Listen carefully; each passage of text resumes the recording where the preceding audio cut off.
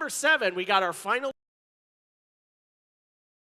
match here on the Red Alliance. We got team 20188. From Lakeville, Connecticut, from the Hotchkiss School, it is Hotchkiss EFX Gearcats A. And another one of our amazing rookies in their first match, it's 30448. A community team from Trumbull, Connecticut, it is XLR8 Bots. Over 8813. From Middletown, Connecticut, from Xavier High School, it is the Full Metal Phoenixes. And their rookie partners, 32703. A community team from Farmington, Connecticut, it is Quantum Alphas.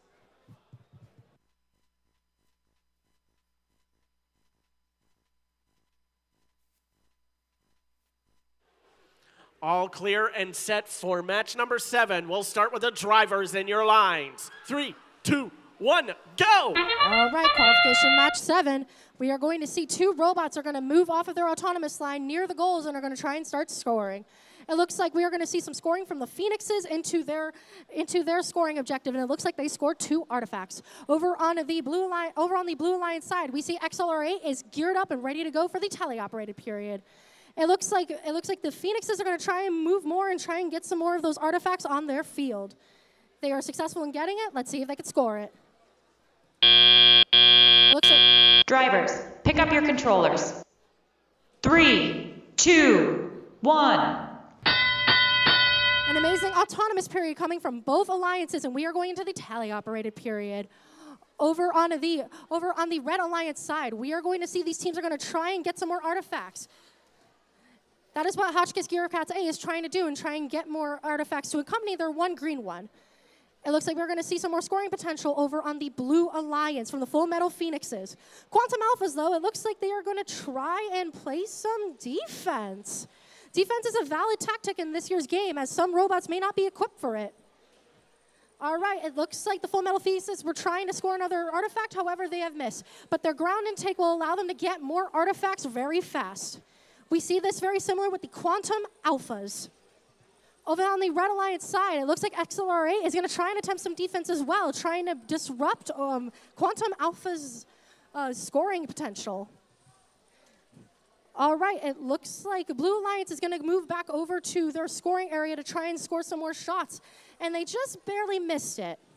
Over on Red Alliance, it looks like both robots are trying their best to get some more artifacts with defense being played on them. Defense is a really nasty and sometimes really helpful tactic for this year's game. All right, over on the Blue Alliance side, we're going to see the Phoenixes try to put some more artifacts into their intake. It looks like their robot is equipped for both ground intake and human player intake. All right, and their partners, the Quantum Alphas, is going to try and shoot out more of their artifacts. And although one was low, they still have 2 more to shoot. It looks like they'll be utilizing their limelight that they have on their robot for those April tags we see on the field.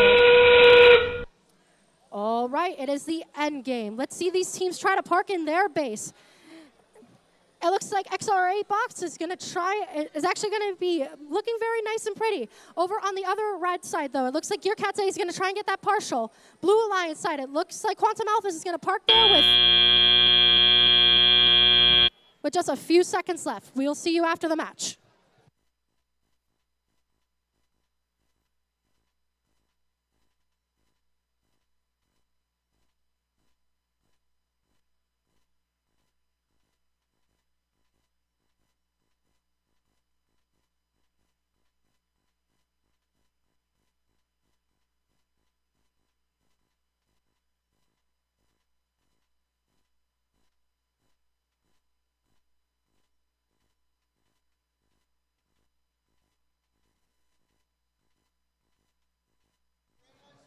All right, let's see the results for qualification match 6. And it is going to be a Blue Alliance win with a score of 72-51. Over on the Red Alliance side, though, we see that there is a movement ranking point being awarded to the Red Alliance side.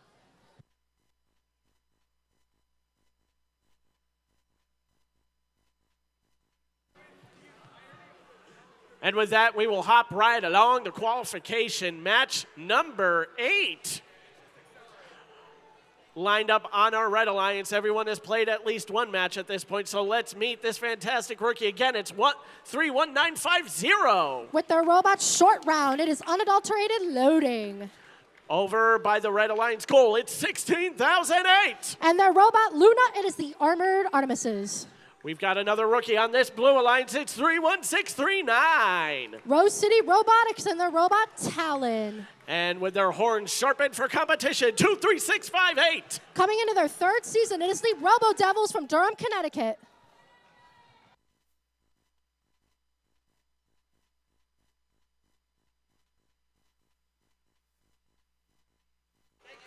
And that's the all clear signal we like to see. We will start the match in 3, 2, 2.5.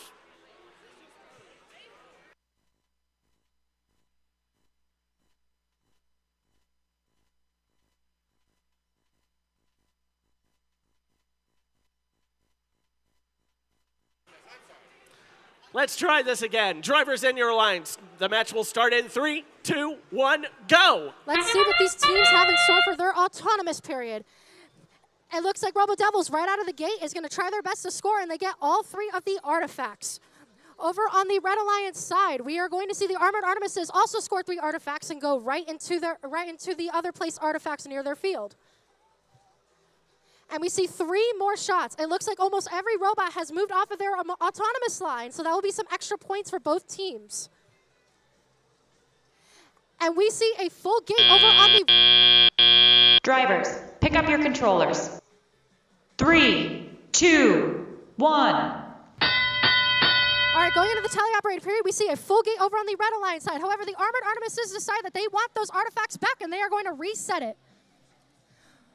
Over on the Blue Alliance side, Rose City Robotics is going to try their best to volley these shots into the blue goal, and they are very successful.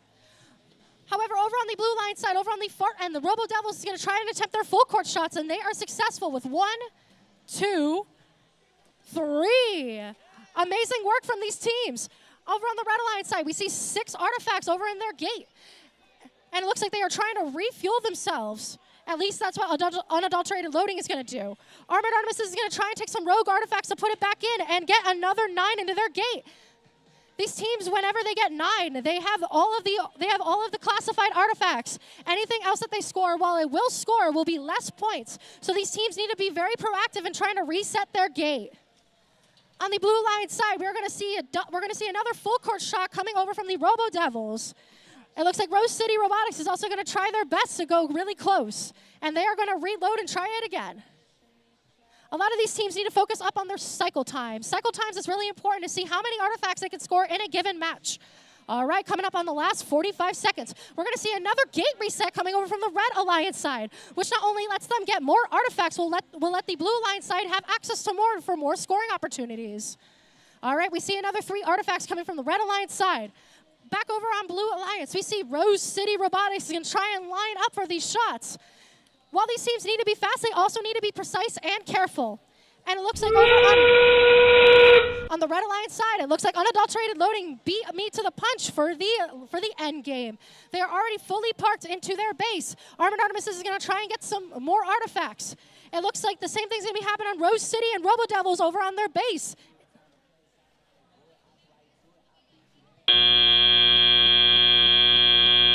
That's the end of the match, and we will see the results shortly.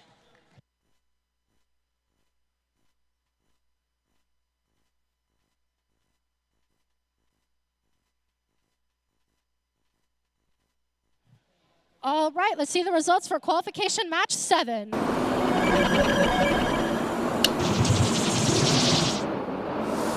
And it will be a Blue Alliance victory with a score of 5-102. We're going to see 3 ranking points are being taken home by the Blue Alliance side, and a lot of pattern and foul points coming out.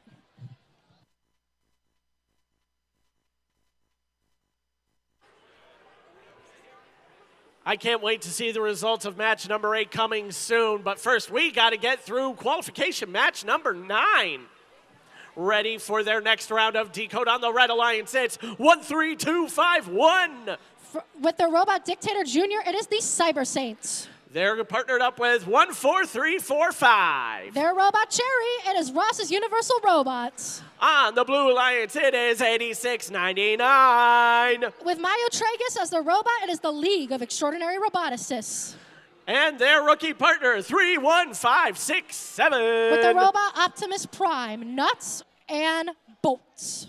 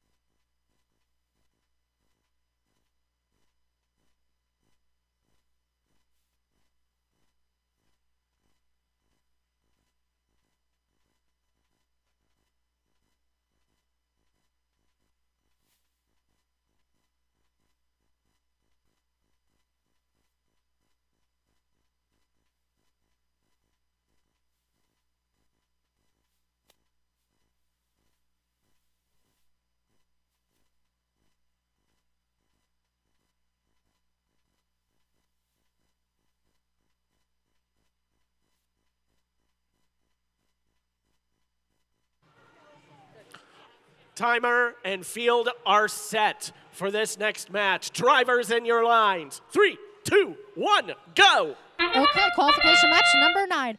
We're going to see 3 of these teams already move off of their autonomous line. And we're going to see Nuts and Bolts try to attempt to score all 3 artifacts, and one of them scores successfully. It looks like League of Extraordinary Roboticists moves off of their line to try and get all 3 of their artifacts. On the Red Alliance side, it looks like these robots are going to be sitting nice and comfy for an amazing scoring position going into the teleoperated period. We see 1 long-distance shot, 2 long-distance shots. Are we going to see 3? Nope, but we see a move off of the autonomous side. Drivers, pick up your controllers. 3, 2, 1. Okay, let's go into this teleoperated period. These robots are going to need to start going over to their human player station to refill, and it looks like that is what Nuts and Bolts will be doing. Over on the red side, we're going to see Ross's Universal Robots try to score 3 artifacts. And while they're not successful, they are primed to position to get some more. All right, over on the Blue Alliance side, we are going to see 2 robots try to score and some defense coming out from Cyber Saints. And it is actually really important for some of these teams to try and disrupt scoring capabilities. All right, we are going to see these robots try their best to go over back to their human player station to get some more artifacts. And unfortunately, we are seeing some traffic jams that Google Maps is not going to be able to put on their app. All right, running back over to the Blue Alliance side, it looks like Nuts and Bolts is going to try and score again, but they are put in the way by 2 of the Red Alliance robots. It looks like both the Red Alliance robots is going to try and take up some defense.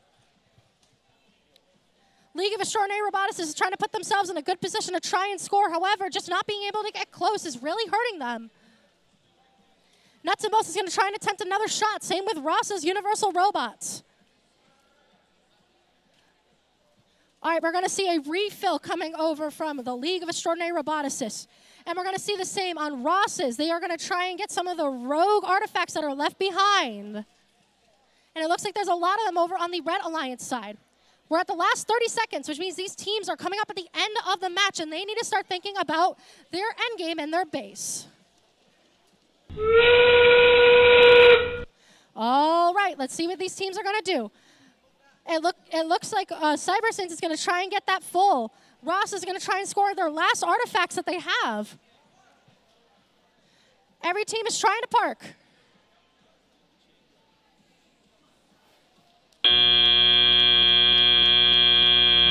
All right, and that is the end of the match.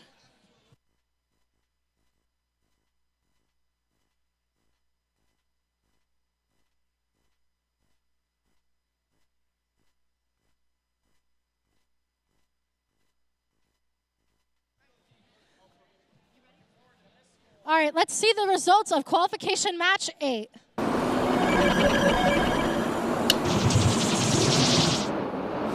right, and we see it is a win for the Red Alliance with a score of 175 to 118, a new high score for this event.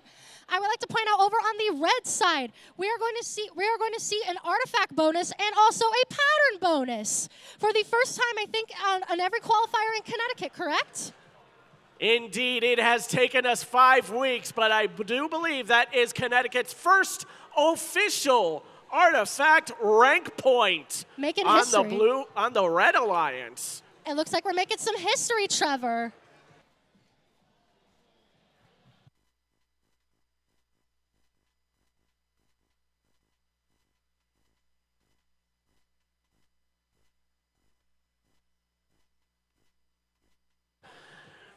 We've already hit double digits here for our qualification rounds at Vernon. Lining up for match number 10 on the Red Alliance, it's 23366. That is the Cyber Squires from Southington High School. With their big black box topping their robot, it's 32137. From Tyrell Middle School in Wolcott, it is Team Max 2. Ready to take flight on the Blue Alliance, it's 15668. I think they're thinking, ooh-wee-oo. It is Xavier High School with the Full Metal Kestrels. And they've got Gravity on their side, it's 7834. Coming at you live from the Wilton Library, it is Singularity Technology. All is set and clear for match number 10. We'll start with the drivers in the lines. 3, 2, 1, go! All right, this autonomous period is really important. It is the first 30 seconds of the match, and these robots are autonomous. We're going to be seeing a lot of scoring potential coming out from both red and blue. It looks like over on the blue side, we're going to see Kestrels try to refill and score some more shots, and they bank all 3. However, 2 of them accidentally fly out, so it only scores for 1. Over on the red side, we're going to see some more aiming and attempting from over from the Cyber Squires. All right, 2 more shots are banked by Kestrels. Drivers, pick up your controllers. 3, 2, 1. All right, over on the Red Alliance side, we are going to see Team Max 2 try to attempt their famous full court shot. It takes a lot of aiming, but once they do it, it is a marvel to see. It looks like the Kestrels are intergalactic bound, trying to score some more shots. All right, it looks like a rogue artifact from Singularity Technology goes out of bounds. However, we have some amazing field reset staff to try and put it back onto the field. Over on the Red Alliance side, Max is going to try and attempt some more full court shots. Let's see how that goes. All right, we're going to keep seeing the scoring coming out from the Kestrels.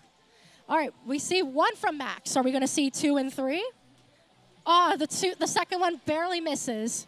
All right, let's check back in over on the Blue Alliance side. We have 2 artifacts being given to the Singularity Technology.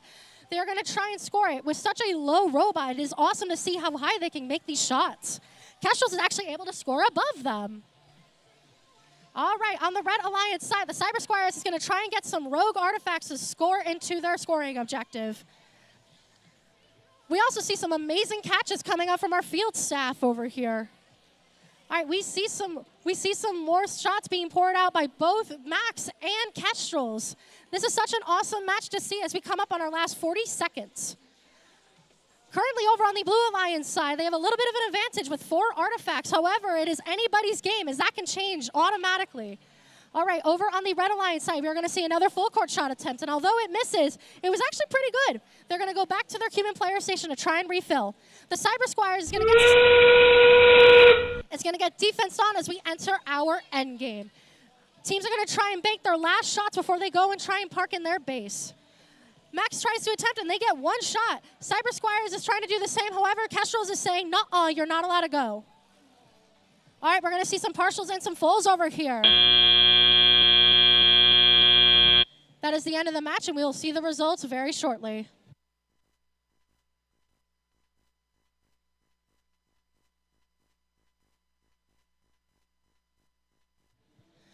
Okay, while we wait, let's see the results for qual match number 9.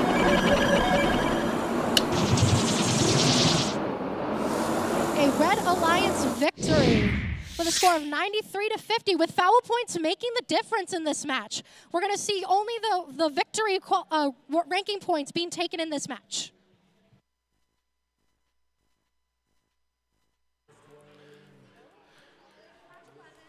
We'll await the results of match number 10 shortly because it's time for qualification match number 11. Over here on field number 1, lining up for their next round. On red, it's 30448. As I'm being told, it is Accelerate Bots with their robot, Biggie Bot. And their partner, 24467. The Robo Demons. Over on the Blue Alliance with the bright orange plastic on their robot, 26656. From Suffield Academy and Suffield Public Schools, it is Suffield Tigerworks. And a Predator has made it on the field. It's 12923. That is the Techno T-Rexes, a community team from Farmington, Connecticut.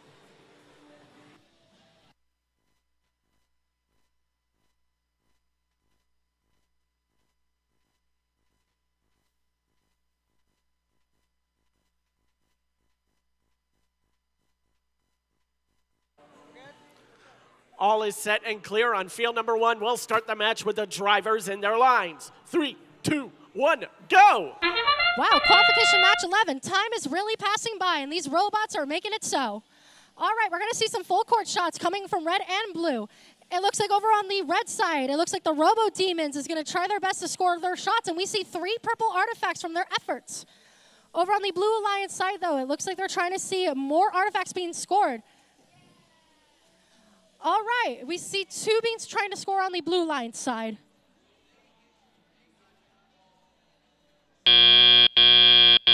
Drivers, pick up your controllers. 3, 2, 1. All right, we are at the teleoperated period, folks. And we're going to see Robo Demons immediately try to open up their gate and reset to give them more scoring opportunities. Over on the Blue Alliance side, though, it looks like Suffield Tigerworks is going to try and attempt some short court shots. And with their intake, they're going to be able to intake these artifacts much faster. Over on the Blue Alliance side, it looks like they are getting some they're actually trying to play some defense over on Robo Demons on the full court side. And we actually see that over on Red Alliance, we have some shots being made by the full court over by Robo Demons. Back over on Blue Alliance, we're going to see that these teams are going to try and intake more artifacts that are going to be right next to their scoring objective. These teams are trying their best to line their shots up, but trying to play defense and offense at the same time is a little tricky. All right, Suffield's going to try and attempt more shots, and even though they're just a little far, that means that if they keep attempting and they keep trying and tuning their code, they'll be able to bank these shots. They'll be able to do what Robo Demons is currently doing, which is scoring from very far. Over on the Red Alliance side, we're going to see that they almost have filled up their gate. However, they are going to decide to reset that again. Whether to get more scoring opportunities or to try and get the motif, that is up for the teams to know. All right, last 35 seconds, we're going to see these teams going to start thinking about how they're going to park in their base. It looks like they're trying to share artifacts over on the Blue Alliance side.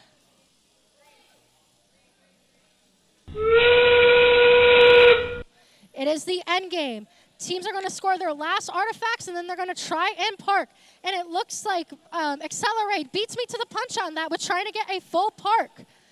We're going to see the last scoring attempts coming over from the Techno T-Rexes before they go and park.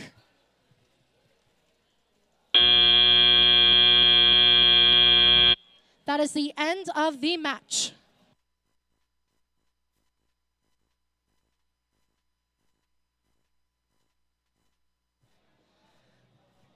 Yeah.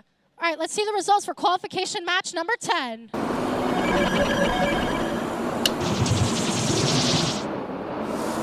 We'll see it is a victory for the Blue Alliance with a score of 100-61. We're going to see over on the Blue Alliance side that they were able to get the movement ranking point and a bunch of artifact points.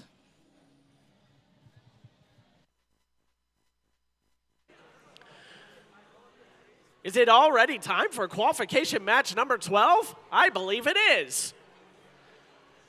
Over on the Red Alliance, ready for their next match, it's 24611. With their robot Cypher, it is the Robathletes. They're taking flight with the fiery team that is 18813. Cuckoo! With their robot Phoenix 3 is the Full Metal Phoenixes. The fellow birds of prey, starting off the Blue Alliance, it's 17703. Also from Xavier High School, it is the Full Metal Peregrines. And rounding out our competitors, it's Team 40. With their robot Phantom, it is Hax Robotics.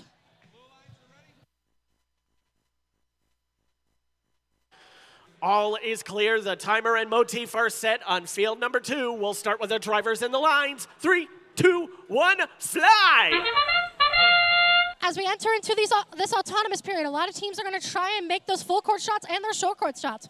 We're seeing a lot of scoring potential coming out from both sides. Over on the Red Alliance side, the Phoenixes are going to try and get those artifacts that are closest to them to try and make some short court shots. This is reciprocated by the Robathletes, who are going to try and make those full court shots to fill up their gate. Over on the Blue Alliance side, though, not to be outdone, the Peregrines are going to try and attempt some more short court shots before they park and get ready for teleop. Drivers, pick up your controllers. 3, 2, 1. We actually see over on the Blue Alliance side that there was enough artifacts in there for actually additional points as they got the motif for one set. All right, over on the Blue Alliance, we're going to see Hax Robotics is going to try and make some really tall shots to go into their scoring objective, and they are successful actually. Over onto the Blue Alliance side, Peregrine is going to make those long court shots. On Red Alliance side, it looks like the Full Metal Phoenixes are going to try and get some more artifacts and is going to look around for some. But until that happens, they're going to try their best to score. But however, they are getting defense on by the Peregrines.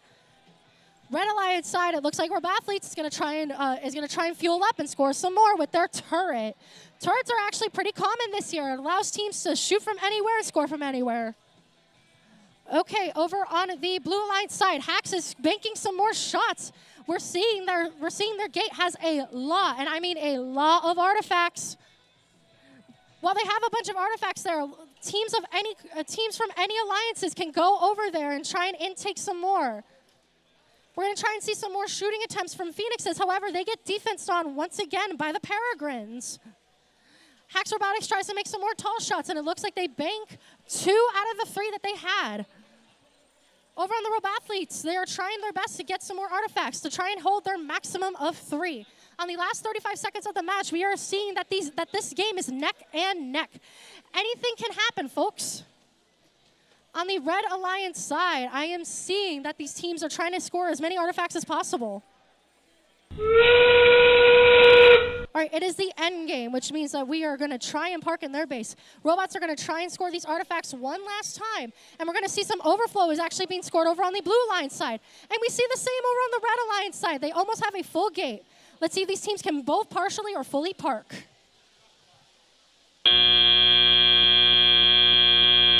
That is the end of this match.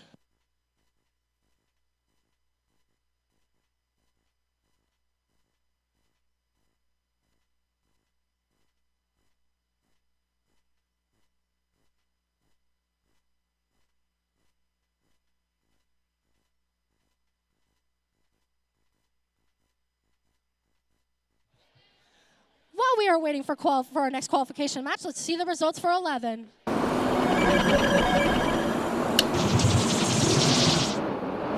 This is a victory for the Red Alliance. With a score of 108 to 53, we are going to see that fouls, although while they didn't make the difference, played a huge major part in this match with a bunch of artifact points.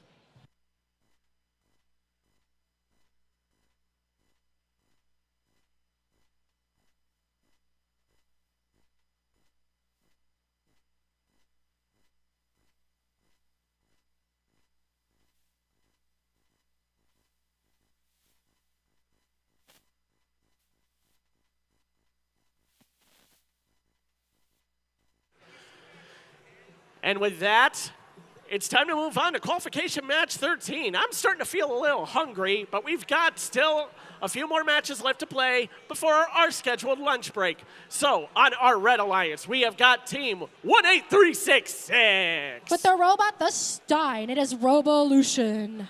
And these rookies shine bright like a light bulb. It's 30393. With the robot Smiley, it is Lumens Cubed. This is the only team here that probably enjoys this cold weather. On the Blue Alliance, it's 30391. Waddling with their robot Macaroni, it is Penguin Robotics. And their partner, 23367. Coming in lightning fast, it is the Cyberbolts.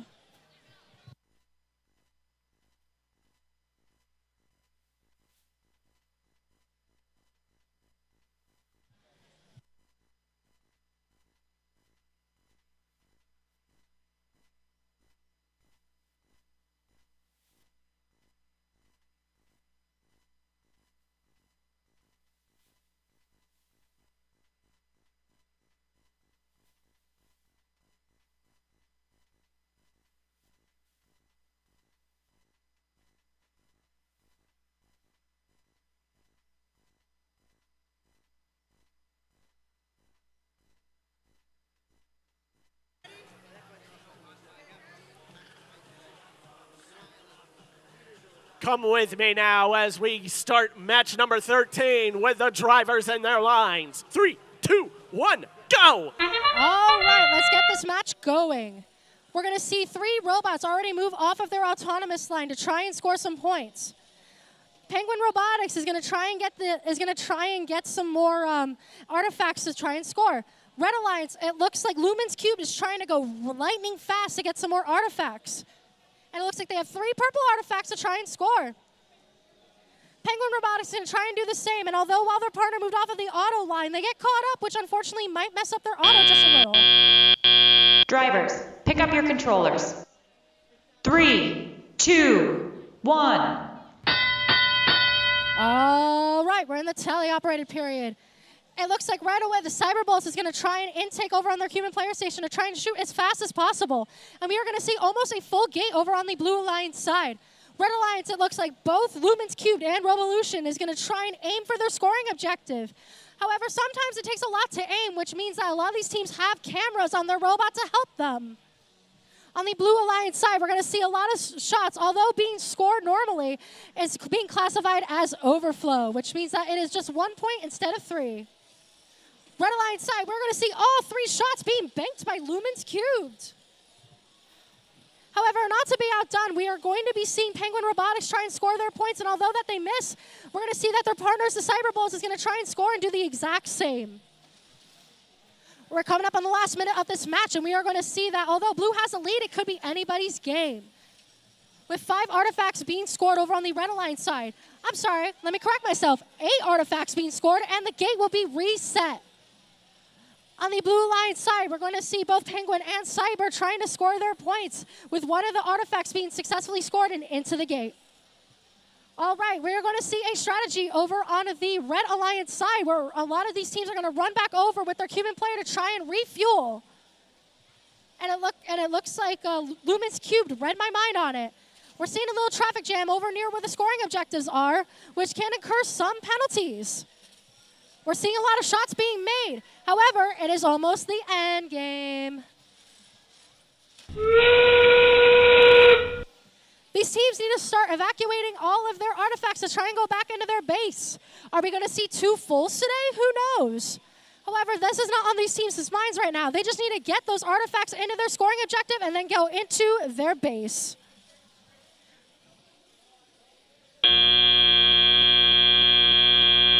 That's the end of this match, and we'll see you for the next one.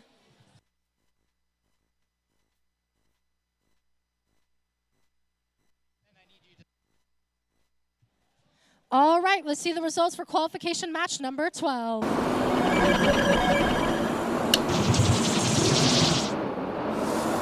is a Red Alliance victory with a score of 98-90, a real nail-biter there. Although Red will be taking the victory, Blue has scored both the movement and the pattern bonus.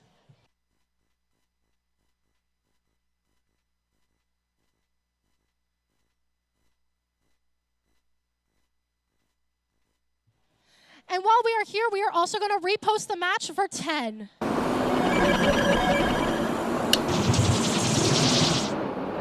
It is still a Blue Alliance victory. However, we would like to note a difference in the score that gives Blue the movement bonus.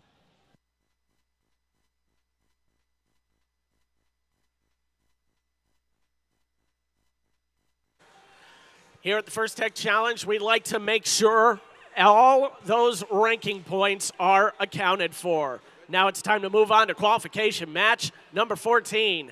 As the motif gets randomized, let's meet our competitors on the Red Alliance with their claws sharpened for their next match. It's 26656. Roar, it is Suffield Tiger Works. And with the spinning rainbow circle, it is 31950. Rolling in like Internet Explorer, it is unadulterated loading. Over on the Blue Alliance, it's 13251. From New Milford, Connecticut, it is the Cyber Saints. And we got some big cats on the Blue Alliance. It's 20188. Definitely not taking a cat nap today. It is Hotchkiss Gear Cats A.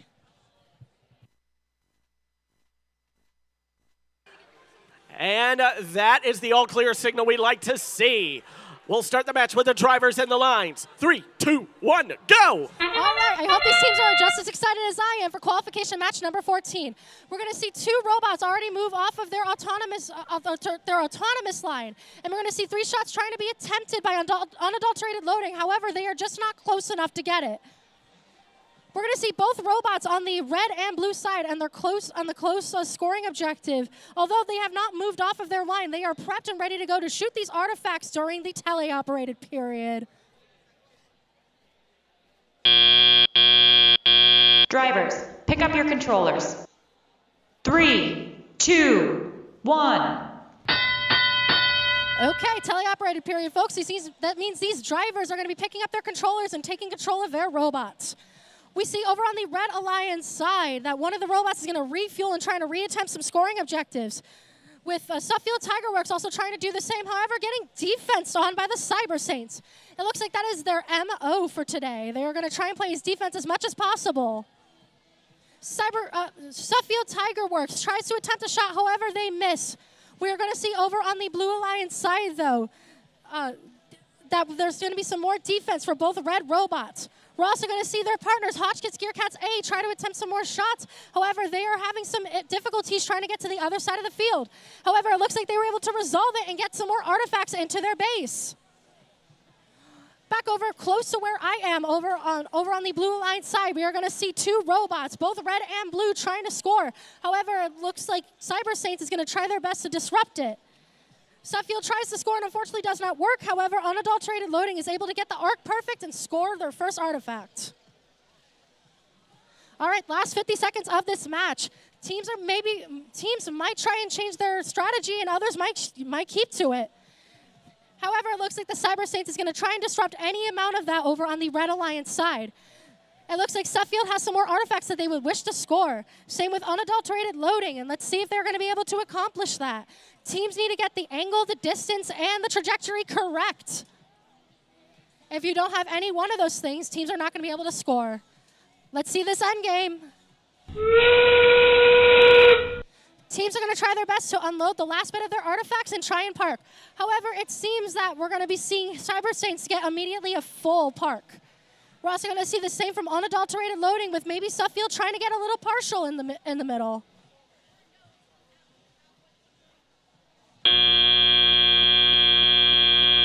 And that is the end of the match.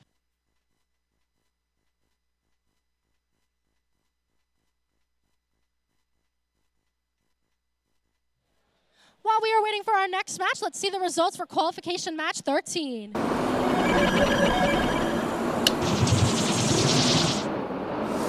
We see that the Red Alliance takes the W with a score of 186-85. We're seeing a lot of high score breaks today, which is awesome.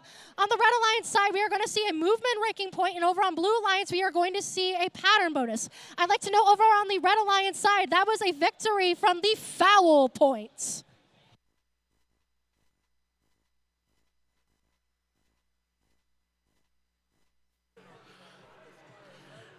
Qualification match number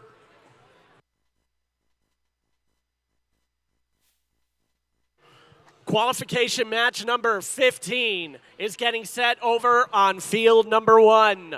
We have got 3 of the 4 teams currently within the top 8. Let's see if they can stay there. On the Red Alliance, currently ranked 8th, 2-4-6-7. From Coggeshall Regional High School, it is the Robo Demons. They're currently ranked 3rd. It's 1-5-6-6-8. It is the Full Metal Kestrels from Xavier High School. They're currently sitting at the top of the pack at 16,008. A community team from Glastonbury, Connecticut, it is the Armored Artemises. And looking to work out a higher rank for themselves, it's 2-4-6-1-1. Running in as a community team from Farmington, it is the Robathletes.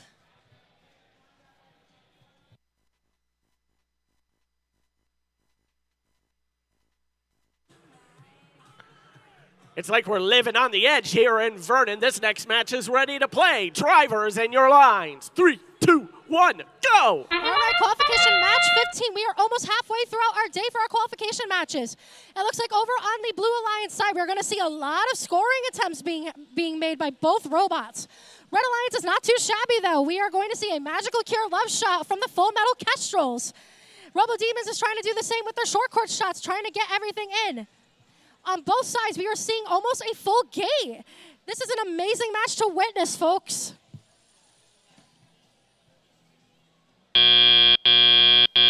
Drivers, pick up your controllers. 3, 2, 1. Coming out of that, even though the Blue Alliance has the victory, anything can happen in these next 2 minutes. Red Alliance is going to reset their gate to try and get some more scoring opportunities. However, the Armored Artemises are going to say, yeah, we are going to try and get some more. We're going to try and reset our gate as well. For a lot of these teams, they're not even worrying about the motif right now. And unfortunately, it looks like our head ref is playing dodgeball. Here you go. All right, over on the Red Alliance side, we are going to see, Robo Demons trying to make some full court shots, and they're trying to intake some more artifacts. Meanwhile, over on the Blue Alliance side, the Robo Athletes are going to attempt those as well. Armored Artemis says, although they are short court and anything can happen, they're going to be able to score all 3 successfully. Over back on the Red Alliance side, we see all 3 artifacts are being banked by the Kestrels. And it also looks like Robo Demons is going to try their best to get some more artifacts into their robot before they start attempting some more scoring. This is about the time where a lot of these teams are going to look at the motif and are going to try and see if they want to attempt that. A lot of these teams have turrets, which means that they can pick which artifacts they want to score at any given moment. We see a full gate over on the Blue Alliance side being reset, and same over on the Red Alliance side. Blue has the lead, however, anything can still happen. We have the last 40 seconds coming up. Armored Artemis resets their gate and has all purple artifacts coming out.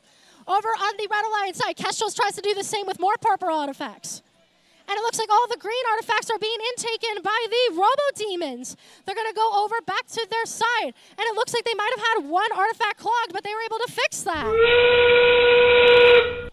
All right, the last 20 seconds. This is the end game, folks.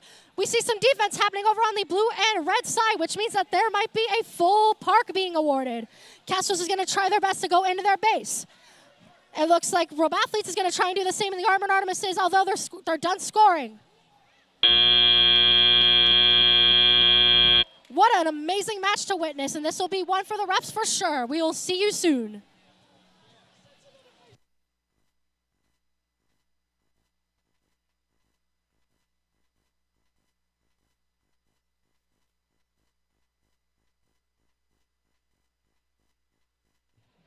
All right, while we are waiting for this match result, let's see number 14.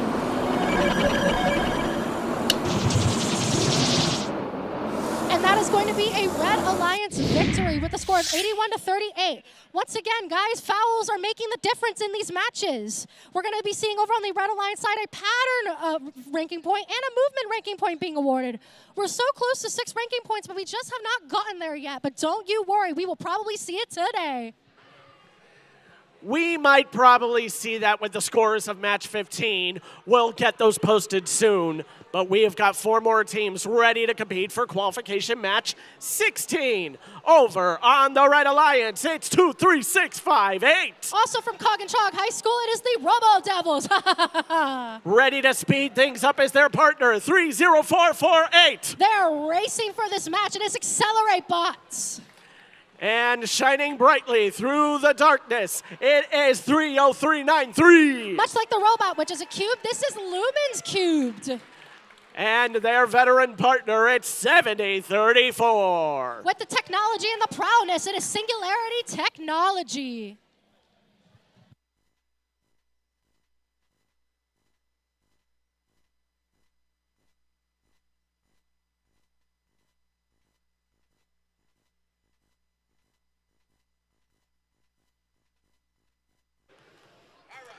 All clear. Match 16 is ready to play. Drivers in your lines. 3, 2, 1, go! All right, and we are going to see these teams automatically leave their line, and we're going to see Lumens Cubed is going to try and attempt all 3 artifacts.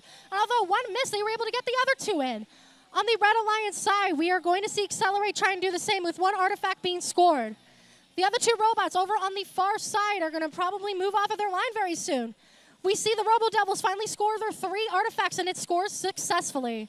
Lumen has an amazing auto where they can try and take almost all of the artifacts from their side and score it into their objective. Drivers, pick up your controllers. 3, 2, 1. All right, let's come up on the tele-operated period. We are going to see over on the Blue Alliance side, Singularity with the really low robot, trying to get the perfect angle to try and score their artifacts. We see that they are sporting an open air turret, which means that even the drivers can see where the positions of each of these artifacts are located. Over on the blue side, we see Lumen's Cube try to score all 3 shots, and although that they miss, we see that they're somewhat back in play. Anytime an artifact is shot out of field, it goes right back to the human players. All right, after kicking away an artifact on my end, we are going to see 2 more artifacts being scored over on blue side. Not to be outdone, though, we see the Robo Devils trying to attempt another full court shot. We see 1, we see 2, and we see all 3 of their artifacts in that given moment were scored. Blue Alliance resets their gate to try and give more scoring opportunities to both themselves and to their alliance partners. This is the amazing thing about this program, everybody. Gracious professionalism. You work with every team that you are with. All right, we see another scoring attempt coming over from the Robo Devils, and they are able to make another full court shot. On the Blue Alliance side, though, they say, oh yeah, we can do that too, just close as well. We see both Singularity and Lumen's Cube try their best to score, and we see 4 artifacts into their gate. Red Alliance side, though, has 6. And as we come up on the last 35 seconds of the match, teams are going to start changing their strategy from scoring to parking. Why? Well, we're coming up on the end game. We see two blue robots trying to attempt scoring, and I'm unfortunately not the goal this year.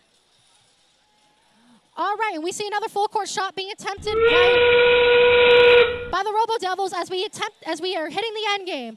We see some more shots trying to be volleyed over on the Blue Alliance side. All right, we see both red robots are going to try and park, or at the very least, Robo Devils is going to try and do that. It looks like Accelerate's going to try and get that partial in as well. Over on the Blue Alliance side, Singularity is square in that box. That's the end of the match, and we'll see you for the next one.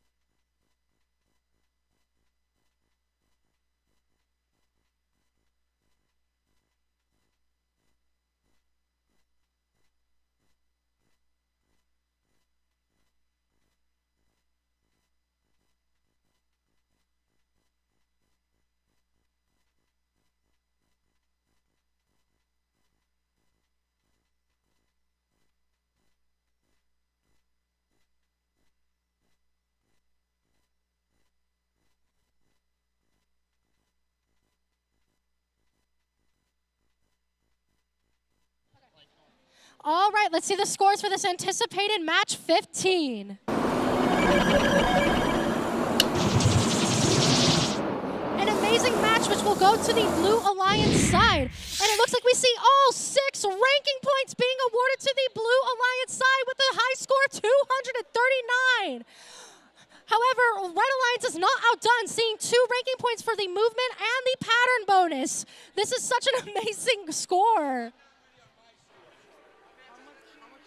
239 indeed, and our first 6 rank point match here in the Nutmeg State. Congratulations, Blue Alliance.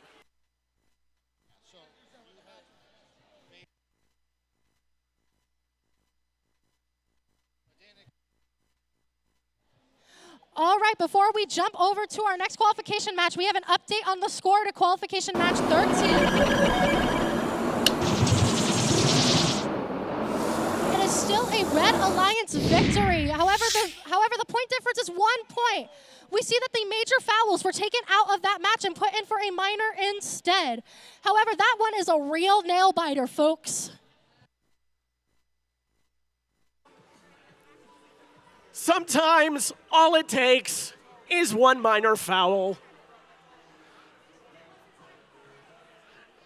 The distinct change in the score is several major fouls were removed from the Red Alliance's foul points because it was believed that one of their robots was carrying more than 3 artifacts, a rule was brought forward and confirmed with our head referee.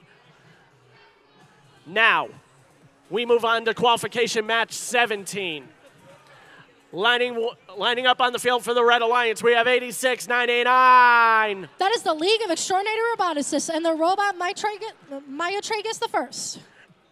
And this rookie team currently ranked 3rd. It's 32703. They're running the equations for an amazing season. That is the Quantum Alphas and the robot Qubit.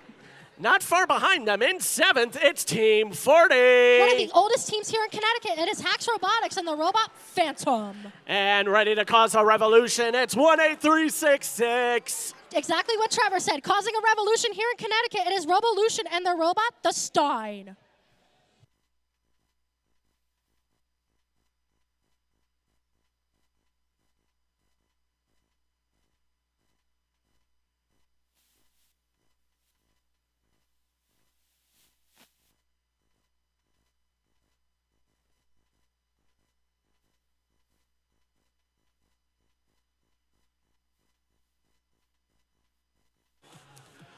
The field is clear and the timer is set. We'll start match 17 with the drivers in their lines. 3, 2, 1, go! Man, we're having such a fun day here at the Vernon Qualifier for qualification match number 17. We're going to see if the first 3 full court attempts being made by extraordinary roboticists. They make all 3 and they're going to try and intake some more. Over on the blue line side, we see both robots are actually moved off of their autonomous line. Roboticist is going to try their best to reline and shoot some more full courts.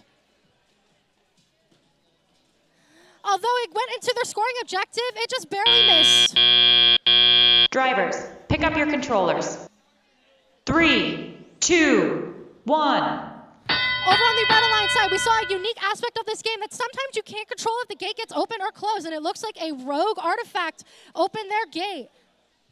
All right, let's get into this teleoperated period. We see the League of Extraordinary Roboticists trying to refuel their robot to try and decode this game. Over on the Blue Alliance side, we are going to try and see Robolution try and aim and shoot. However, we are going to see Quantum Alphas is going to try and disrupt this by playing some defense. Hax Robotics is trying their best to see if they have any artifacts over in that area. Meanwhile, the League of Extraordinary Roboticists is going to try and get some more artifacts. This is for the human player, and a unique part of this game that they are the only people allowed on that alliance to interact with a robot, with, of course, safety precautions.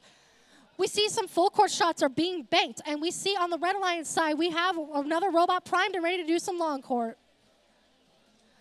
All right, we're going to see over on the Blue Alliance side, 18366 is going to try and open their gate. However, no artifacts come out. All right, let's keep seeing the scoring potential happening over on the League of Extraordinary Roboticists. They are going to try and aim and shoot. However, it seems that Quantum Alphas over on the Red Alliance side, 32703, is going to play some defense, not allowing Robolution to get any form of scoring potential. We also see over on the Blue Alliance side, there are a bunch of artifacts over there. That is some more areas for scoring potential. Last 35 seconds of this match, we're going to see some more artifacts being scored over on the Red Alliance side, and they almost have a full gate. If they keep scoring, while they will get the points, it just will be 1 point instead of the 3. Over on Blue Line side, we see another artifact being scored. That bell signals the end game. These teams are going to try and start thinking if they want to go park or if they want to keep scoring. And right now, over on the Red Alliance side, it looks like Quantum Alphas is going to make themselves nice and comfy in that base. Meanwhile, on Blue Alliance side, it looks like Revolution's trying to get over there to do the same.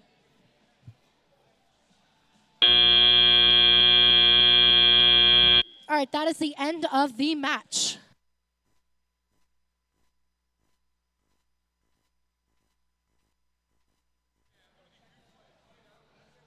What an exciting match. Let's see what the results were for qualification match 16.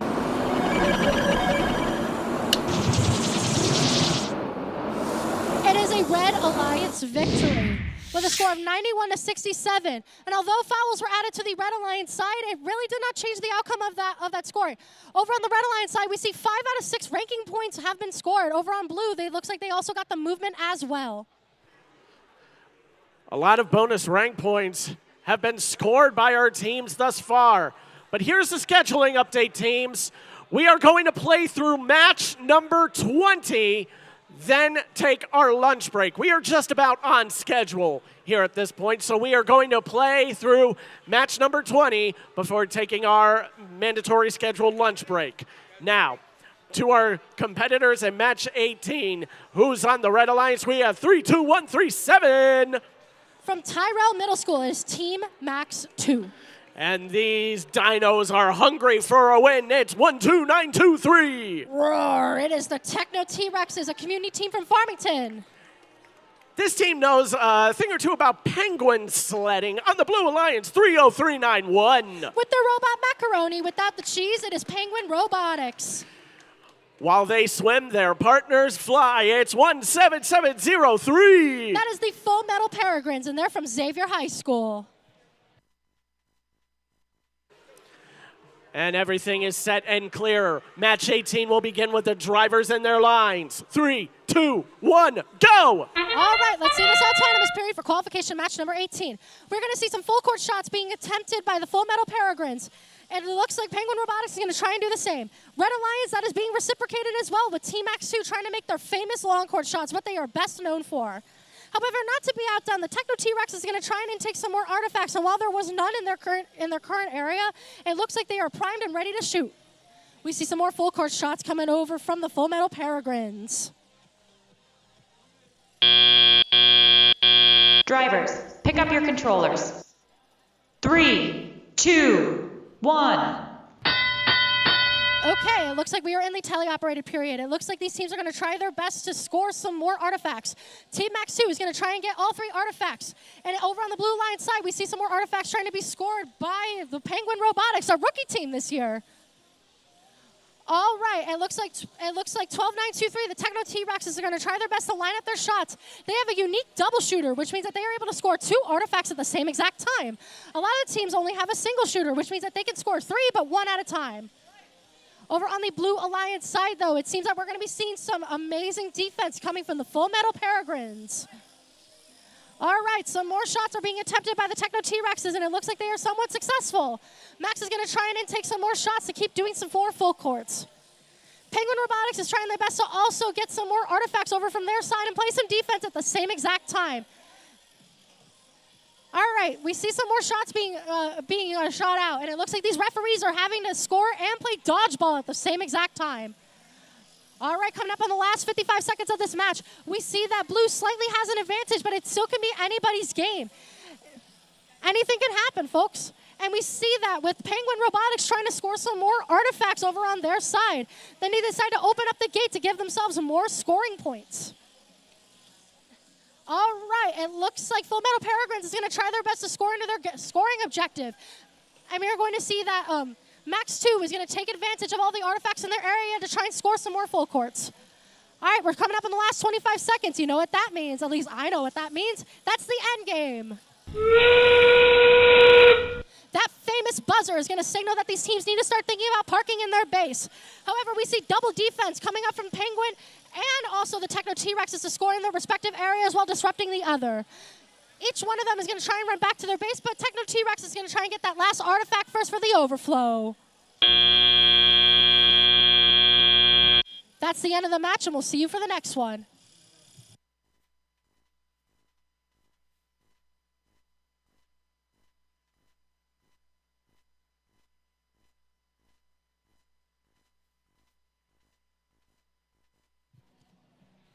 All right, let's see the scores for match number 17. A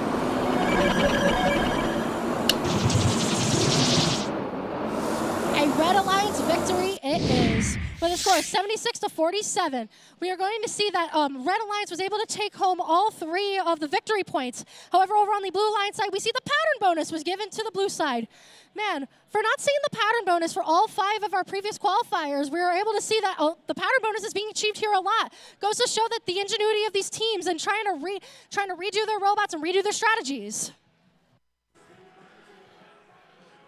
We have 2 matches left to play before our lunch break. What this means is after we play match 20, we'll take our lunch break, but we will resume promptly at 1:30 with match 21. That means the teams in match 21 need to be on the field, initialized, ready to play decode. But first, we've got qualification match 19. Ready to play in this match before their lunch break. It's 1-4-3-4-5. Coming at you live from the Loomis Chafee School, it is Ross's Universal Robots. And their fiery partners, 18813. Rising from the ashes, it is the Full Metal Phoenixes from Xavier High School. And a Rose by any other name can still score. It's 31639. From the Integrated Day Charter School, they're blooming into this competition. It is Rose City Robotics. And their nightly partners, 23366. Protecting Southington, Connecticut and Southington High School, it is the Cyber Squires.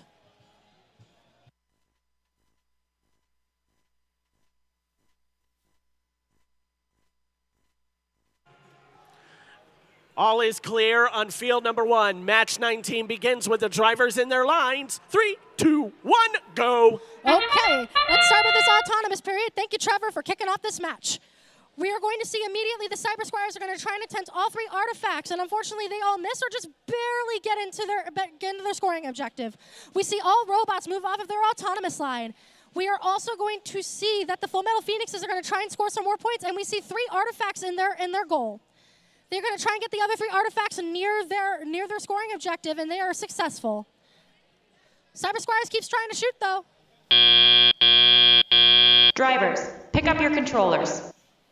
3, 2, 1. For those of you just tuning in, this is the tele-operated period.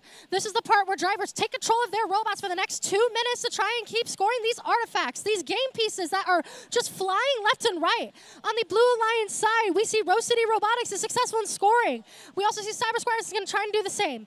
On the Red Alliance side, though, not to be outdone, we see Ross is trying to volley these shots with almost a full gate. We're going to see that the Full Metal Phoenix is going to try and intake some more. However, they're going to need some help from their Cuban player to attempt. All right, over on Blue Alliance, we see Rose City is trying to volley these shots from far, and they are successful. We also see over on the Red Alliance side, it looks like they reset their gate, which means that they are ready for some more scoring opportunities. Ross shoots it up high, and they are able to get that shot. All right, Cyber Squire is going to try and line up as well, using these April tags to try and accurately predict where they can go. Rose City attempts another full court shot, and while it barely misses. They were literally just 1 inch away.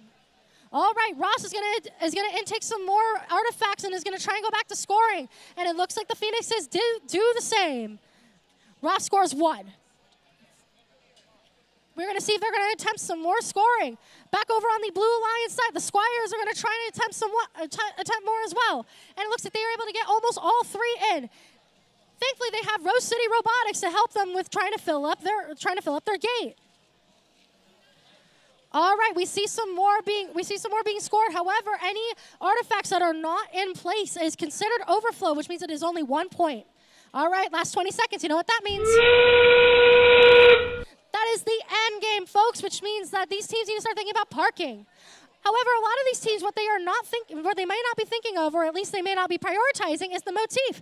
If they have the correct pattern and in their gate, they will be getting additional points.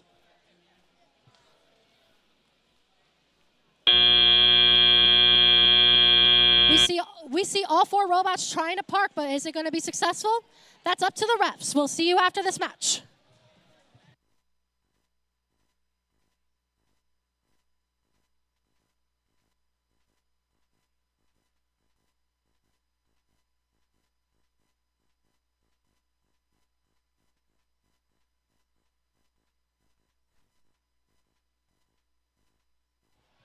All right, let's see the results for qualification match number 18. And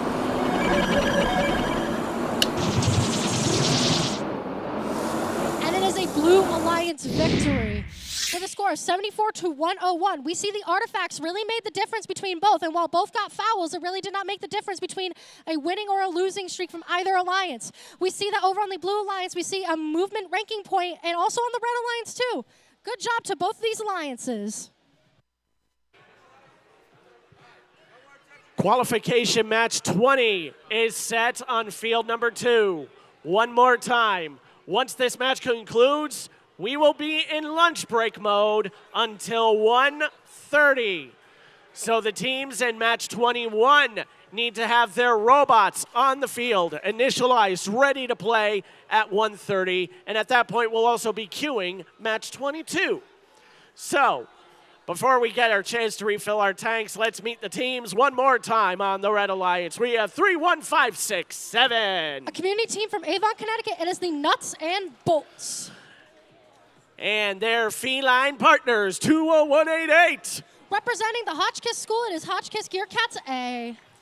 Prepare to be upgraded on the Blue Alliance, 23367. Community team from Southington, it is the Cyberbolts.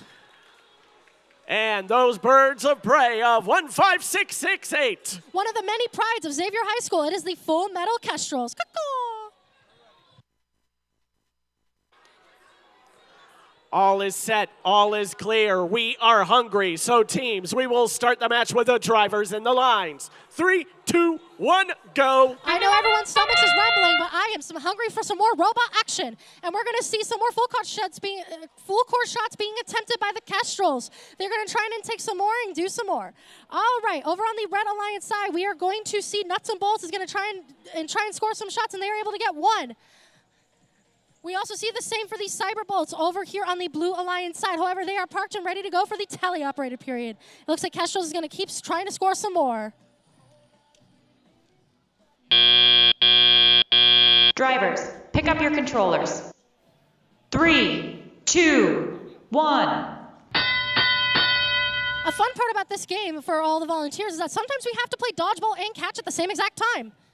All right, on the Blue Alliance side, it looks like the Kestrels is going to try and reset their gate to maybe try and get that motif.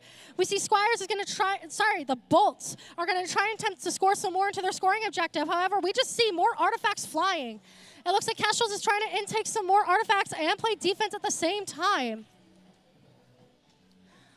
All right, over on the Red Alliance side, we see that the Nuts and Bolts have refueled themselves to try and score some more. They have to get up really close to their scoring objective to try and score some more artifacts. Over on Blue Alliance side there, I am trying to dodge some more shots that are being full courted by the Cyberbolts. All right, a lot of these teams, sometimes they have to do an intake either from the human player or from the ground. This will determine how fast their cycle times are and how they can interact with the field. It looks like over on the Blue Alliance side, the Kestrels are going to try and reset their gate once more to try and get more scoring points and to open up more opportunities for artifact collecting. They have a really unique intake, will allow them to intake from anywhere on the field. But for right now, we're going to try and see if they're going to try and score it, and they are successful with 2. All right, Hotchkiss is going to try their best to see if they can go anywhere to score. They are going to need more artifacts in order to be able to launch everything successfully. The Kestrels try to attempt some more full court shots. However, it seems Nuts and Bolts is going to try and play some defense to disrupt them. All right, coming up on the last 25 seconds, these teams are going to start thinking about their end game. But right now, it looks like more artifacts are going to fly. All right, coming up on the end game, it looks like the Cyberbolts are currently taking a little nap over on their human player station, which unfortunately shuts down some scoring opportunities. However, that doesn't seem to bother the Kestrels, though, as they're going to try and score some more purple artifacts. Over on Red Alliance, it looks like Nuts and Bolts is parked, and they are ready for this end game. And that is the end of this match, and we will see you back after lunch break.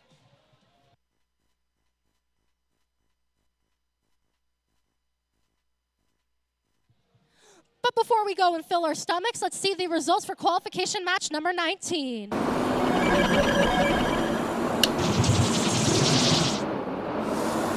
Blue Alliance victory with a score of 99-72. 5 out of 6 ranking points were awarded over on the Blue Alliance side. And it looks like the artifacts really did make the difference for both, and having the pattern.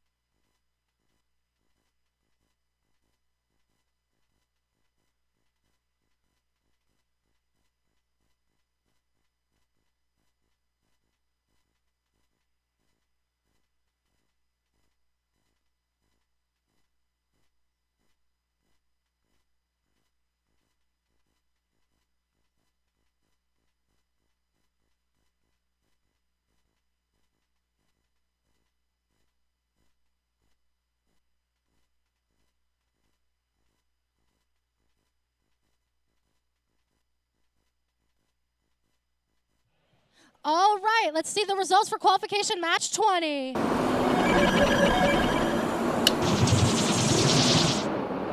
After much debate, it is a Blue Alliance victory with a score of 137 to 47. 65 points of fouls being awarded over on the Blue Alliance side. And it looks like this will make the Cyber Squires trying to rise up in the rankings. All right, we'll see you after lunch. Go and eat, drink some water, and have some fun.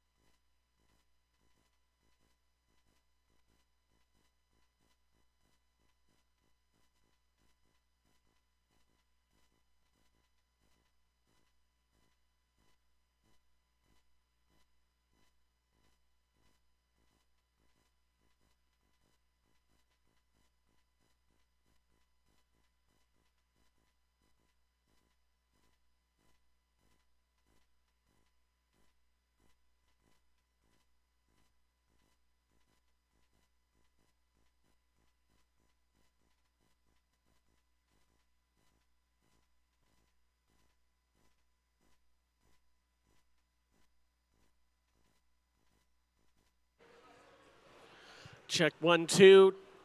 Check 1, 2. Check 1, 2.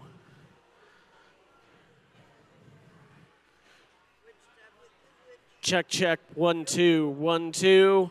Good afternoon, teams. Matches are going to resume in 6 minutes. 6 minutes. Qualification 21 is going to start queuing very shortly. Match 22 will not be that far behind.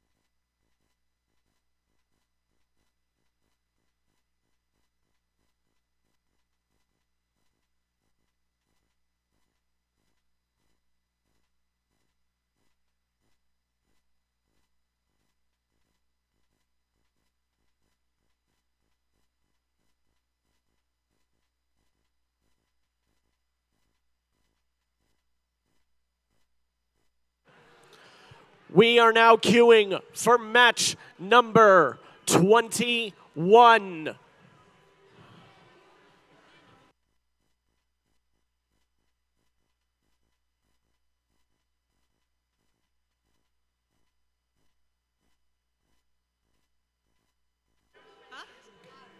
Check 1, 2. Check 1, 2.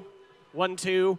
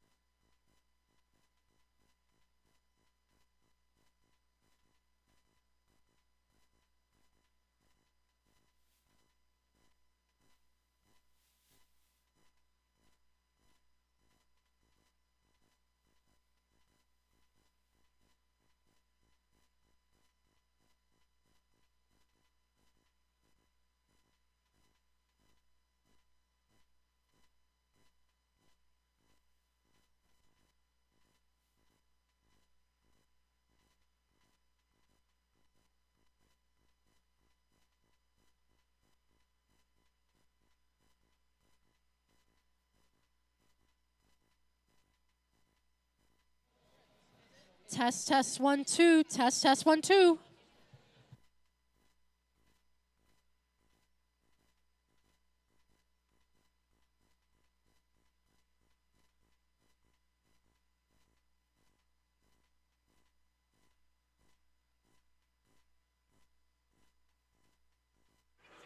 Check 1, 2, check 1, 2.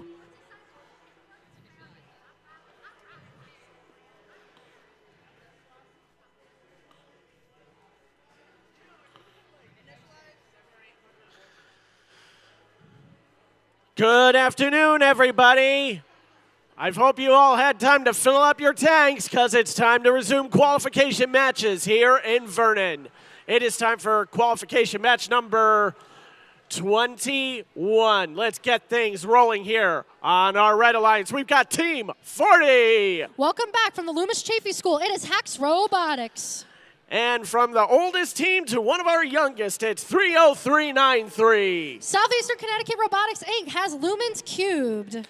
Over on the Blue Alliance, it's 12923. Community from Farmington, it is the Techno T-Rexes. And our final competitor for the match, 31950. Representing Franklin Academy, it is Unadulterated Loading.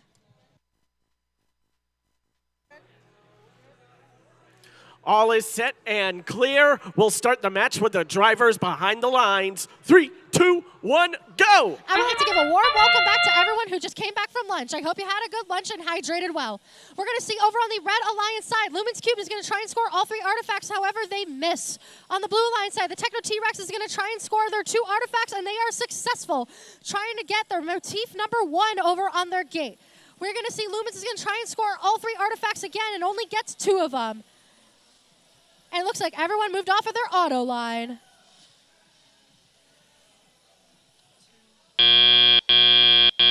Drivers, pick up your controllers. 3, 2, 1.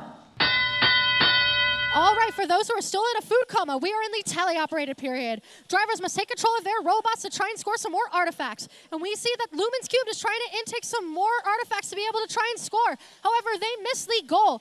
Hax Robotics, however, shows how it's done by trying to get more artifacts into their goal by intaking some more over on the Blue Alliance side. However, Blue Alliance has Unadulterated Loading, who's trying to get some short court shots over on their side. And actually, they almost have a full gate. While that full gate will be awesome for trying to get a motif, unfortunately, any additional artifacts that score will roll off and we can have 1 point instead of 3. Over on Blue, we see Techno T-Rex's attempts of 2 full court shots, and they are counted as overflow, which means that this Blue Alliance should really start thinking about trying to reset their gate if that is their MO. On the Red Alliance side, Lumen's Cubed once again trying to get some more artifacts, and they decide to open their gate too. However, sometimes these gates are just a little finicky, so they will not open up. Teams cannot influence how long those gates can be open, but must make a good attempt to try and do it. All right, last 50 seconds of this match. We are going to see some defense coming over from both Lumen's Cubed and Unadulterated Loading. They're going to be pushing each other over in their scoring area. Meanwhile, Techno T-Rexes has 2 artifacts ready to go to make 2 long full court shots.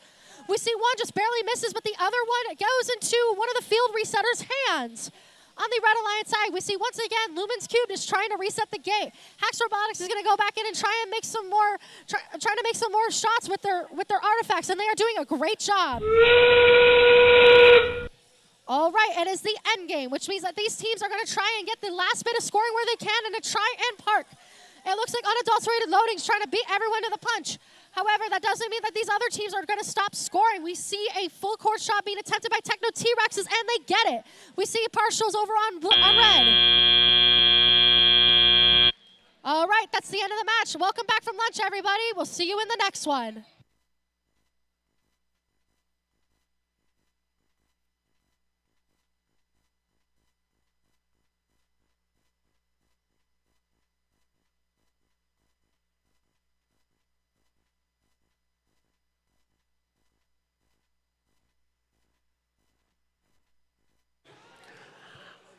Moving right over to field number 2 for match number 22 as we get the motif randomized. Let's meet our competitors. On the Red Alliance, we have team 32137. With the robot, the Destroyer, it is Team Max 2. And burning a light through the sky, it's 18813. Their robot Phoenix 3. It is the Full Metal Phoenixes. Kicking off our Blue Alliance, it's 18366. With their robot, the Stein. It is Robolution. They're currently still seated at number 1 at 16,008. And their robot Luna. It is the Armored Artemises.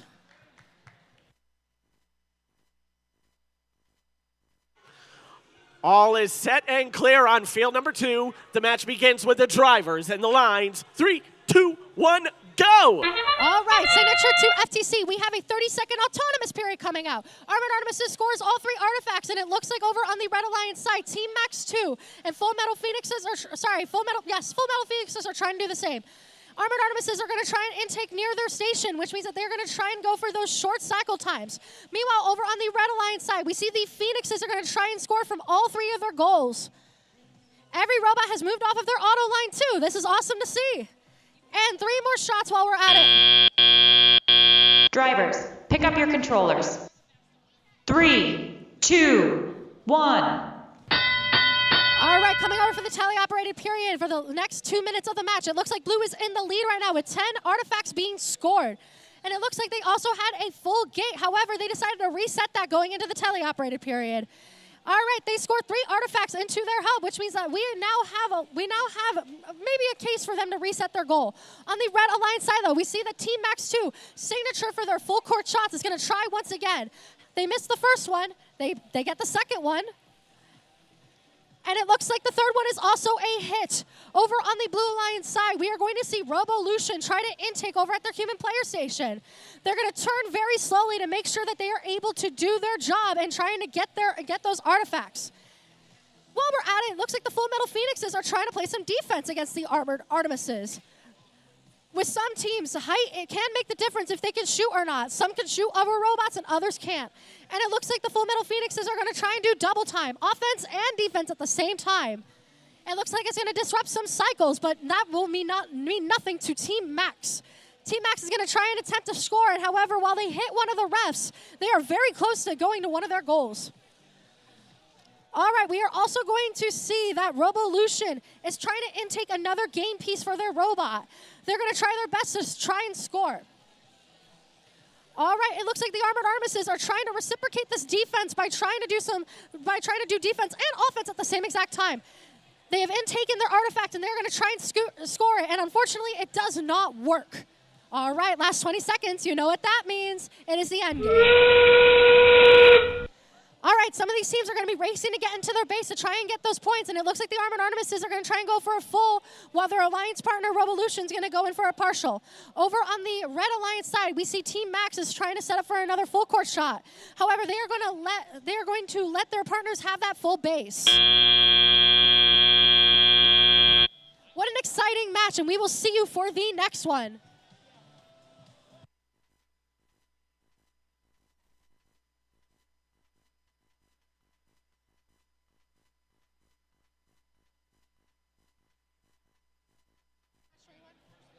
All right, let's see the results from match number 21. The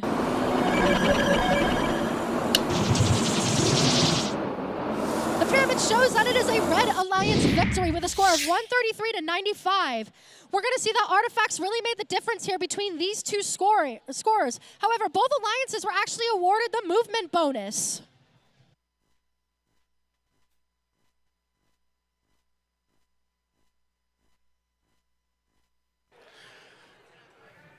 Do we really want more matches of Decode here today? Of course we do! It is time for match number 23. Over on field number 1, our 4 more competitors have got their robots initialized and ready. Our Red Alliance starts off with the amazing belly sliders of 30391. Their first season, it is Penguin Robotics. What else can we call their partners other than extraordinary? It's 8699. The League of Extraordinary Roboticists and their robot, Myotragus. And they've taken an oath of gracious professionalism on the Blue Alliance, 23366. Defending their home of Southington High School, it is the Cyber Esquires. And rising from the depths is their partner, 24467. From Congachog Regional High School, that is the Robo Demons.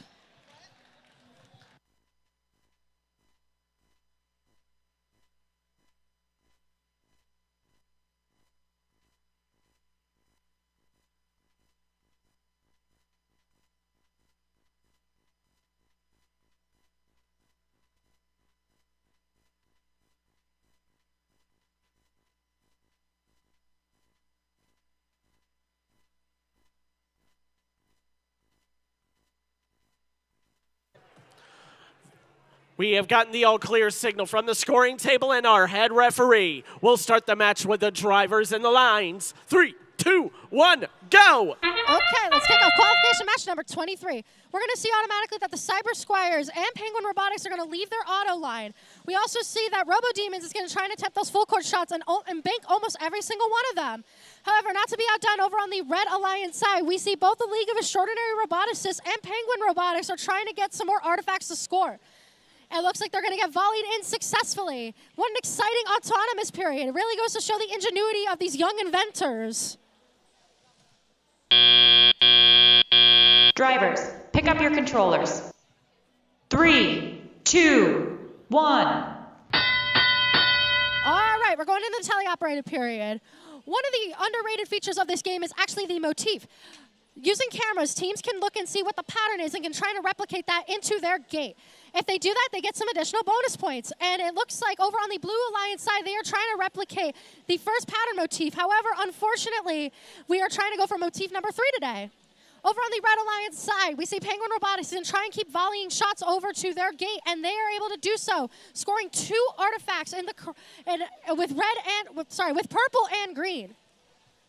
However, we're going to see over on the Blue Alliance side that the Robo Demons are going to keep making those infamous full court shots, what they are very well known for. Being that far out, they also get some additional protection and not try and get their shots disrupted. Defense has become a crucial part of this year's game, as shown by previous matches. So trying to avoid that when possible will help alliances out dramatically. We see that the Cyber Squires is going to try and reset their gate, and they are able to do so successfully, allowing more artifacts to be scored in this game. On the Red Alliance side, we see the League of Extraordinary Roboticists are trying to volley some more shots, and unfortunately, they are not successful. Sorry, I take that one back. They're able to score 2 artifacts. It looks like their partners, Penguin Robotics, is also going to try and reset their gate too to allow for more scoring opportunities. The last 30 seconds are here, which means teams need to start thinking about changing up their strategy for endgame. It looks like over on the Blue Alliance side, they were able to score over 21 artifacts. Meanwhile, all around the Red Alliance, not to be outdone, that number gets updated, 18, 19.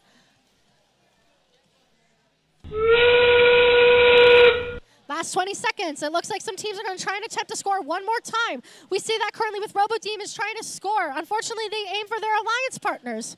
It looks like League of Extraordinary Roboticists is trying to do the same, and although it goes into their gate, it unfortunately does not count for scoring. Penguin goes into their zone. It looks like there will be a partial for blue. And that's the end of this match, and we'll see you for the next.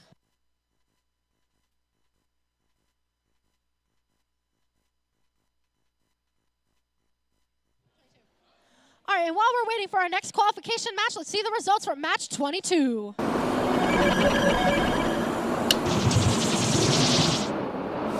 We will see it is a victory for the Blue Alliance with a score of 81-54.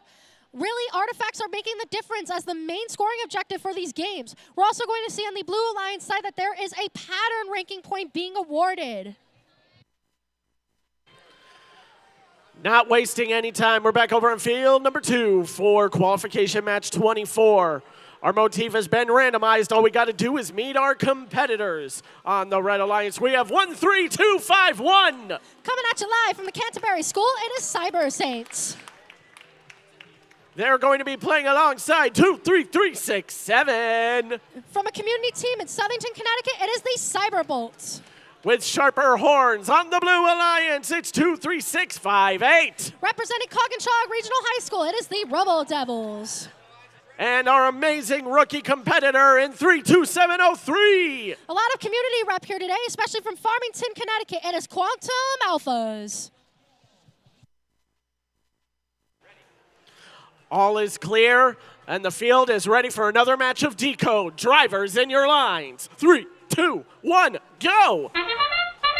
Thank you for the amazing energy, Trevor. As we go into qualification match 24, we see that automatically we're already going to be seeing some full court shots coming at you from the Robo Devils. Meanwhile, looks like the Cyberbolts are going to try and intake some more artifacts to score back into their scoring objective. We also see that there is a lot of movement off of the autonomous lines. We'll see if the far court robots will be doing the same. Oh, yep. Speaking of, it looks like one of them did it. Drivers, pick up your controllers. 3, 2, 1. All right, let's see this teleoperated period. It looks like the Cyber Bolts is going to be wasting no time trying to intake some more artifacts. However, it seems that they are getting defensed on. A really unique strategy for this year's game. We also see a lot of full court shots are being attempted, and I'm starting to get the feeling I'm playing more dodgeball than I did in high school. All right, it looks like the Robo Devils are going to try and intake some more artifacts, and they get all three into their turret. Meanwhile, it seems that the Quantum Alphas is going to try and not let anyone score on the Red Alliance. There looks like to be a traffic jam in the middle of the field. However, it looks like Cyberbolts tries to score and does not score. However, those artifacts that are placed right up against the goal is actually considered scored in the depot. A really underrated aspect of this year's game.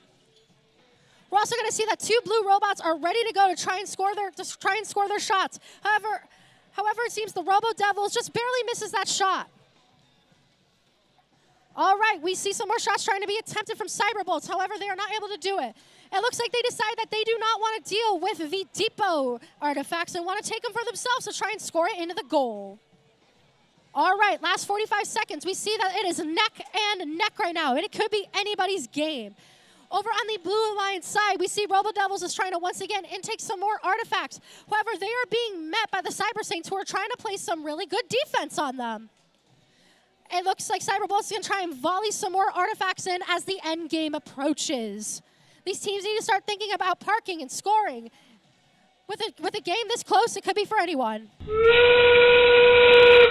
All right, let's see what these teams are going to do. It looks like Red Alliance is trying their best to go over and score some more objectives, while the Cyber Saints are going to try and get into their box. It looks like it's a full and then a partial for the Cyberbolts. On Blue Alliance side, we see that Robo Devils is trying to line themselves up.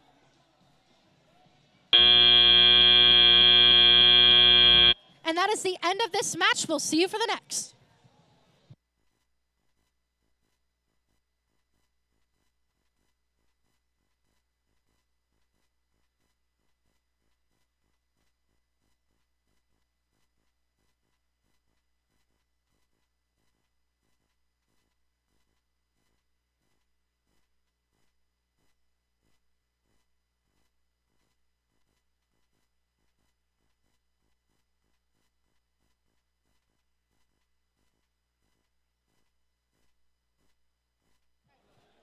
All right, let's see the results for qualification match 23.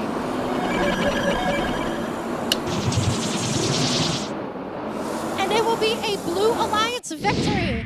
However, we will see that a yellow card has been assessed to Penguin Robotics for excessive control of more than 3 artifacts. And it looks like that could have determined the match. Over on the Blue Alliance side, we see that movement points and pattern points were awarded. However, Red Alliance still gets to take home 1 ranking point for the pattern.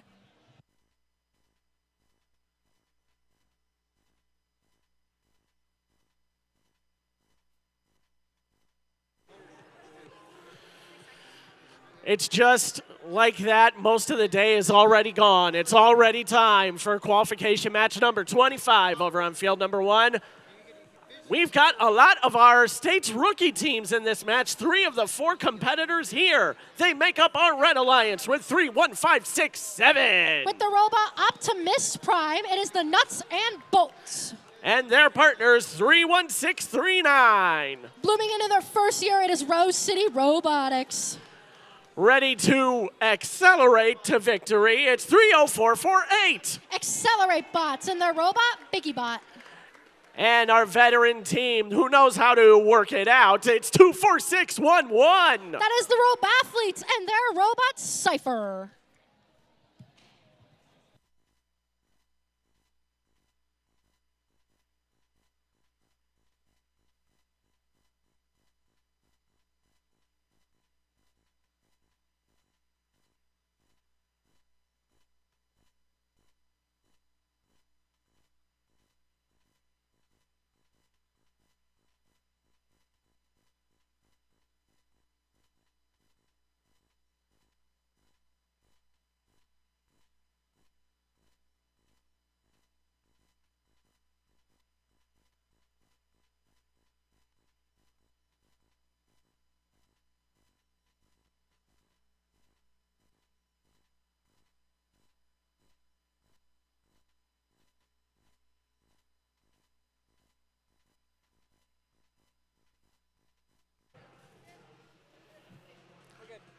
All is set and clear for match number 25. We'll begin with the drivers and the lines. 3, 2, 1, go! All right, let's kick off our autonomous period for qualification match 25. And wow, we are seeing a lot of shots coming out from the Blue Alliance side. Both Accelerate and Roboathletes are going to try and get some more artifacts and shoot them.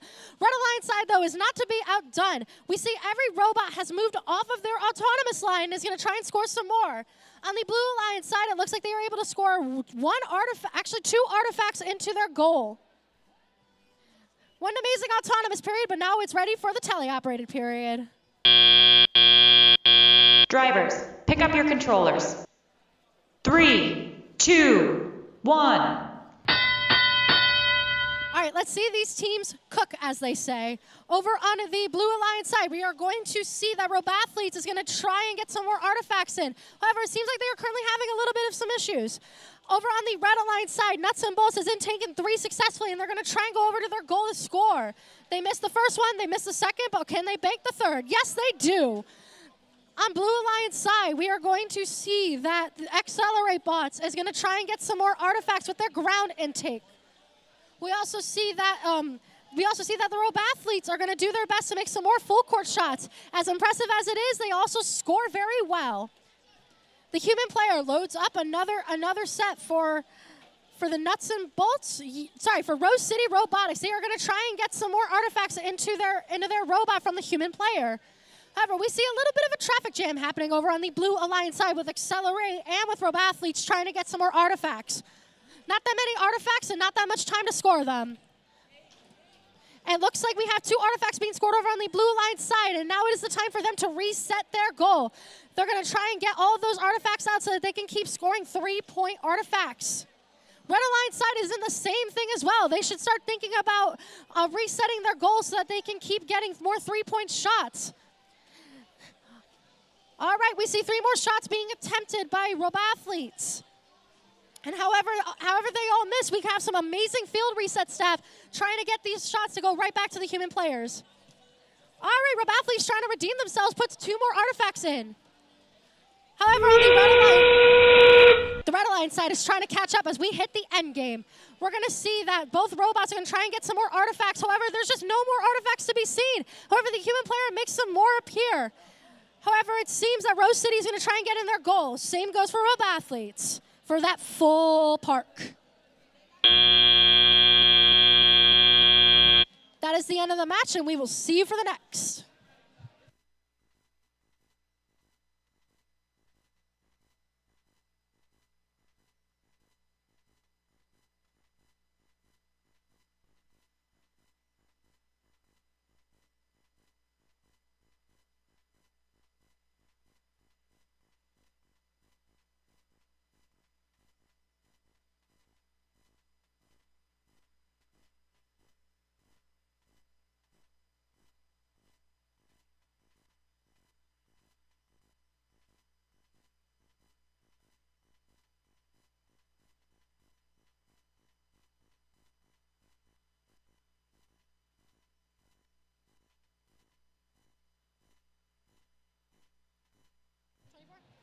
All right, let's see the results for qualification match 24.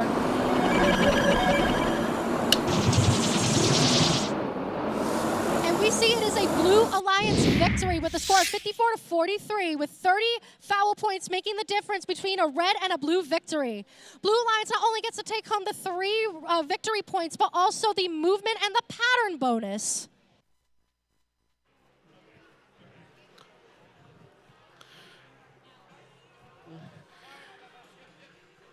Vernon Qualifiers 26th qualification match is set. 4 more robots ready for another round of decode. On our Red Alliance, we have 7034. With their catchphrase, design is how it works. It is Singularity Technology. Their high-flying partners in 17703. Flying in their 7th season, it is the Full Metal Peregrines. Over on the Blue Alliance, we have 26656. And their 2nd season of First, it is Suffield Tigerworks. Don't call them RUR, it's 14345. And the robot Cherry, it is RUR, Ross's Universal Robots.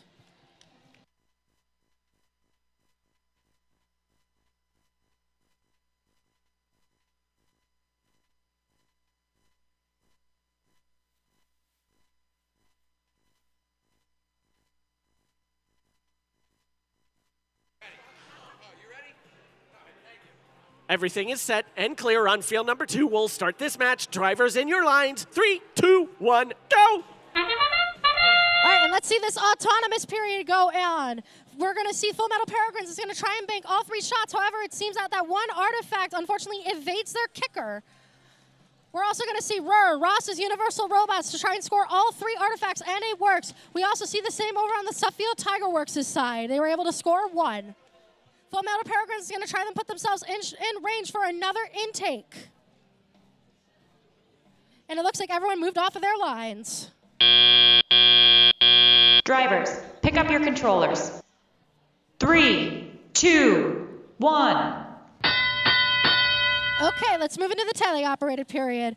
We're going to see Singularity Technology is going to try and race over to their scoring side to try and score all 3 of their artifacts. It looks like they volley it into the air. One misses, and unfortunately the second one does not get enough air. But the third one has enough air. Over on the Red Alliance side, we are going to see that Full Metal Peregrines is playing some defense over on Ross's Universal Robots. Cherry is trying their best to intake as many artifacts as they can to try and aim and score. Using their limelight, they're trying to auto-align with their goal. All right, Suffield is going to go back into their human player station to try and get some more artifacts, or they're going to steal the ones that are just right there. Red Alliance side has seen some really good action over from Singularity Technology, really showing how awesome their shooter can be. However, there's a little bit of a traffic jam in the middle of the field, which unfortunately teams will need to figure out how to drive around to not get defensed on to also still have their shots go through. We see over on the Red Alliance side that almost their gate's entirely full, and they're able to reset it. Blue Alliance side, we're going to see the same exact thing coming up soon, with Suffield trying their best to aim it perfect for their goal. All right, Red Alliance is going to try and use their turret to figure out which artifact they want to go into the goal first. That is a unique aspect about turrets, and as we go into the last 35 seconds, we're going to see that it is 5 artifacts to 11 artifacts. We get a successful volley from the Peregrines over on the Red Alliance side, and it looks like Singularity Technology is going to try and lay it up like we're in the NBA. On the Blue Alliance side, it looks like Suffield Tiger is going to try their best to aim. However, they're getting defensed on as we go into the end game. It looks like Singularity is going to try their best to score at least 1 more artifact before they go and park into their base. However, there's a huge traffic jam, and some teams might not be able to get there in time, so Singularity decides to park in their base. And that is the end of this match, and we'll see you for the next.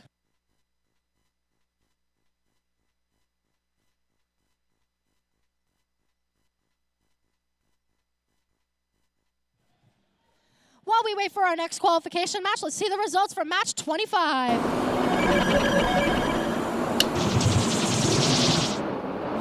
This one belongs to the Blue Alliance with a score of 76-64. What a nail-biter. Once again, fouls making the difference from a red to a blue victory. We're going to see that both alliances are going to take home that movement bonus, which means that at the start of autonomous period, they were able to move off of their line and score enough. However, artifacts really does make the difference between both of these alliances.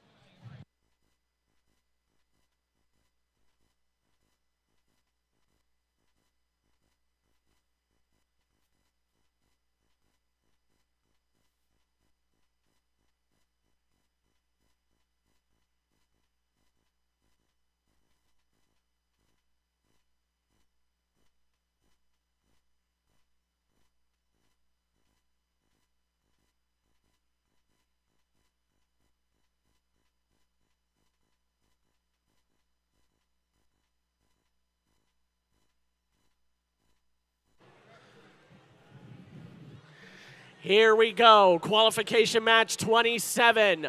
We're nearing the end of our qualification rounds and alliance selection here in Vernon. Let's meet the teams on the Red Alliance, starting with 3, 2, 1, 3, 7. The pride of Tyrell Middle School. It is Team Max 2. Their partners in the bright white, it's 1, 3, 2, 5, 1. From Canterbury School, it is the Cyber Saints. Starting off on Blue Alliance, a rookie that is Thomas Edison approved. It's 30393. Sponsored by the Southeastern Connecticut Robotics Incorporated, it is Lumens Cubed. And this team is just straight up demonic when it comes to scoring artifacts. It's 24467. That is Coggins Regional High School, the Robo Demons.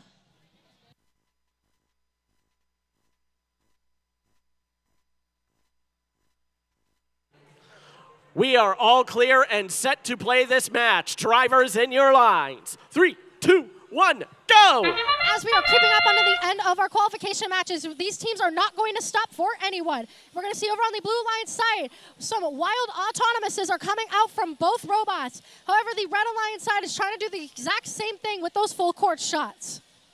We're going to see Blue Alliance both have robots that are trying to do multiple cycles of these artifacts with multiple coming out, and we're going to see that they reset their gate as well.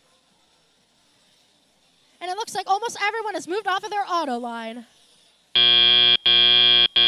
Drivers, pick up your controllers.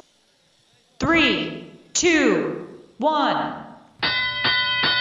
All right, it is the teleoperated period, and it looks like Lumens is going to waste no time. They're going to try their best to score all 3 of their artifacts, and they do successfully, racing around the field with their Mechanim Drive. And it looks like everyone on this alliance also has Mechanim Drive. It is one of the standards of First Tech Challenge. It looks like Team Max 2 is trying to prime themselves up for their well-known full court shots. However, the first one is a miss, but the second one is banked. All right, we're going to see over on the Blue Alliance side that the Robo Demons is trying to intake some more artifacts. However, they're getting caught in the middle of the defense between Cyber Saints and Lumens Cubed. They race over to their human player station. They're able to get 3 purple ones into their turret. Now it's time to see if they can score it. They barely missed the first one, but that means good things for their second and their third shots. However, Team Max is trying to play some defense at the same exact time. Over on the Blue Alliance side, we see that Lumens Cube was trying to score an artifact. However, it unfortunately did not work due to the defense of Cyber Saints. Cyber Saints is really becoming known as the defense bot of this competition. We see another full court shot attempt coming from the Robo Demons and 3 coming up from Lumens Cubed. Team Max is going to go back into their scoring area to try and see if they can make some more full court shots. While that area is less prone to defense, we are still seeing these teams are trying their best to disrupt one another in this game. As we come up on the last 35 seconds, we see that the Blue Alliance has scored 15 artifacts. An impressive feat for sure. And we see Lumens is going to try and make that 19 with some more. However, it seems that the gate magically has opened itself. All right, over on the Red Alliance side, they're trying to get some more artifacts in their area to score. However, that means it is the end game, which means that these teams want to finish scoring and probably get into their base. Or if they want to keep scoring, to try and get some more points. We see that Lumens is going to once again keep trying to score these artifacts. We'll see if they are in the correct pattern, as it is pattern 3 that they're trying to achieve. That is the end of that match, and we will see you for the next. As we await the results of the next match, teams, our qualification rounds are coming to a close. Here comes the first call for Alliance Selection representatives. When your last qualification match is done, prepare 1 student representative and bring them over to and have them come over to the space between the scoring table and the projector screen and check in with our lead queuer, Sophia Ahmed. To those teams that wind up in the top 8, I strongly recommend having a list of picks for teams you would like to invite to your alliance.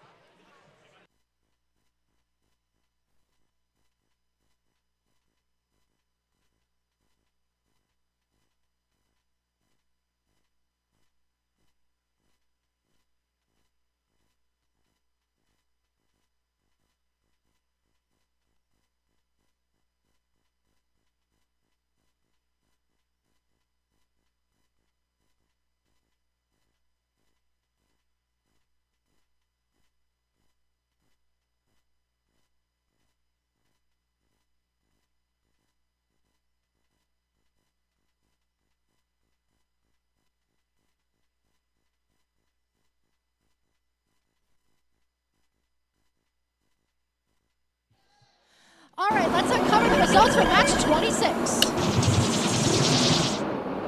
And this one belongs to the Red Alliance side with a score of 102-31. We're going to see that artifact points really made the difference and foul points.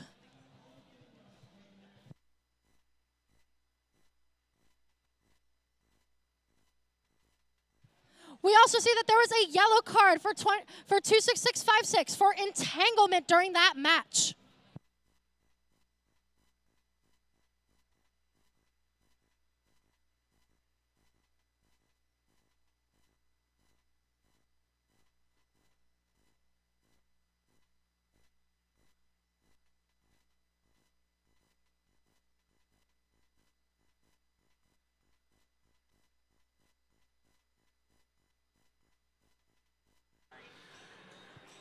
With that result in hand, it is time for qualification match 28. Another round of decode to help us get us closer to our alliance selection. Kicking off our red alliance, it is Team 40. With their 19th season, that is Hax Robotics. Sledding into their next match, it's 30391. With their catchphrase, never give up, it is Penguin Robotics. Kicking off the blue alliance, it's 31639. From Norwich, Connecticut, and their robot talent, it is Rose City Robotics. And our last competitor for the match, 20188. From Lakeville, Connecticut, it is Hotchkiss Gearcats A. Rawr.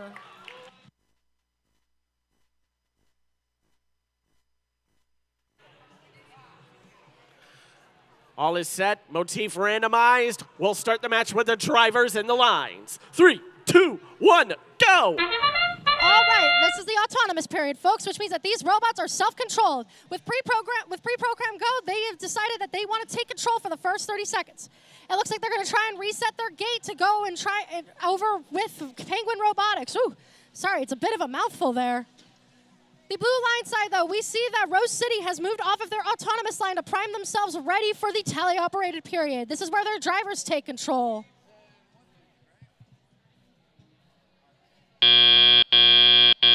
Drivers, pick up your controllers. 3, 2, 1. All right, let's kick off this tele-operated period, folks. Over on the Blue Alliance side, we are going to see both Hotchkiss and Rose City going to try their best to score at the same time. It looks like, unfortunately, Rose City does not have the angle to try and score with their alliance partners, so Hotchkiss Gearcats A in front of them. Red Alliance side, we see Hax and Penguin working in tandem to one another to try and score as many points as possible into their goal. Blue Alliance side, we see Hotchkiss Gearcats A score an artifact into their goal. We still see that there's a lot of artifacts up for grabs, however.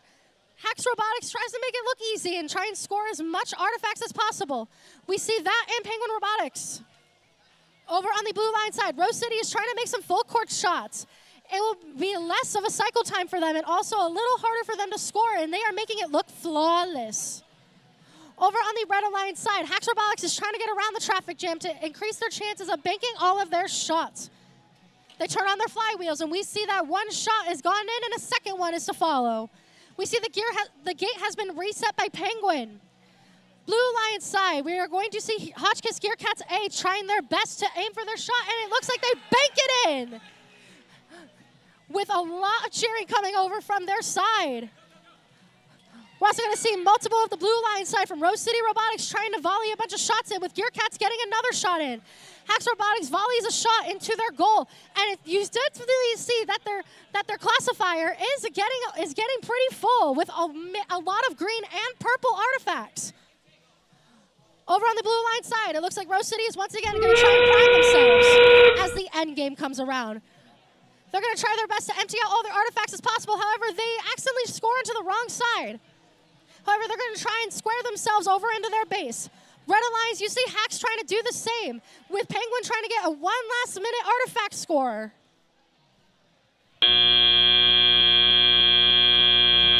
This one's a close match, and we'll see you for the results.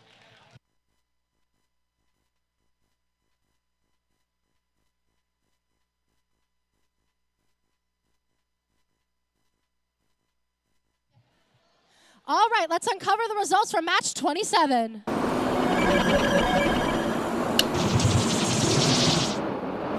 This is going to be a Blue Alliance victory with a score of 214 to 64. 120 foul points awarded to the Blue Alliance side really goes to show that this game can be really easy to rack up some fouls. Looks like Blue will be taking home the pattern ranking point, while Red Alliance will be taking home the movement ranking point. It is again that time. Teams, again, when your last qualification match is complete, send a student representative to meet with our lead queuer between the scoring table and the projector screen to line up for Alliance selection. To those teams that wind up in the top 8, have your list of picks ready. Now let's meet the teams competing in match 29. Red Alliance has team 23367. Bolting in like electricity, it is the Cyberbolts. And the team that is just extraordinary, it's 8699. With a great group of students, it is the League of Extraordinary Roboticists. Ready for another takeoff. It's the purple feathered peregrines of 17703. Flying away from the Xavier High Nest, it is the Full Metal Peregrines. And it is a big factor of force. It is 30448. They are running as fast as they can. It is Accelerate Bots. There's the thumbs up from our head referee. All is clear and ready to play. Drivers, in your lines. 3, 2, 1, go! All right, let's kick off this autonomous period, and we're going to see all 4 robots are going to try and move and score at the same time. We're going to be seeing a successful shot from the Peregrines. Meanwhile, Accelerate is trying to get themselves ready for the perfect shot. The League of Extraordinary Roboticists score some points, and they are going to go to their closest artifact depot to try and score some more, and it seems they're trying to line up right now. Over on the Red Alliance side, we're seeing that they are trying to make those full court shots, and they succeed. Drivers, pick up your controllers. 3, 2, 1. As we come up on this teleoperated period, it looks like Red is in the lead with 8 artifacts scored. However, they decide that they want to try and reset it, and they're going to reset their gate as they start to shoot in more shots from the Cyberbolts. Blue Lions, though, not to be outdone, the Full Metal Peregrines is going to try and bank all 3 of their shots over onto their side. We're also going to see that they're going to aim and shoot some more. However, it seems to be a little tough, as sometimes the trajectory just isn't right, sometimes from the practice field. Over on the Red Alliance side, we are going to see that the Cyberbolts is once again trying to score all 3 of their artifacts, shooting super fast and super precise. Their partners, the League of Extraordinary Roboticists, 8699, is going to get some more artifacts from their human player to go over to the far side to try and score. But it seems that from the other side, the Peregrines is going to try and play some defense and offense on the same time. They're going to try and disrupt the other alliance's shots as they're trying to get some more artifacts. However, this is not going to phase the League of Extraordinary Roboticists, as they are going to intake 3 more and is going to be shooting them very close to the goal. On the Blue Alliance side, we see that there's going to be 1, 2, 3 artifacts scored, with one of them being classified as overflow. And as that gate resets, we're going to go all the way back to the Red Alliance side, where the Peregrines are trying to play some really good defense over on this League of Extraordinary Roboticists. Meanwhile, the Cyberbolts are going to try and navigate their way around that ocean, last year's game, to try and score some more points, going far away to try and see if that they can get it in on the corner. However, they miss 1 shot. As we come up on the last 25 seconds, we see that 11 artifacts have been scored on the Blue Alliance side. All right, it looks like we're near the end game, where the Cyberbolts are going to try and intake as many artifacts as they can to go into their red goal to try and lengthen the gap. However, the Blue Alliance won't let that stand, and they're going to immediately try and park to earn the full park bonus. Some artifacts are being classified as overflow over on the red side. And that's the end of this match, and we'll see you for the next.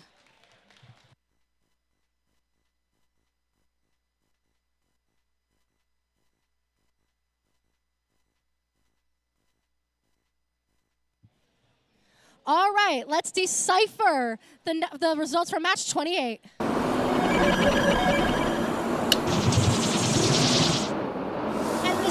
The Red Alliance has won this match with a score of 87-56. The artifacts being the biggest difference between these 2 alliances. It looks like the Red Alliance is not only going to take home the victory ranking points, but also the movement ranking point.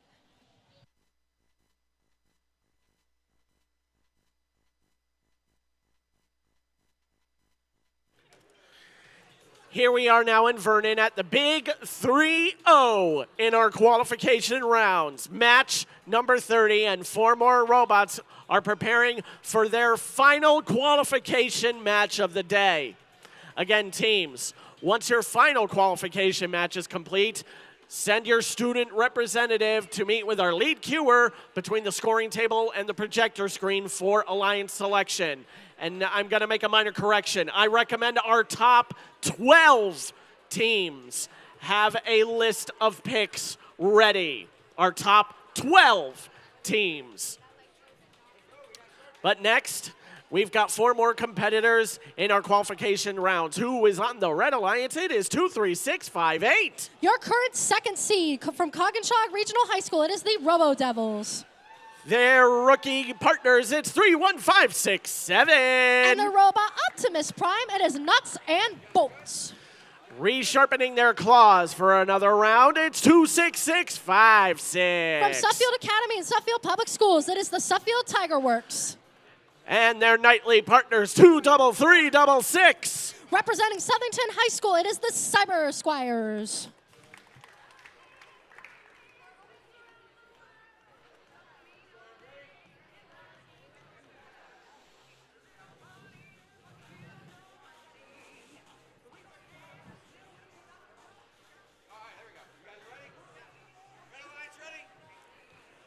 Field crew established. Motif randomized. And there's the all clear signal from our head referee. We'll start the match with the drivers and the lines. 3, 2, 1, go! And as we come up on the last of our qualification matches on qualification match 33, these robots are not going to stop. It looks like immediately Cyber Squires and Robo Devils are going to try and score into both of their goals, with 3 artifacts being scored over on the Red Alliance side. On the Blue Alliance side, though, it seems that Cyber Squires is going to try and score some more artifacts. However, they already have 2 in their turret. Thankfully, the robot catches that, though, with all of their sensors. It looks like almost every robot's moved off of their line, too. Drivers, pick up your controllers. 3, 2, 1. All right, coming up in this teleoperated period, the scores are very close to each other with 31 to 43. It looks like on the Red Alliance side, Nuts and Bolts is going to try and intake some more artifacts from their human player, trying to race around. However, it looks like their alliance partner is also waiting in line too to get some more artifacts. Suffield Tiger Works shoots over their alliance partner, the Cyber Squires, and is successful in scoring some more artifacts. We also see the Cyber Squires is going to try and intake a green artifact. However, they remember that they also have some more artifacts that they want to try and score into their goal. We see that almost their entire goal is filled. On the Red Alliance side, we see 4 artifacts are sitting into their classifier. We also see a really cool ball trick from Suffield Tiger Works as they try and take a third artifact to go and line up for their red goal. Over on the blue side, we see the Cyber Squires is going to try and make some free real estate of some of the artifacts that are left over on the red side to try and score. And they have 2 in their inventory, sort to say. We also see Suffield Tiger Works going to try and lobby another shot. And it looks like Cyber Squires will do the same. Over on the red side, though, Nuts and Bolts are pulling their weight. They are trying their best to get some more artifacts and play some defense on the same time against Suffield Tiger Works. It looks like the Robo Devils are going to go over where all of the artifacts have been released, and they're going to go and intake some more. It also seems that Cyber Squires and Nuts and Bolts are going to try their best to score and defend at the same time, with Nuts and Bolts trying to defend. As we come up on the last 20 seconds of this match, we're going to see a lot of strategies change. 51 to 68 is the score, and anything can change as it is the end game. We're going to see some teams trying to get their full park. A lot of these robots are going to try and align, and it looks like Cyber Squires is going to try and get it just right in that Goldilocks zone.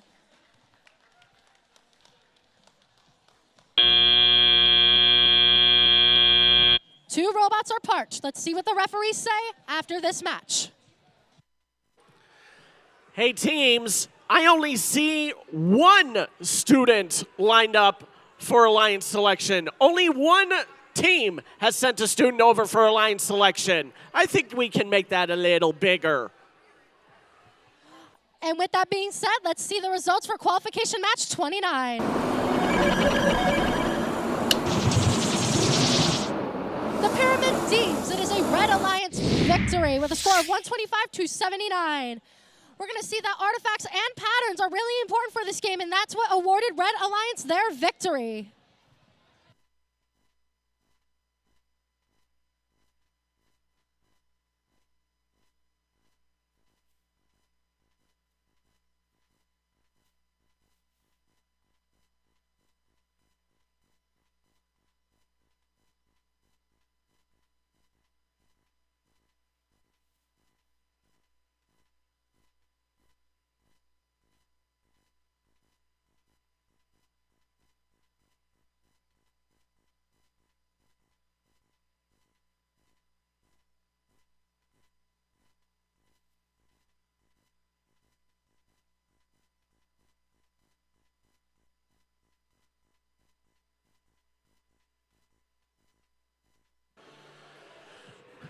Teams, we only have 3 qualification matches left to play.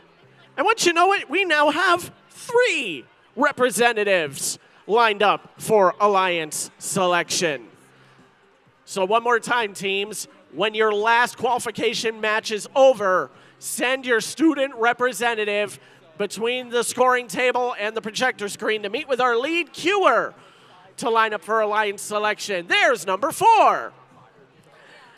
And as a recommendation to any who stand a chance in being in the top 12 ranked teams, I'd have a list of picks ready and raring to go. But now, it's time for this final qualifier countdown. Match 31 of 33. And 4 more teams ready for one more qualification round.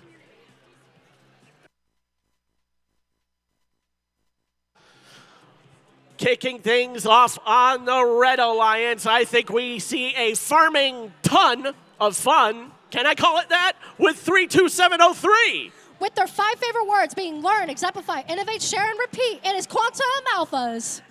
And their dutiful, gracious, professional neighbors of 12923. Crushing the competition, it is the Techno T-Rexes. Over on the Blue Alliance, we have the team currently ranked number 1, 16,008. Shooting their way into victory, it is the Armored Artemises. And their partners at 7034. Representing the Wilton Library with their motto, design is how it works, it is Singularity Technology.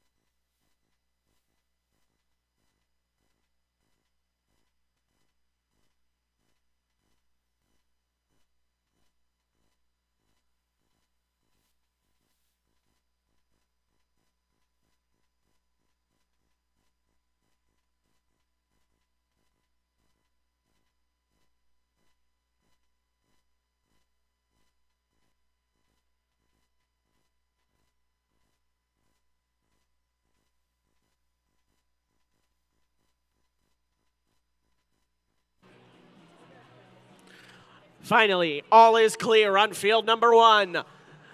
This match will begin with the drivers in the lines. 3, 2, 1, go. It looks like no one wants this fun to end over here on qualification match 31. And we see the Armored Artemises are going to start off by trying to shoot 3 artifacts with 2 of them coming in. Over on the Red Alliance side, the Techno T-Rex is going to try and line up their shots, also baking 2 artifacts. However, the Armored Artemises answers that with trying to get more of those artifacts near their goal. We're going to see a leave from both the Armored Artemises and Techno T-Rexes to try and get some more artifacts.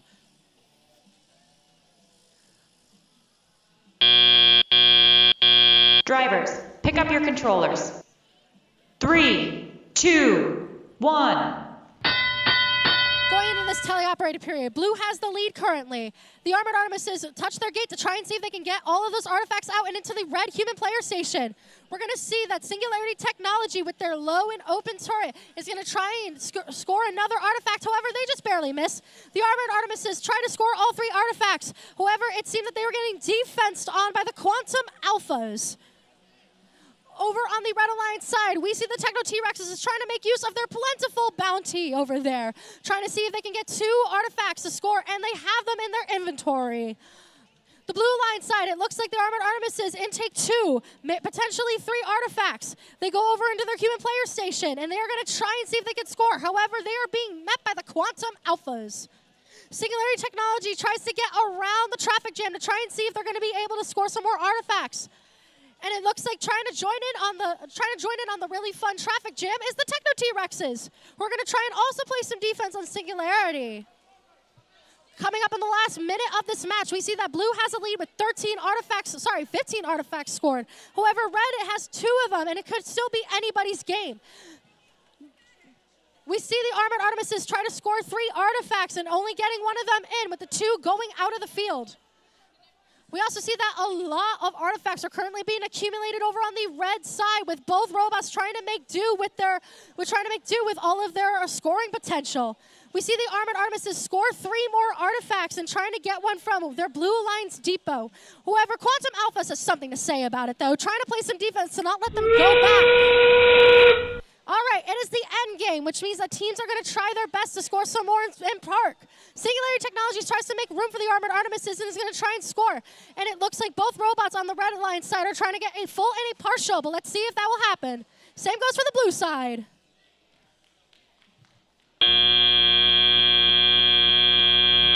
An exciting and fast-paced match that was. We'll see you for the next one.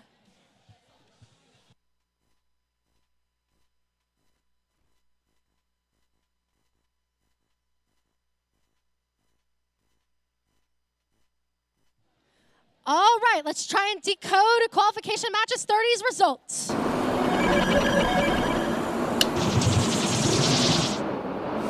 And we see this goes to the Blue Alliance with a score of 71-51. We're going to see that not only the artifacts made the difference, but also the pattern.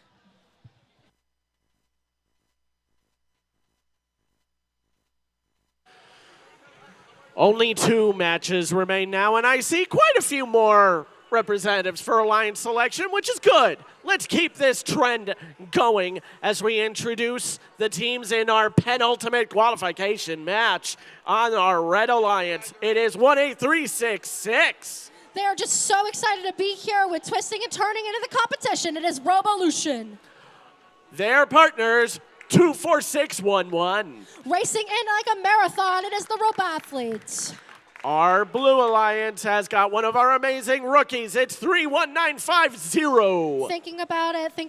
Oh, it's unadulterated loading. And our final competitor in the match, 14345. Representing the entire universe, it is Ross's Universal Robots.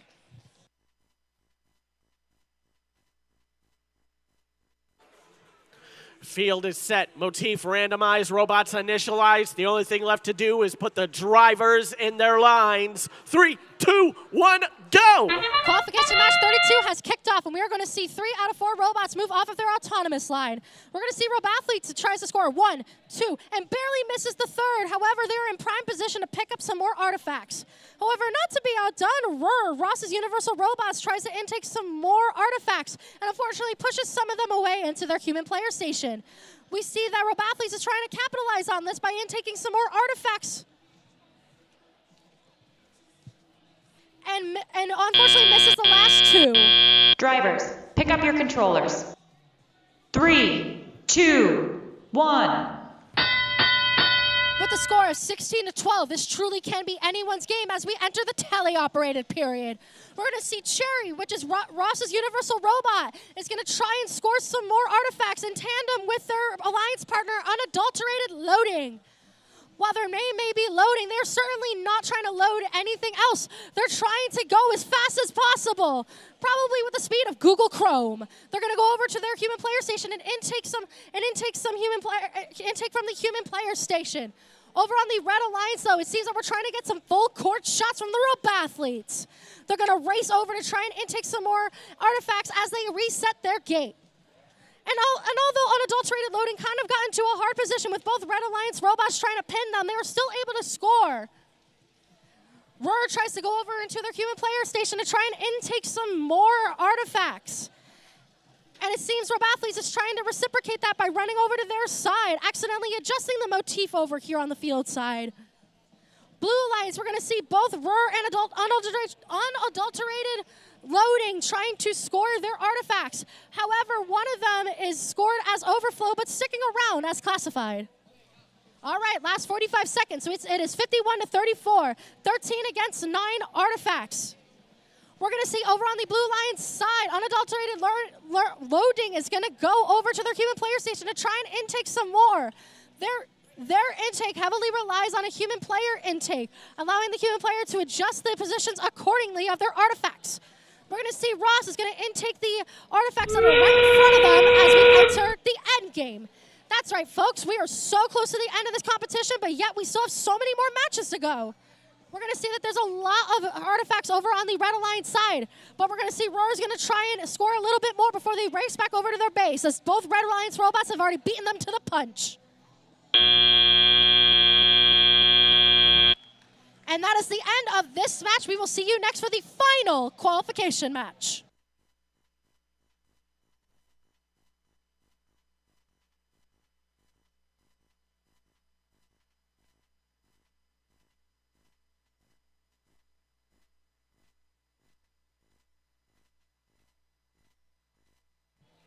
All right, let's see the results for qualification match number 31.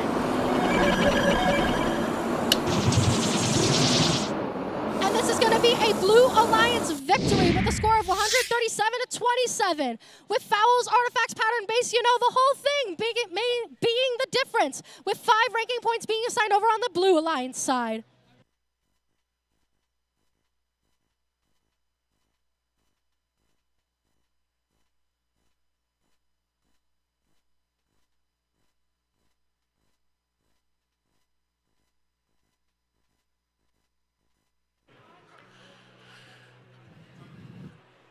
There is but one qualification round left to play. After that, our rankings will be final. Teams, if you haven't done so already, send your student representative to meet with this lineup just under the projector screen for Alliance selection. Should you be fortunate enough to be in the top 10 or 12 teams here at Vernon, have a list of picks ready of a list of teams you would like to invite to your Alliance for our playoff tournament.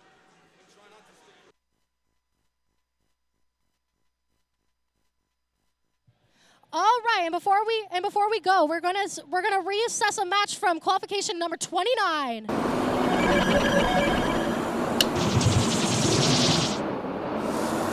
Although there was no difference with the scoring, we are going to see a yellow card was assessed to 34-48 for a non-drive team member talking to the drive team during a match. I think we could call that a mentor no-no. Or human no-no. Either way, our last 4 teams have lined up for our final qualification match. So once more, on our Red Alliance, currently ranked 2nd, I think they're going to be a captain. It's 15668. The Full Metal Kestrels from Xavier High School. Our air predators are paired up with some ground predators. It's 26656. Representing Suffield Academy and Suffield Public Schools, it is Suffield Tiger Works. Over on blue, I think we've got some fiery armored birds with 18813. Also representing Xavier High School is the Full Metal Phoenixes. And coming down from the heavens, it's 13251. Representing the Canterbury School from New Milford, Connecticut, it is the Cyber Saints. Randomization complete. Robots initialized. It's almost time for Alliance selection. Drivers in your lines. 3, 2, 1, go! This is the last qualification match for the Vernon Qualifier. We're going to see these teams are not playing anymore. They are playing for their picking position and for their rank. We're going to see Suffield and Full Metal Phoenixes try to score. However, over on the Red Alliance side, we see the Kestrels try to shoot all of their artifacts. They're going to go back into the human player station to try and get 3 more. We're going to see almost every robot has moved off of their autonomous line as the Full Metal Phoenixes line up for another 3 shots. Drivers, pick up your controllers. 3, 2, 1. Okay, we are at the last teleoperated period of our qualification matches, and we are seeing these teams are trying to race to get these artifacts as fast as possible.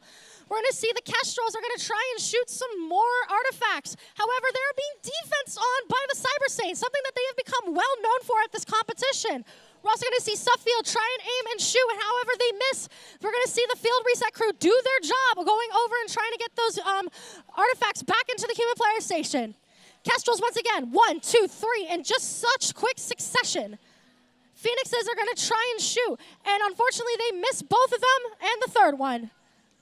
They have so many more opportunities, though, for this match, as this match is not done. With 1 minute and 15 seconds left to go, there is such a tight point difference between these two, and we're seeing the gap slowly starting to be widening more from the Blue Alliance side.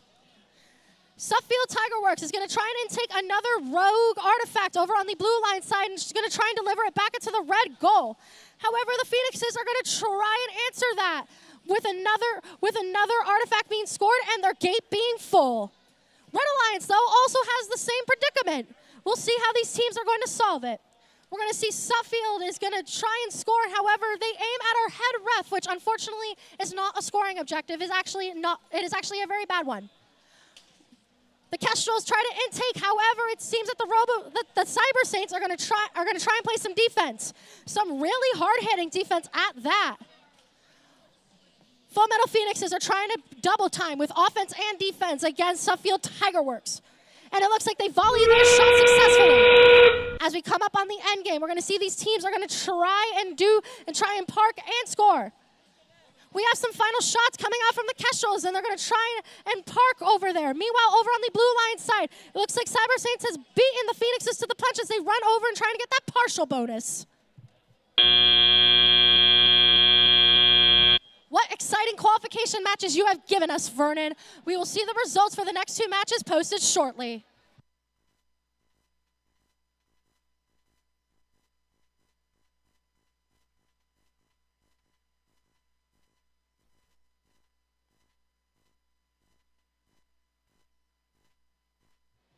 All right, let's start with qualification match number 32.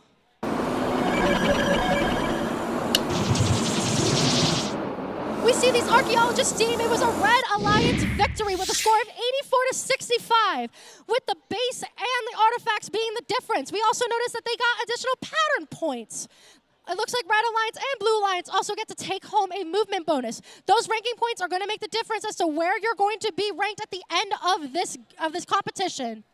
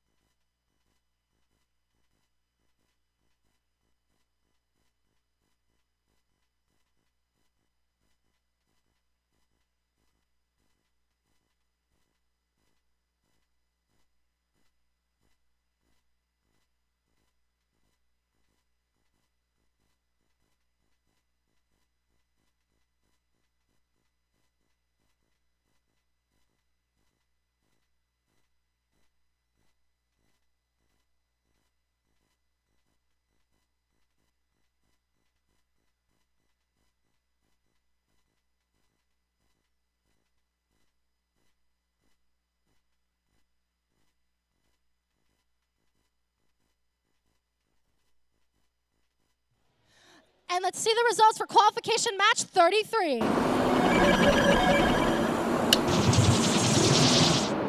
A hard-fought battle was won by the Blue Alliance with a score of 101 to 72, with Blue Alliance taking home the pattern ranking point.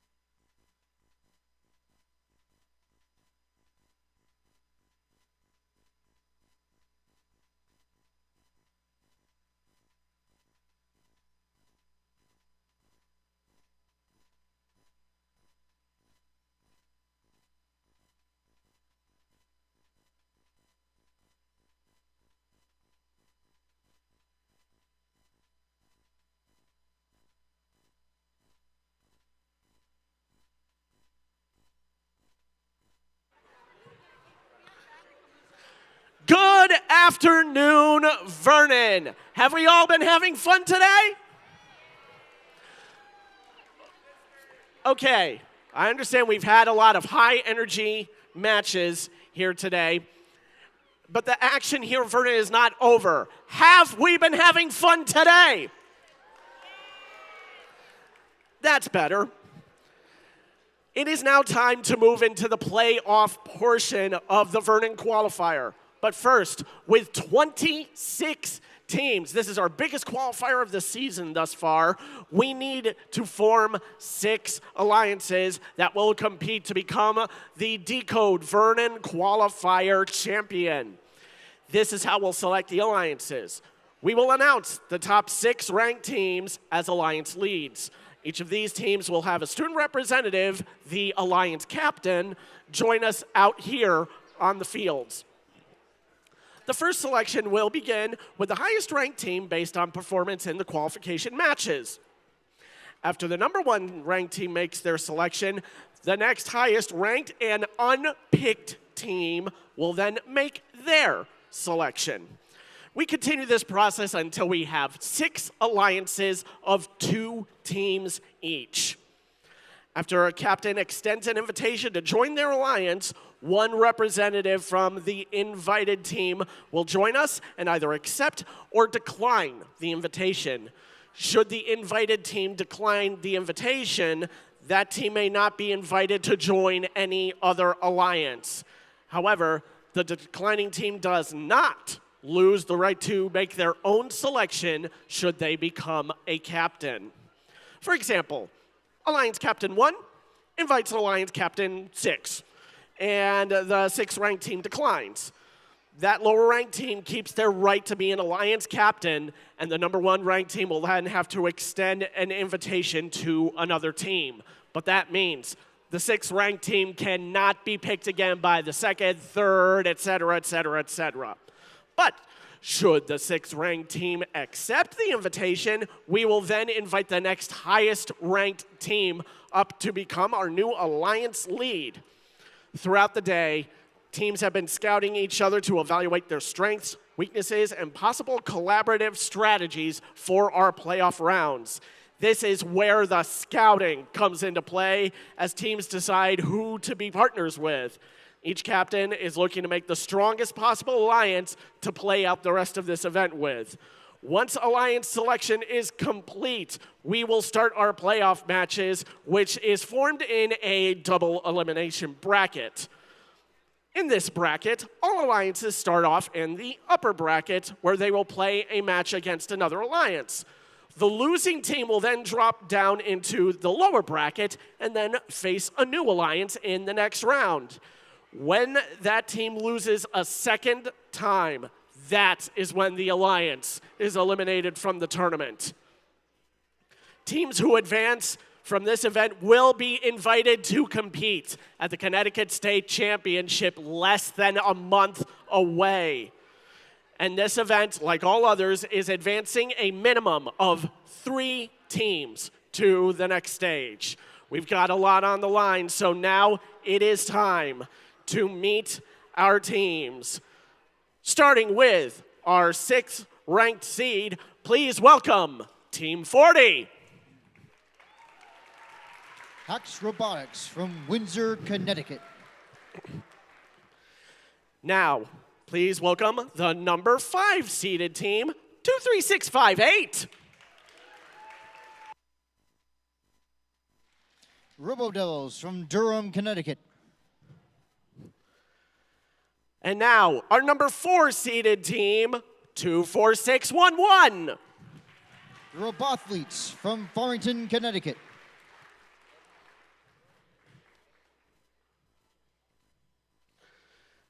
Now, please welcome our number 3 seed, 24467. The Robo Demons from Durham, Connecticut. Our number 2 seeded team, 30393. Lumens Cubed from New London, Connecticut. And finally, our number 1 seed and first pick belongs to 16008. The Armored Armistices from Glastonbury, Connecticut. Stick 1, 2, 1, 2, there we go. Armored Armistices, the first pick belongs to you. Who would you like to invite to your alliance? On behalf of our mentors and sponsors, we would like to graciously invite Team 15668, the Full Metal Kestrels, to join our alliance. 15668. The Full Metal Kestrels from Middletown, Connecticut. Would you like to accept or decline this invitation? On behalf of Team 15668, we'd like to graciously accept. And there we have Alliance 1.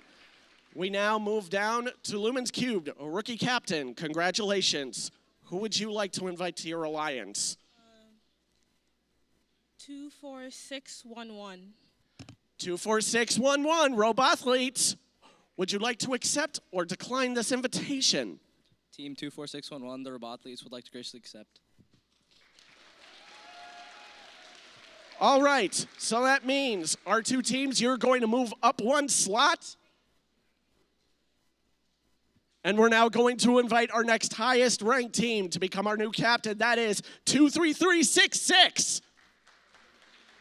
The Cyber Squires from Southern High School in Southern Connecticut. All right. Robo Demons, congratulations on being an alliance captain. Who would you like to invite to your alliance? On behalf of the Robo Demons, we would like to invite 23366, the Cyber Squires, to be alliance partners. 23366, Cyber Squires. Would you like to accept or decline this invitation? Team 23366 graciously accepts.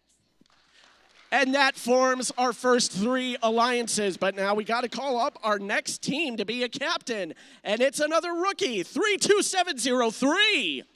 The Quantum Alphas from Farmington, Connecticut. Robo Devils, alliance captain number 4. Who would you like to invite to your alliance? I would like to invite Penguin Robotics. Penguin Robotics. Team 30391, Penguin Robotics. Would you like to accept or decline this invitation? On behalf of 30391, I'd like to graciously accept. 4 alliances complete. We now move to Alliance Captain 5, Team 40, Hax Robotics. Who would you like to invite to your alliance? On behalf of Team 40, Hax Robotics, we would like to invite Team 12923, the Techno T-Rexes. 12923. Team 12923, Techno T-Rexes is from Farmington, Connecticut. Would you like to accept or decline this invitation? Team 12923 graciously accepts. All right, Quantum Alphas. Congrats on being an alliance captain. The final pick belongs to you. Who would you like to invite to your alliance? Team 32703 graciously invites the Full Metal Phoenixes. Full Metal Phoenixes, 18813.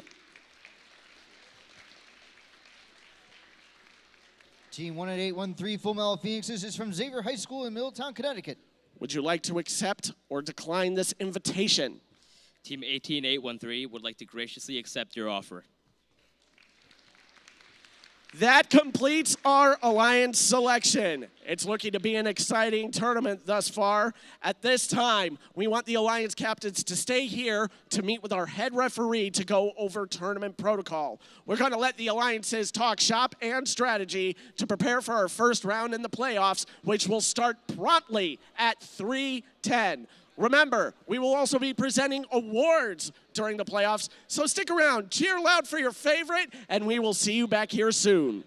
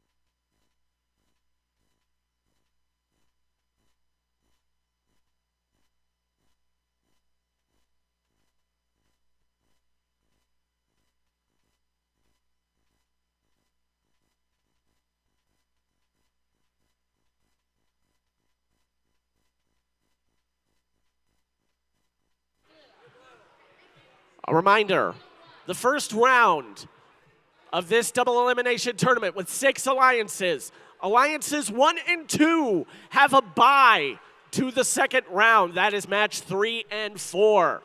So match number 1 will be Alliance 4 versus Alliance 5. And match number 2, Alliance 3 versus Alliance 6.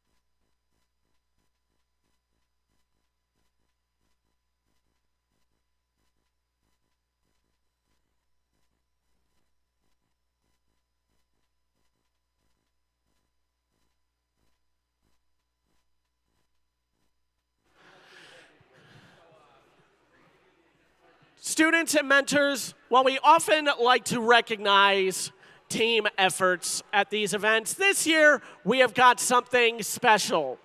We wish to recognize the individual efforts of students who showcase going above and beyond just what gracious professionalism is. So, at this qualifier here today, congratulations to Anya from 16,008, the Armored Artemises, for being our Connecticut FTC Vernon exemplary student.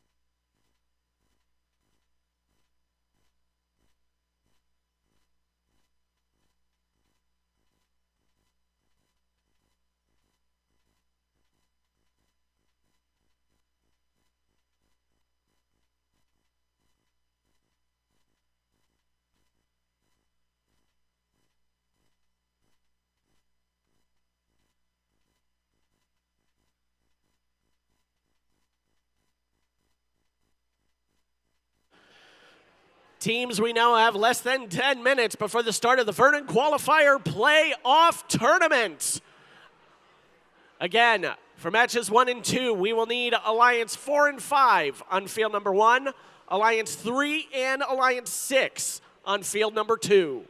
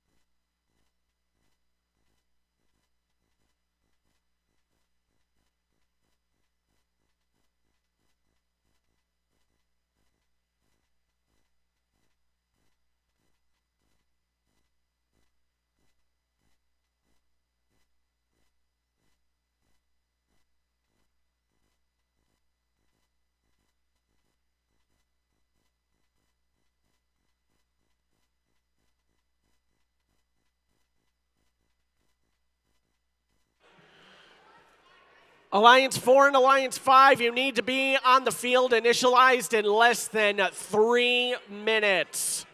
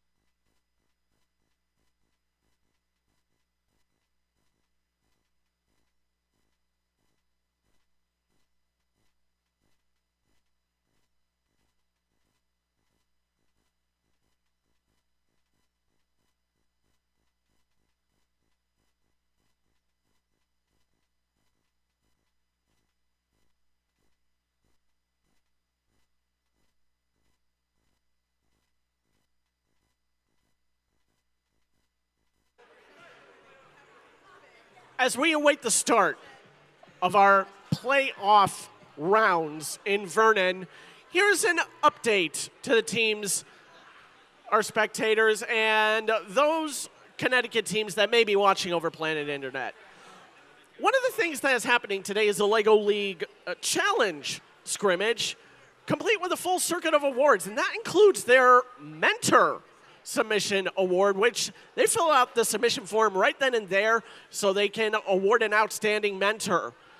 Come to think of it, the First Tech Challenge also has its own mentor award, where students can nominate an outstanding mentor for what we call the Compass Award. We go through student submissions, and a judging panel selects the best one out of the bunch, and we award the Compass Award to that mentor at the Connecticut State Championship. As it stands right now, we have exactly 0 submissions for this year's Compass Award for the Connecticut State Championship. I mean, the LEGO League Challenge kids were able to get in, like, I don't know, I saw that stack of papers. It was about 24 nominations there. So I know this First Tech Challenge crowd is capable of nominating their outstanding mentors. So you have until February 15th to make your Compass Award submission. You were given a paper with a pair of QR codes in your pit this morning. One code takes you to the submission form. The other takes you to the details of the Compass Award. So please, teams, over the next week to 10 days, get those Compass Award submissions in. We would really love to give out the Compass Award at this year's state championship. And that seems to have given us just the perfect amount of time to kick off the Vernon Qualifier Double Elimination Tournament. As said, this is a 6 Alliance tournament. We'll see Alliance 1 and Alliance 2 in round number 2 for matches 3 and 4. But we've got 2 other matches to play to kick off. Our first one pits Alliance 4 in red against Alliance 5 in blue. So, ready to kick off our playoff rounds. The captain of Alliance 4, 23658, the Robo Devils. And their partner, 30391, Penguin Robotics. Alliance 5 in blue is captained by Team 40, Hax Robotics of Windsor. And their chosen partner, 12923, the Techno T-Rexes of Farmington.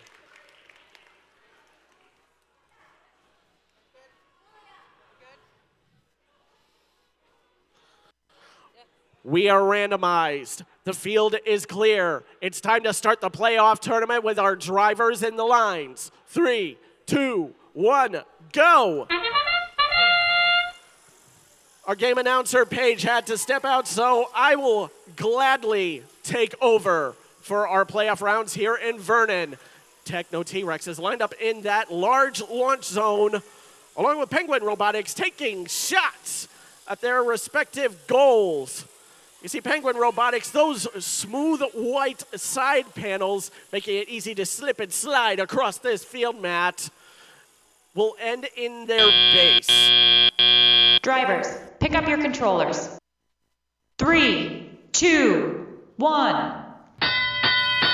Ringy-ding-ding, it's tally-up time for our first playoff match in Vernon, when Red Alliance takes a 27-30 to 11-point lead as the scoring flurry begins for the Blue Alliance from Hax Robotics. One of their odd choices they've made here is that sets them apart from some other teams. Their indexing drum is set vertically, while most other teams have set theirs horizontally. Hax Robotics also pretty easy to spot with all that purple plastic, making their way back up to the Blue Alliance goal. Trying to take another shot, they'll get another one, and there's 1, 2 more complimented from the Techno T-Rexes. They have caught up to the Red Alliance, and now it is pretty even Stevens in the scores. 3 of the robots moved during autonomous, both blue, 1 red. Red Alliance currently with the advantage in the pattern points, as the Blue Alliance trying to make up that artifact count. There's another shot, and 2 from the Techno T-Rexes, Hax Robotics. Also lining up for a couple more shots of their own. They'll get that 3rd one, but here come the Penguins, sliding over to their qualifier to empty it for another round of qualified scores. Not to be outdone, Techno T-Rexes, Hax Robotics of blue. There goes Robo Devils from Coggin-Chog, making a long-distance shot from the small launch zone. Toot-toot, that means it's endgame time. But the artifacts are still a-flying, courtesy of the Robo Devils and the Techno T-Rexes. Red Alliance now going over to try and park Techno T-Rexes, trying their best to avoid that Red Alliance base as time has expired.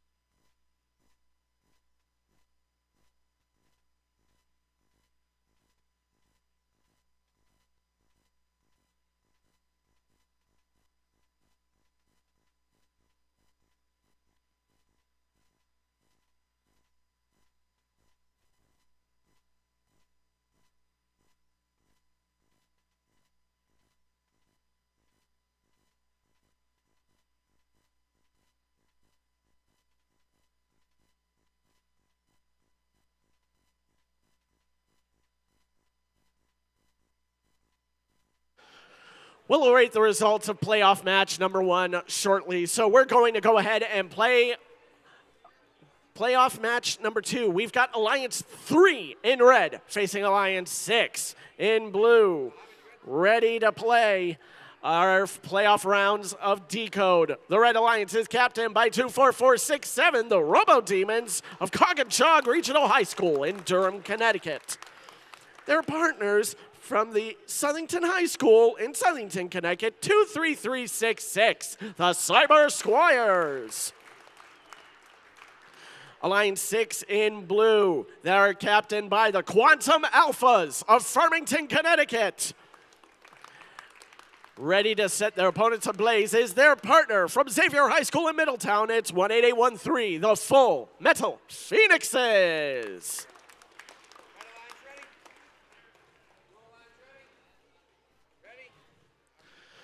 That's the thumbs up we're looking for. This playoff match will begin with the drivers in their lines. 3, 2, 1, go. We're going to need to learn the results of both these matches before we truly continue on to the next round of this playoff tournament. The winner of this match is going to face off against Alliance 2 in match number 4. The other will proceed down to the lower bracket. I see Full Metal Phoenixes working those inner flaps off the bottom frame of their robot for that cataloged triple shooter. There. Drivers, pick up your controllers. 3, 2, 1. Ring-a-ding-ding, it's tally-op time once again. Our first shot comes from the Cyber Squires, trying to get at least one of those artifacts down into the classifier. There's 1, 2 of 3 scored from the Full Metal Phoenixes as the referee flags start a-waving. Quantum Alpha's getting into a bit of a shoving match with the Cyber Squires. It's been quite a while since we've seen defense like this here in the First Tech Challenge. Cyber Squires trying to run a little interference with the now empty robot of the Full Metal Phoenixes, flying over to the Blue Alliance secret tunnel to pick up more artifacts. But right behind them is 24467 Robo Demons, also trying to fill up their payload. There is another clip of 3 from the Full Metal Phoenixes as they now pick up their next round. Robo Demons make a long distance score from the small launch zone. Remember, this is the playoffs. Ranking points no longer matter. It's just artifacts, artifacts, and more artifacts going down into the classifiers, rolling down as overflow, as we've seen from the Blue Alliance ramp. As we now approach our endgame, Red Alliance with a fair 86-59 lead. Get another 2, courtesy of the Robo Demons. Hey, let's make that 3, 4, and 5 from the Cyber Squires. Now teams are going to park. We might have 2 full parks for each alliance in 5, 4, 3, 2, 1.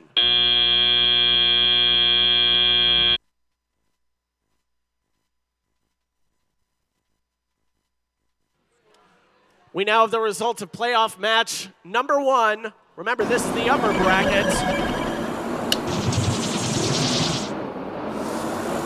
Winner of match number 1 is the Red Alliance with a lovely score of 124-72. That means Alliance 4 is going to advance to our third match where they will face off against Alliance 1. But our Blue Alliance, oh, they're not done yet. We'll see them a few matches from now in match number 6 in our lower bracket.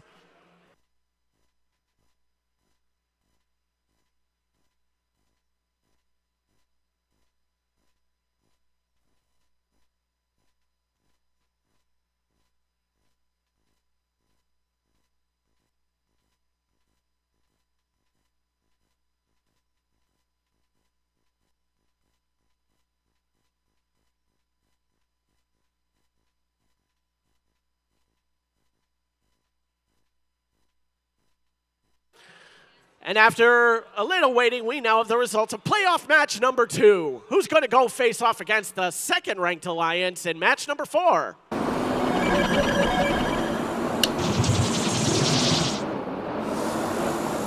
It is once again the Red Alliance. Alliance number 3, 132-85, and that ends the first round of this tournament.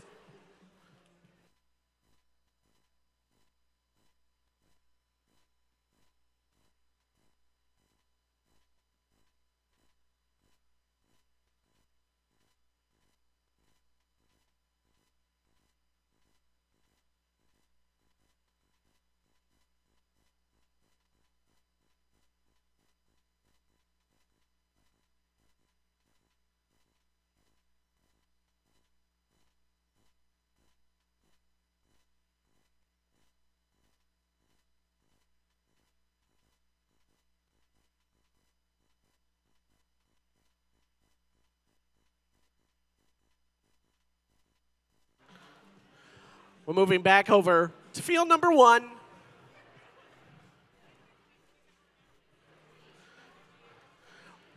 Our first match involving our number 1 ranked alliance in red. After a lovely first round, they will be facing Alliance 4 in blue. Remember, we are still in the upper bracket. Elimination is not at stake for either of these alliances, but they are looking for the shorter path to the finals here in Vernon. Our number 1 ranked alliance is led by 16,008, the Armored Artemises of Glastonbury, Connecticut. Their partner is 15668, the Full Metal Kestrels from Xavier High School in Middletown. And one more time, Alliance 4, led by 23658, the Robo Devils of Coggachog Regional High School in Durham.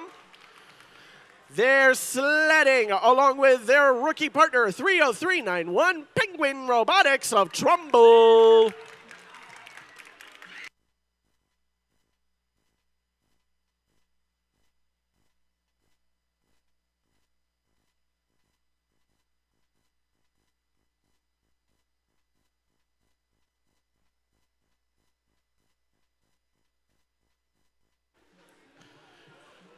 The obelisk has chosen motif number 2. All 4 robots ready to play. And we are all clear for our third playoff match. Drivers in your lines. 3, 2, 1, go! Our top 2 alliances got the first round bye, and our red alliance already putting 5 artifacts into their classifier. Let's make that 8 from the Armored Artemises. I see Penguin Robotics lined up in the large zone. It looks like at least the Red Alliance will also get that leave credit if the Artemises can finish that clip of scoring. Drivers, pick up your controllers. 3, 2, 1. Tally up time, advantage Red Alliance, 40-14.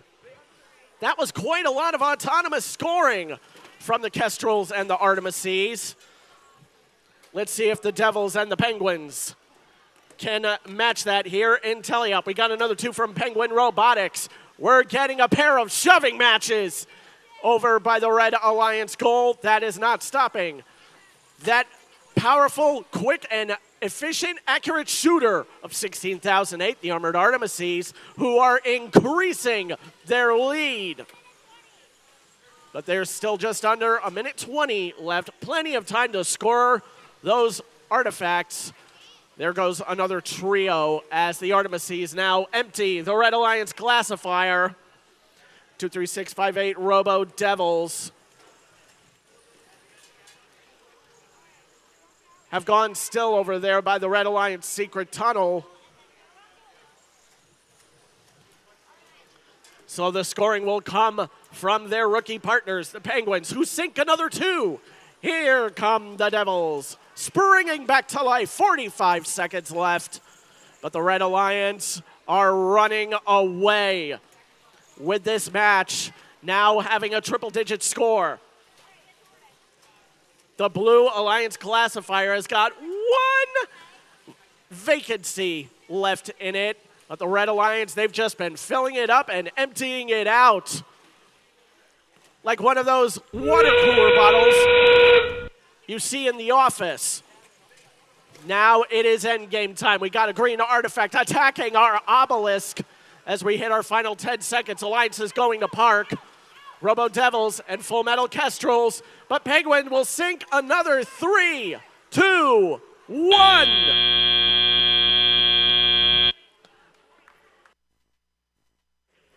Quick action from Penguin Robotics, sinking another round of artifacts, but we did see 2 go into the overflow.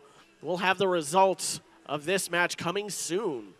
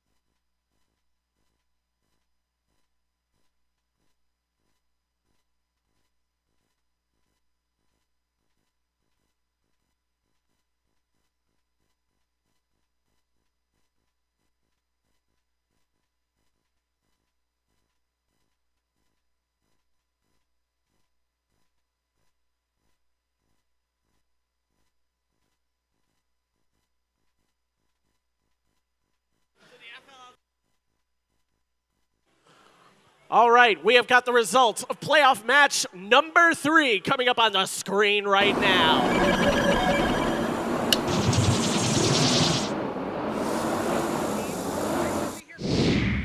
And the winner is that Red Alliance. Very few times we have seen scores above 200 here in Vernon this afternoon, but the Red Alliance showcasing why they are ranked number 1. Will continue in the upper bracket. But don't worry, we will see Alliance 4 once more coming soon in playoff match number 5.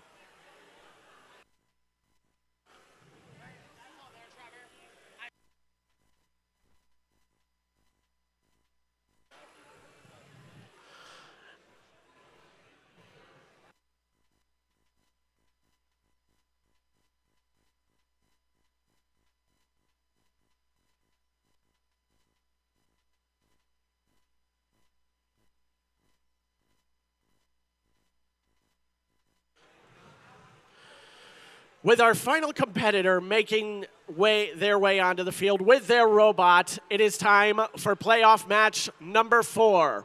It's going to be our last match of this round. Again, the winner will stay in the upper bracket. The loser moves down to the lower bracket where elimination is at stake. So now, again, we have Alliance 2 in red in their first match of this tournament. They are facing off against Alliance 3 in blue. Let's introduce these competitors properly.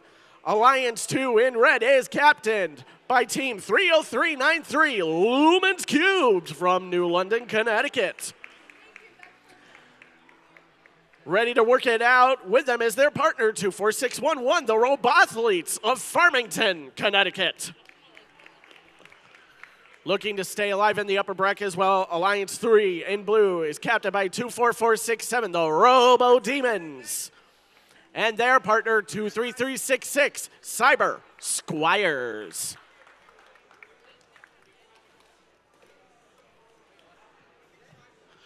The motif has chosen number 3.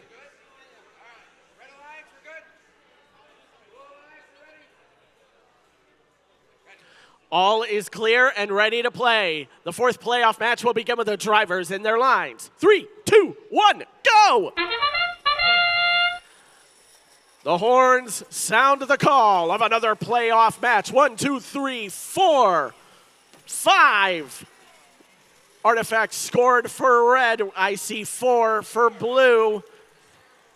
Colors only matter for pattern points at this time during a qualifier. Both our alliances filling up their qualifier ramps. Drivers, pick up your controllers. 3, 2, 1. And look at that, blue starts off with the slim advantage, 43-38. As we now move into teleop, Cyber Squires empties the blue alliance qualifier as Lumens Cubed sink another 2 for the Red Alliance. A long shot from 24467. Sinks another one for the Blue Alliance, and now we're getting some long shots from that gray hooded turret of the Robothletes, 24611. As they now tap on the Blue Alliance gate, so that means penalty points are now in play. As you can see, the jump in the scores. So the Robothletes will help their partners, Lumens Cubed, play a little catch-up here. They've got that spinning drum of rubber bands, picking up more artifacts. Robo Demons 24467 has gone still in the middle of the field, so the Cyber Squires are going to keep up the scoring for the Blue Alliance. This may be the opportunity on a 2-on-1 for the Red Alliance to catch up, 139-93. But Cyber Squires not slowing down as Robothletes back in their loading zone to pick up their next salvo of artifacts. Blue Alliance still maintaining a lead. Lumens Cubed emptying the Red Alliance qualifier to get full credit for their next round of artifacts. Red Alliance has almost closed that gap. Robothletes taking up 1, 2 more shots. But right behind them are the Cyber Squires, who now start overflowing their qualifier. There is another 3 from Lumens Cubed at 3, 2, 1. A good push from the Cyber Squires might have given the Robo Demons a partial park. That means all 4 robots may be parked in their bases. We'll see how that will influence the scores when our results are posted shortly.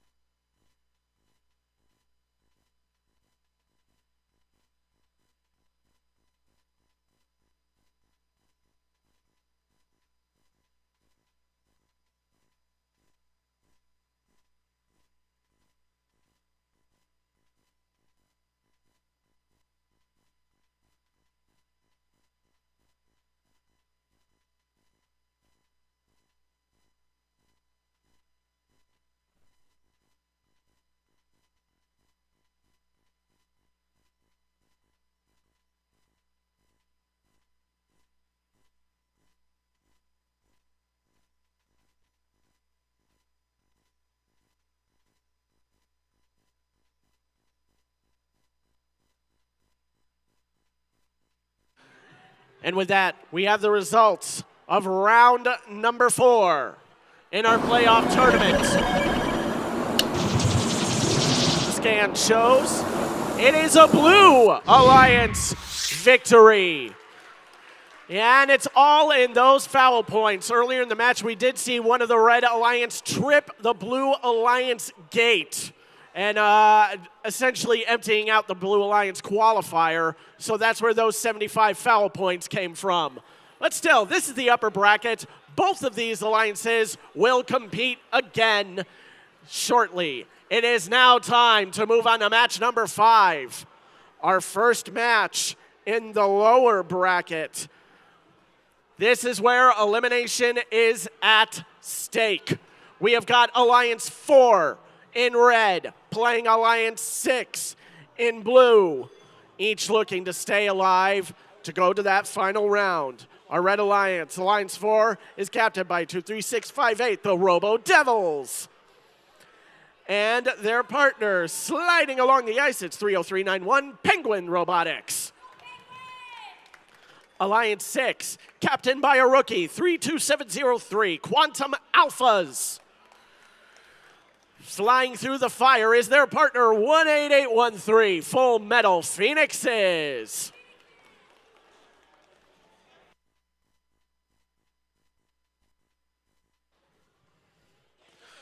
All is clear. Our first lower bracket match of the day will begin with the drivers in their lines. 3, 2, 1, go! Our first high stakes match here at Vernon. Our first lower bracket match, Penguin Robotics empties out that salvo of artifacts from the Red Alliance qualifier before filling it back up again.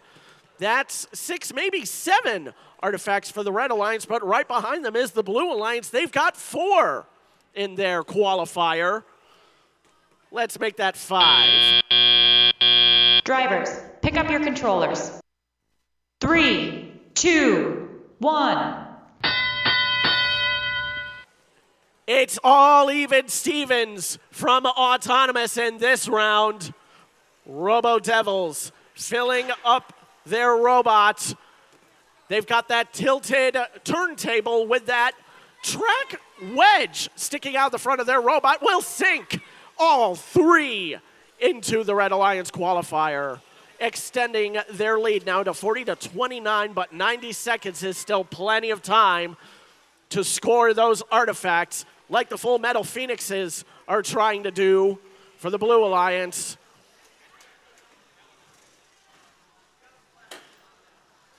There go the Phoenixes, now emptying the Blue Alliance qualifier as those artifacts roll into that Red Alliance loading zone.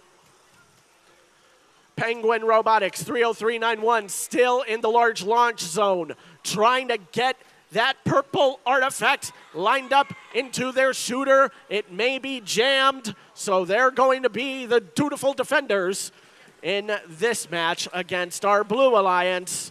50 seconds left. Blue Alliance has now caught up once again to the Red Alliance with a little 3-point lead. There's another shot from the Robo Devils, staving off the defensive efforts of the Quantum Alphas, who are also down with their shooters. So each alliance, one shooter and one defender. As we approach the end game, it's only a 3-point difference in the scores. Choo-choo, it's the end game whistle. This train is about to come into the station. Robo Devils load up their robot once again. They've got one artifact stuck in the frame of their robot. Let's see if they can get it loose in 3, 2, 1.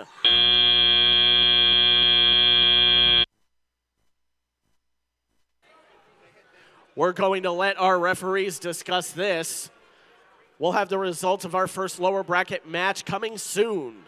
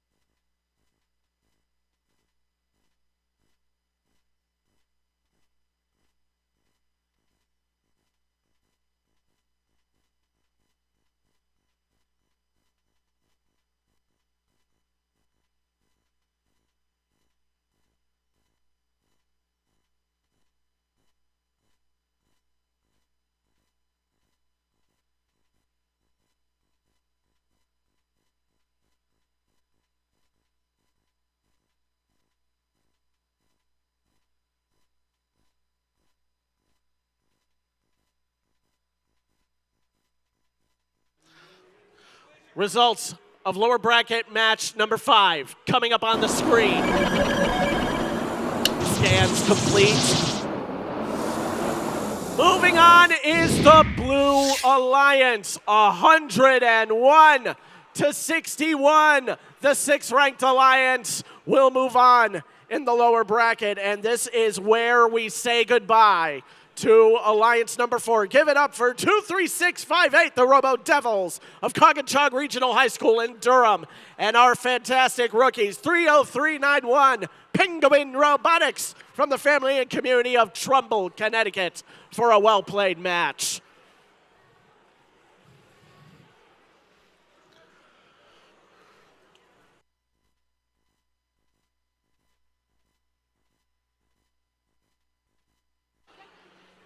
With this, we move to our second lower bracket match. Match number 6. It is Alliance 2 in red facing Alliance 5 in blue. Each of these teams would also like to take that trip into the final rounds. We saw them scoring a bunch in the upper bracket. Will Alliance 2 make it? They are captained by 30393, Lumens Cubed of New London. Their partner, 24611, the Robothletes of Farmington. Over on the Blue Alliance, we have Team 40, Hacks Robotics from Windsor. And their partner, another Farmington team, 12923, Techno T-Rexes. Rawr.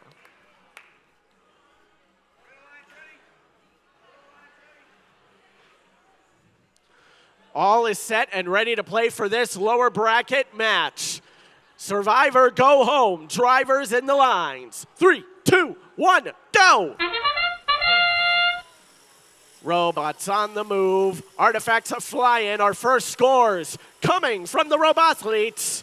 We got one salvo bouncing out of the goal from the Techno T-Rexes, but their Autonomous is going to pick up another clip. They've got at least one that will shoot over the Blue Alliance goal as the Robothletes pick up their next round. Drivers, pick up your controllers. 3, 2, 1. Away we go with this teleop period in the lower bracket. There's another shot from the Robothletes, both of them soaring high over the Red Alliance goal. But Alliance 2 will take the early advantage, 17-12. Blue Alliance now quickly catching up with some well-placed shots from the T-Rexes and Hacks Robotics. T-Rexes have gone with a design similar to Full Metal Phoenix's, but they've only got 2 channels in their robot, where our field crew fixing up a clog and the Red Alliance goal will start filling up that Red Alliance qualifier once again. More long-distance shots from the fantastic athletic Robothletes. Their robot Cypher, easy to spot with that gray 3D printed hood, almost as iconic as the purple plastic of 40 Hacks Robotics. Their vertical drum has got 2 more artifacts in place, working around the shots and scores of the Robothletes, who now empty out partially the Red Alliance qualifier. They've still got 4 artifacts in there, while Hacks starts overflowing for Blue.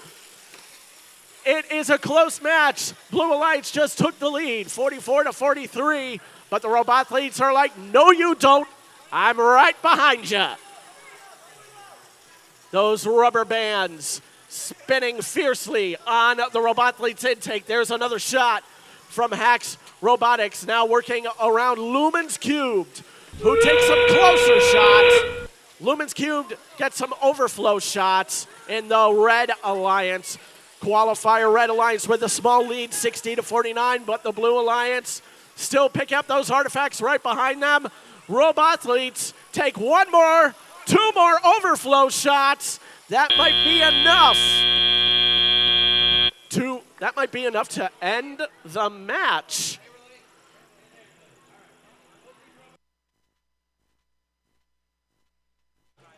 We'll have our results coming soon. Preliminary results show a Red Alliance victory. We'll see if that sticks.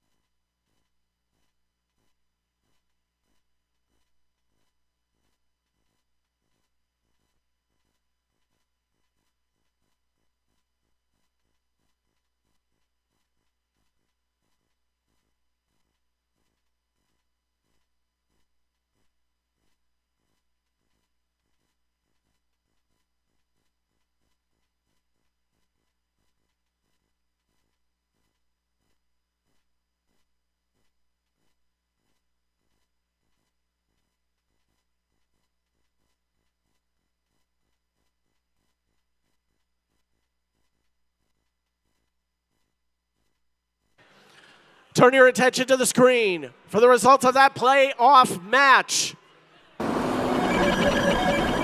Staying alive is the Red Alliance. Alliance number 2 survives, 144-83.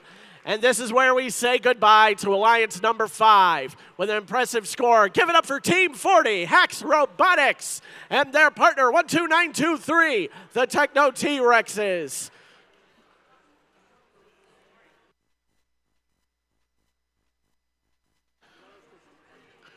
We're taking a short trip back into the upper bracket here for match number 7, where we've got Alliance 1 in red, ready to play Alliance 3 in blue, each looking to move on to match number 10, which I believe is the final round. Yes, as we can see from the tournament bracket here on the screen, the winner of this match will punch their ticket to the finals. Looking to get there is Alliance number 1, captained by 16,008, the Armored Artemises. And they're ready to fly with their partners, 15668, the Full Metal Kestrels. Looking to swipe that spot in the finals is Alliance 3 in blue, led by 24467 Robo Demons.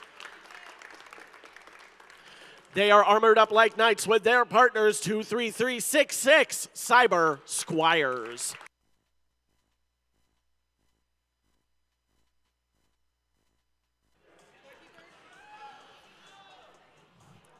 We are all ready to play. We will know one of our finalists by the end of this match. Drivers in the lines. 3, 2, 1, go!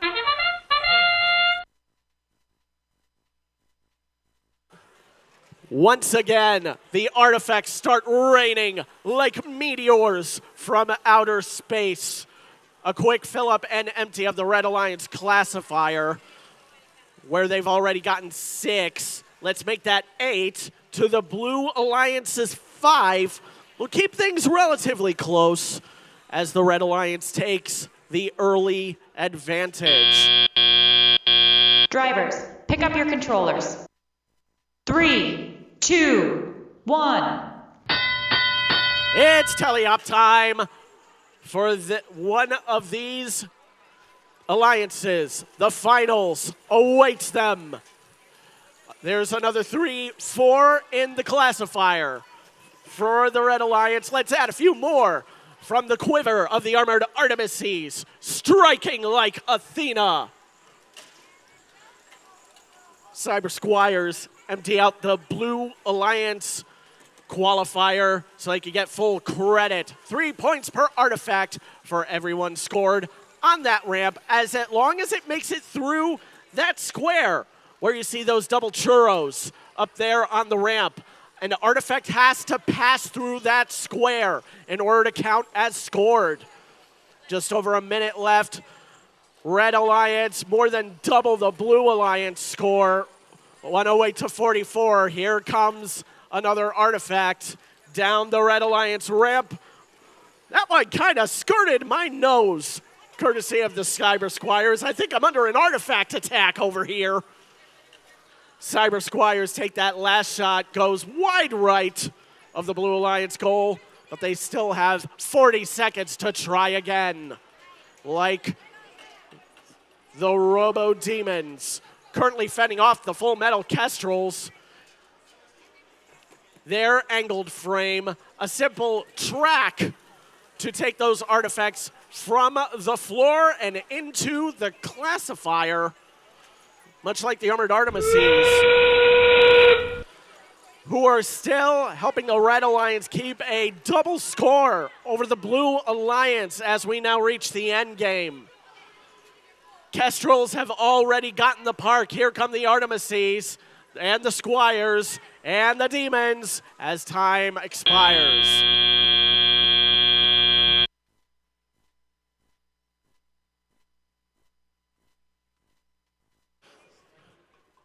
Here comes our first playoff schedule update.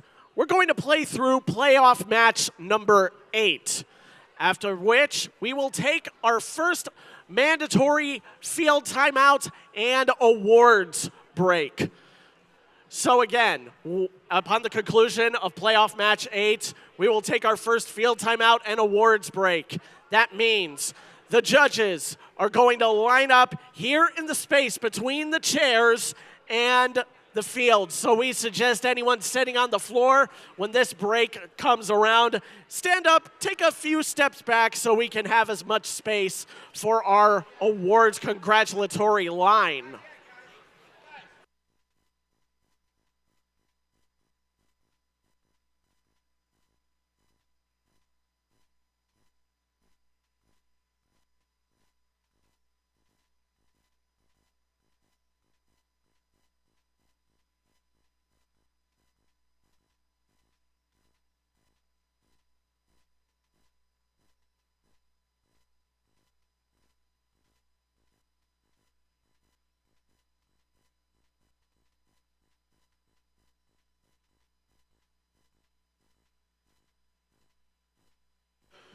We have the results of playoff match number 7 coming up now.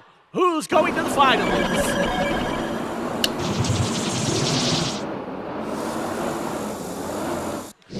Red Alliance continues their dominance. 194 to 100. We'll see Alliance 1 in the final round of competition.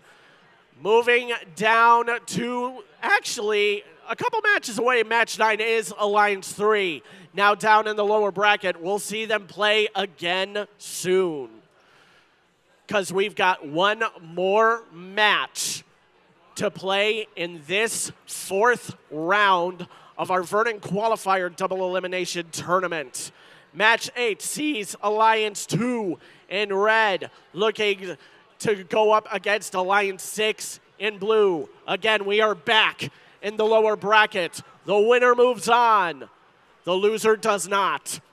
It is that simple. Once again, let's meet the teams. Captain of Alliance 2 is 30393, Lumens Cubed. They are partnered with the Farmingtonians of 24611, the Robothletes. We've got another Farmington versus Farmington match here. The captain of Alliance 6 is 32703, Quantum Alphas. Ready to light another spark to victory is their partner, 18813, Full Metal Phoenixes.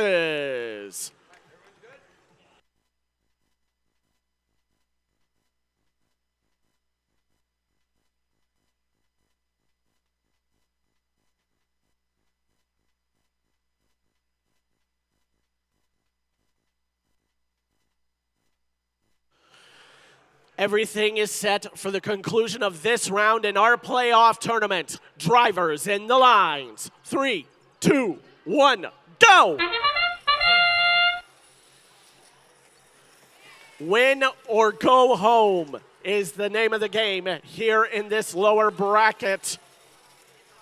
Lumens Cubed and Robothletes each picking up those final pre-loaded artifacts from those spike marks on the field, help get up to 7 artifacts in their classifier versus the Blue Alliance 5.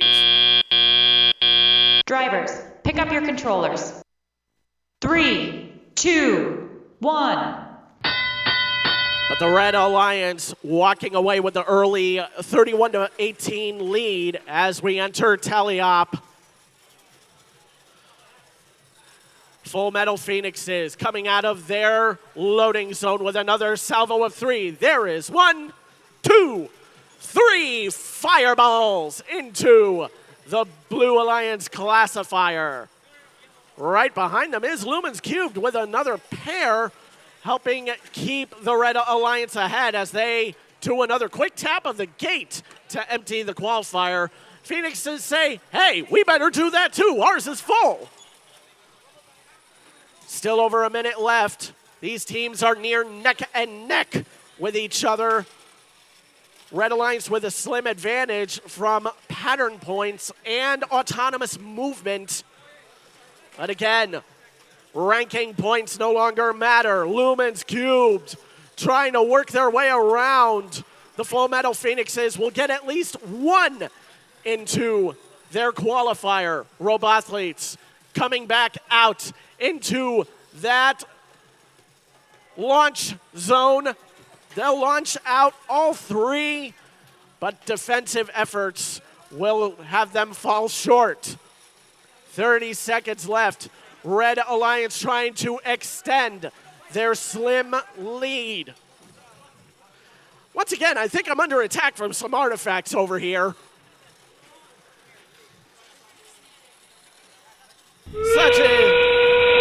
Such is an unfortunate necessity of being field side here in First Tech Challenge of Decode. Lumens Cubed fending off the Blue Alliance. As teams now go to park and end the match.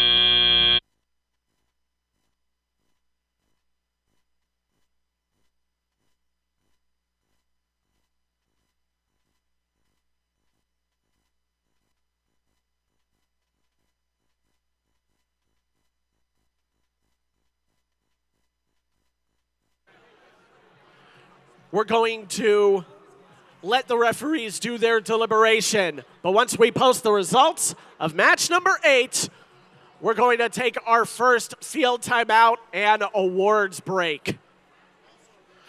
So at this point, I ask our remaining judges to start gathering in one spot, probably behind the chairs or around the trophy table. It is almost time to give out our first awards.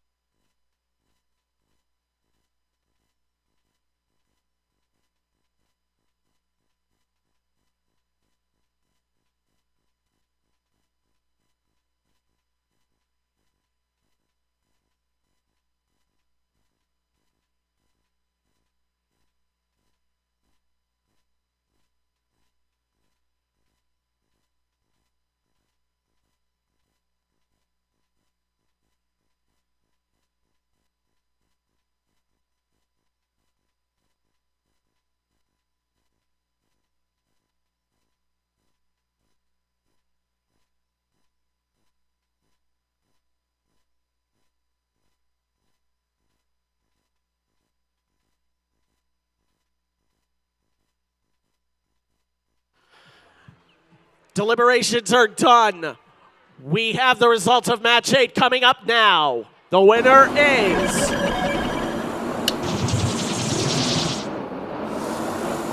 the Blue Alliance. 136 to 99. Foul points once again seal the deal for Alliance 6, who will advance to the lower bracket finale. But keep this applause going for our amazing Alliance number 2, their rookie captain, Lumens Cube 30393, and their amazing partner 24611, the Robothletes. Well played to all teams.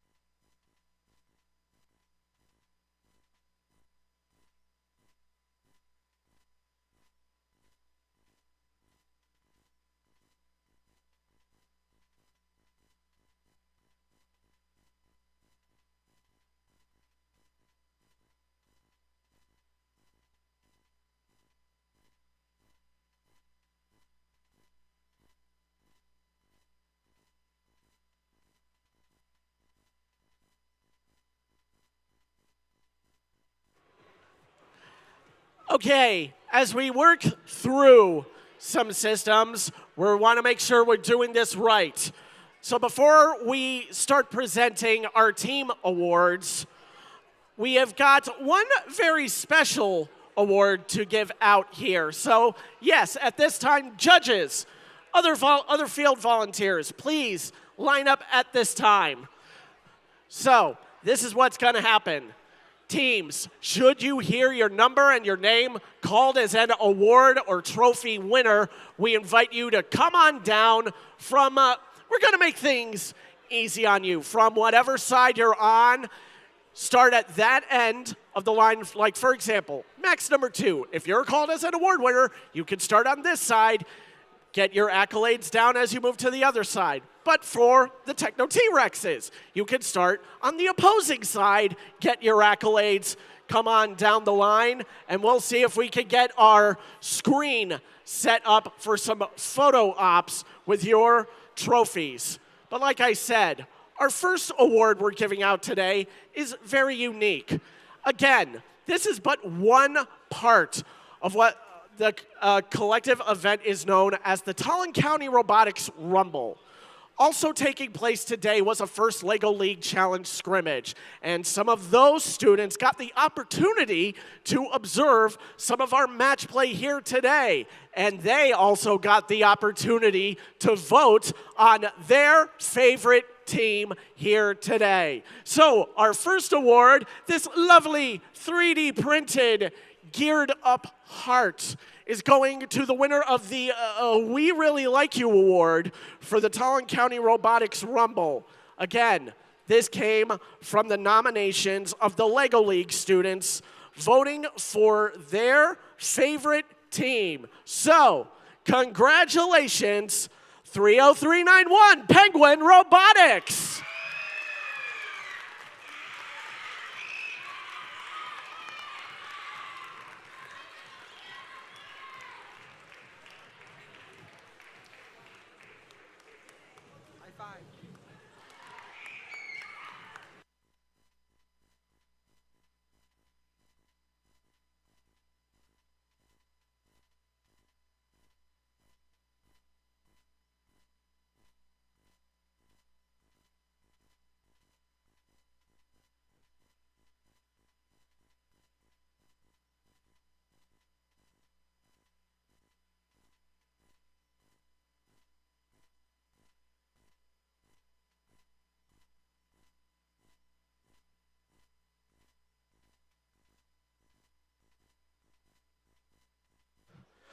All right. Well, congratulations to Penguin Robotics. It's a very unique award we give out here today. So, now comes our first of the qualifiers awards. And as always, as we like to say, events like this aren't possible without the dedicated, continued efforts of volunteers. And today here at the Vernon Qualifier, we wish to recognize one such individual as the 2026 Vernon Outstanding Volunteer. Here's what the judges had to say about this winner. We are proud to recognize a volunteer whose dedication truly stands out.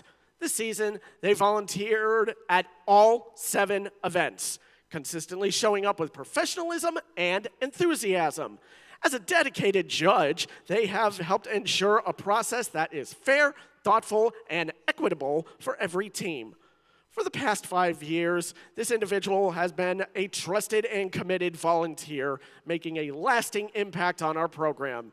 Beyond being a former mentor and a judge, she also has the Dean's List and Compass Award processes, creating a well-organized system that supports clarity and integrity in these important awards. This volunteer truly has left her mark on Connecticut FTC. Join me in congratulating Vernon's outstanding volunteer, Komal Patwardhan.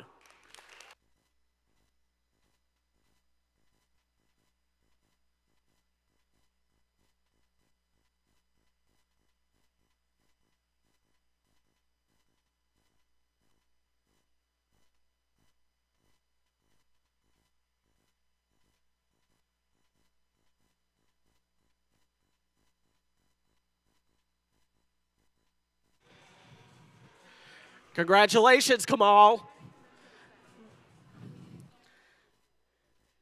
And with this, before we move on to our next round, we've got a few of our teamed awards to give out, starting, of course, with our Judge's Choice Award. This is presented to the team when the judging panel meets a team whose unique efforts, performance, or team dynamics merit recognition, but don't quite fit into any of the other award categories. Here's what the judges said about their favorite. With limited resources and a whole lot of creativity, this team rose to the top of the judges' list. Through quick thinking, adaptability, and plenty of trial and error, they proved that great robots aren't built from perfect parts, but from determined minds.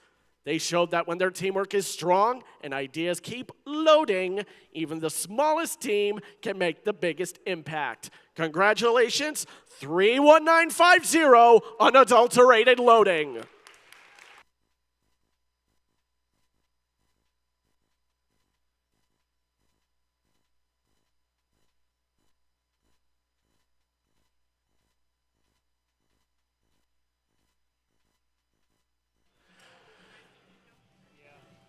Congratulations again to this rookie team. We'll make sure this trophy gets into their case. Our next award in line is the Design Award. This celebrates a team that truly understands industrial design, striking a balance between form, function, and robot aesthetics while meeting this season's challenge. This team's design process results in a robot that is efficient, effective, and inspiring in the way it tackles the game. Here were the judges' comments about the Design Award winner. This team's robot incorporated advanced coding and sleek design, complete with a pattern of rubber bands and a turret. Like an athlete, their design includes strategic elements that help this team sprint to success. Congratulations, 24611, the Robothletes of Farmington.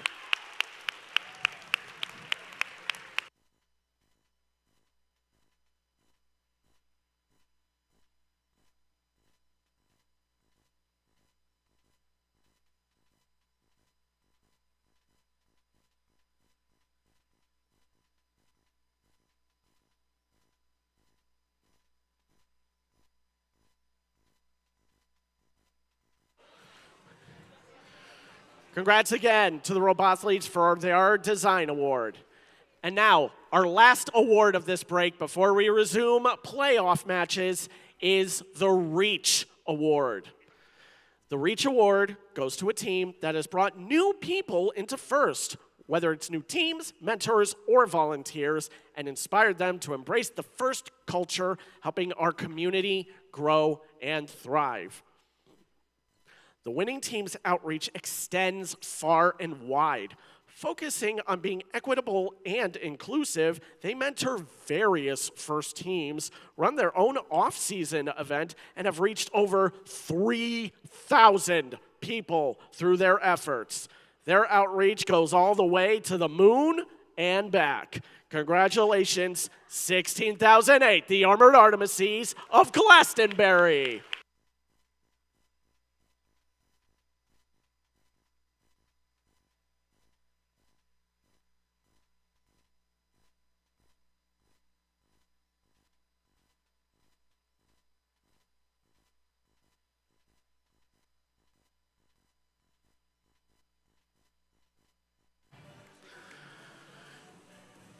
Congratulations again to the Armored Artemises and all our award winners thus far. Now, it is time to return our action back to the Decode field for playoff match number 9, our lower bracket finale.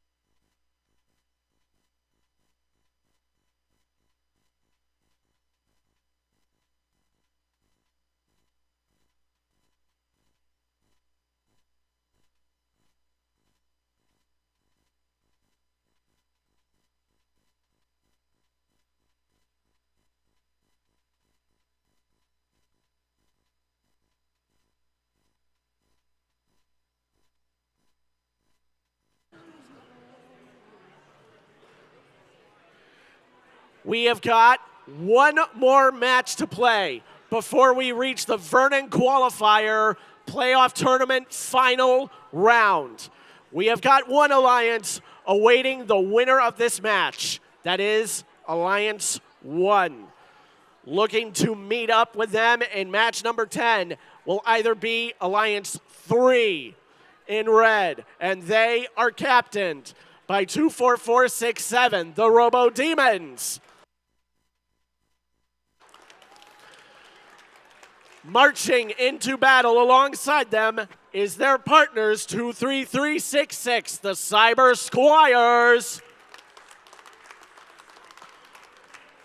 Also looking for that place in the final is Alliance 6 in blue. They upset Alliance 2 to get here.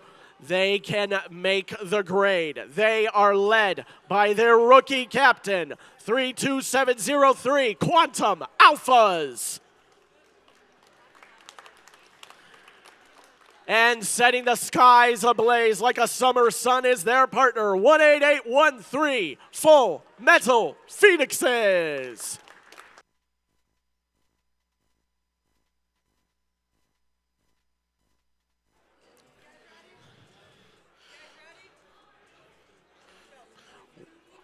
Our last spot in the finals is at stake for the winner.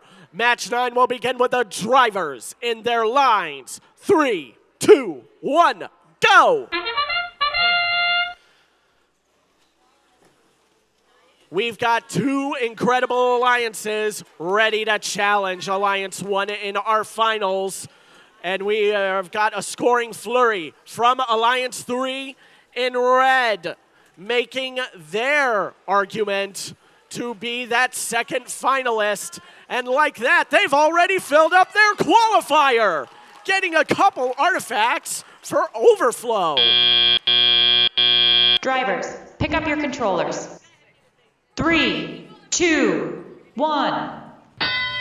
45-29 advantage red. I think that is the first time in this tournament we've seen a full qualifier in Autonomous before it has been emptied.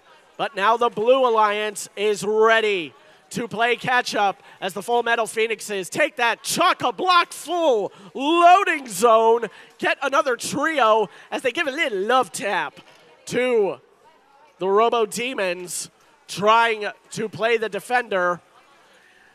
If you take a close look at the Robo Demons robot, they've got a set of pincers, almost like a crab claw in the back of their robot. That's what brings artifacts up into their shooter. A very clever design. But now, you see the Cyber Squires trying to work around Quantum Alphas to pick up their next artifact with about a minute left. Alliance 3 in red maintains a 69-44 lead as the Phoenixes make another stop into the loading zone.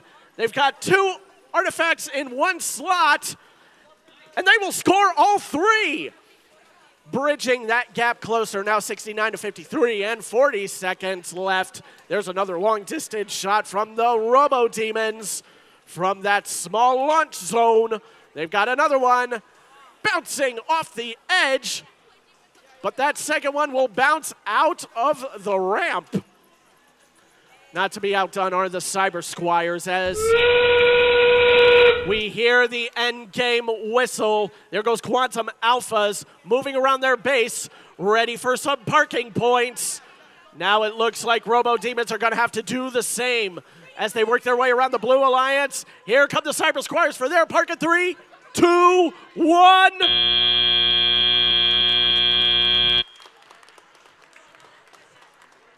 Let the referees tabulate the scores of this match, and once they are revealed, it is time for our second timeout and awards break. We will have 3 more awards to give out before we start the final round.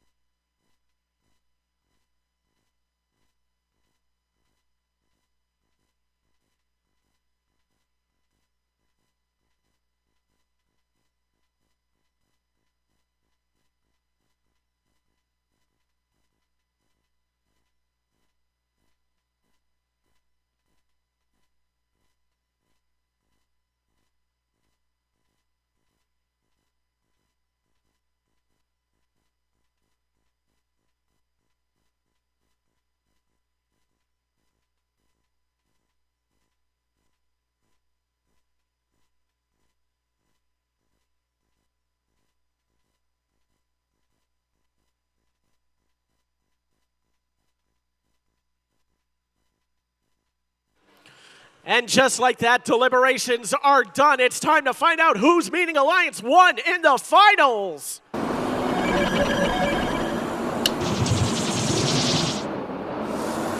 It is red.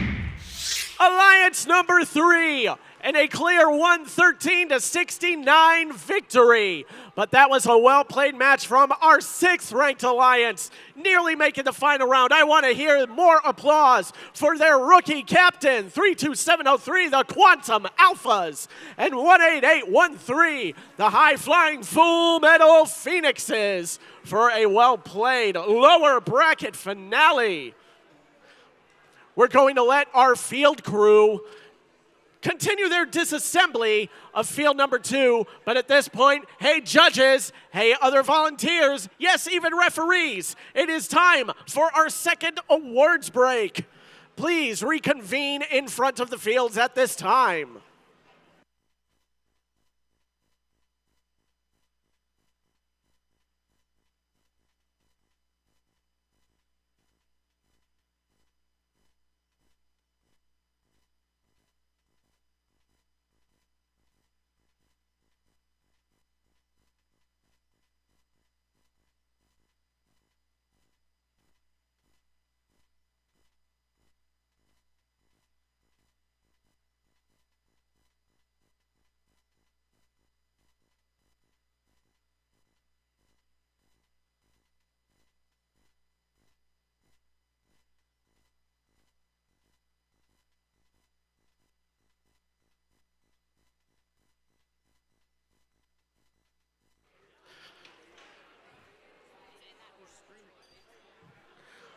All right, everyone, please welcome back our assorted volunteers, our judges, our referees. It is time to give out our next 3 awards. So, we're going to start off with the Control Award. The Control Award celebrates a team that uses sensors and software to enhance their robot's performance. With innovative solutions like autonomous operation, smarter mechanical systems, or sensor use, they tackle game challenges with creativity and skill, showing how technology can push their robot to the next level. These were the judges' comments on the Control Award winner. This team demonstrates strong real-world sensing by using the April tags to precisely align and lock their robot onto the goal. Their system can reliably recognize shooting patterns, and their 3 flippers indexer can arrange the artifacts in that order. Their understanding of control algorithms is shown in their penguin-like movements. Congratulations, 30391, Penguin Robotics of Trumbull.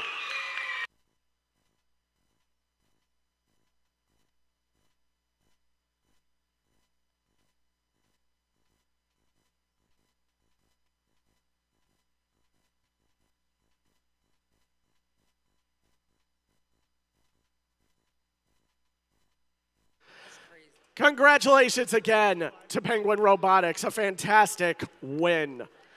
The next one is the Innovate Award, sponsored by RTX.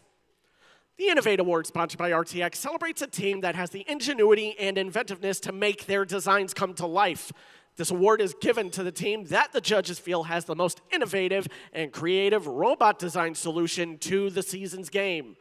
Elements of this award include elegant design, robustness, and out-of-the-box thinking. This award may address the design of the whole robot or some sub-assembly components, but that component needs to work consistently. Here's what the judges said about the Innovate winner. This team's robot was well thought out, with each subsystem being well connected to the others. This team clawed its way to success with scissors, rubber bands, and a monstrous spirit. Congratulations, 24467 Robo Demons of Durham.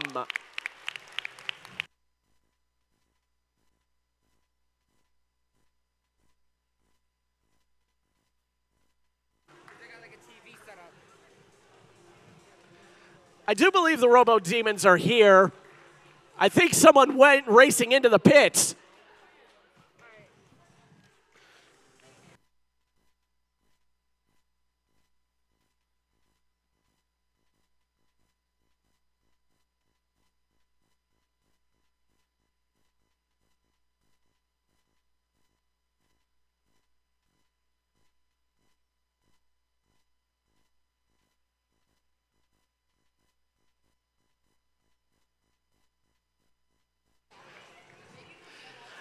Sometimes we need to go searching in the pits for our award winners. But now, our third and final award of this break before we reach the finals is the Sustain Award.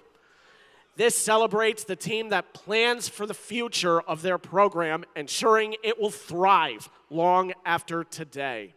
They have established plans for finances, projects, or team sustainability, track their progress, and show dedication to leadership and long-term growth.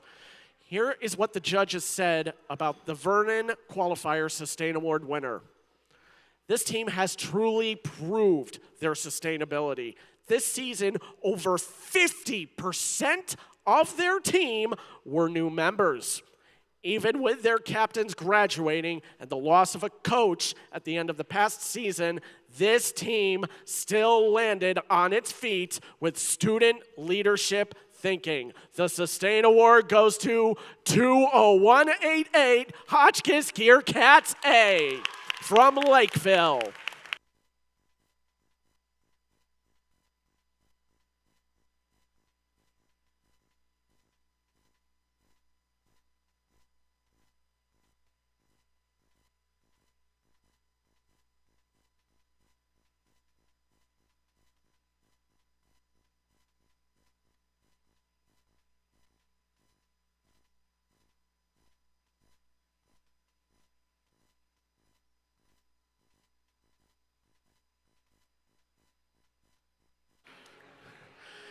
Congratulations once again, Gear Cats A.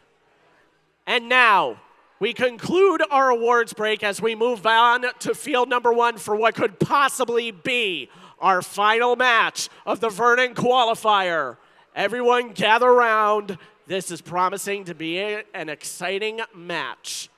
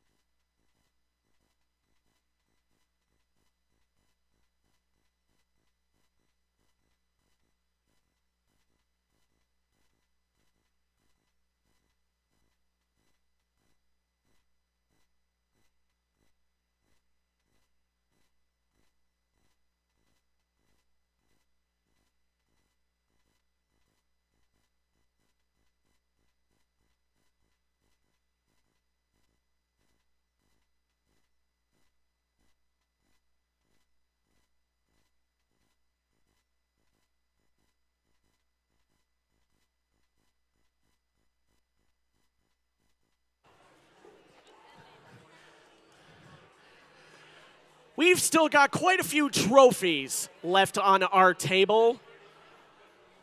Amongst those are our competition performance awards. And we can't give those out yet because we still have 1, possibly 2 matches left to play. in the First Tech Challenge. Here in the final round, the double elimination rules still stand. Should Alliance 1, who made their way through the upper bracket, win this match, it is over. It is done. We have our Vernon Qualifier champion. Should Alliance 3 in blue win match number 10, we will have one more true finals match, number 11, to play after we give out a couple more awards. So, what could be for the last time? Alliance 1 is captained by 16,008, the Armored Artemises of Glastonbury, Connecticut. Their partner, 15668, Full Metal Kestrels of Middletown. Third-ranked Alliance in blue is led by 24467, the Robo Demons of Durham. And their partner, 23366, from Southington, Connecticut, the Cyber Squires. Now, as is our gracious and professional tradition, would our alliances please walk their way out to the front of the field, do a gracious and professional handshake before we truly get on with this final round match.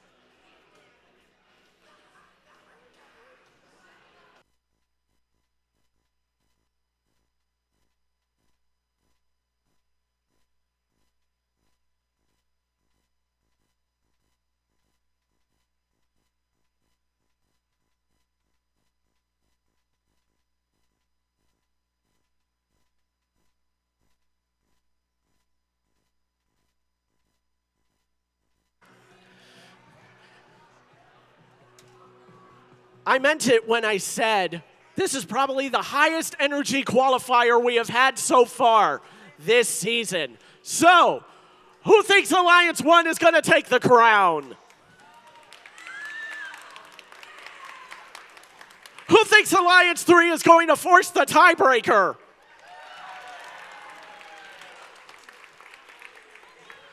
Oh, I like the built-up energy in this crowd. There's only one more thing left to do. Drivers, in your lines. Count it down with me, everybody. 3, 2, 1, go!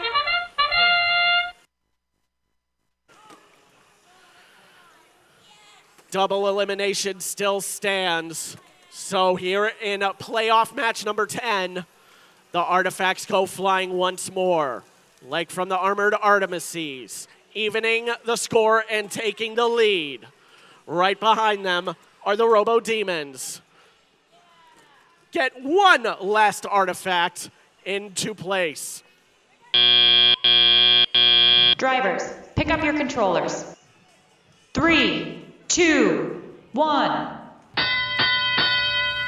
Teleop time, advantage red, 38-21.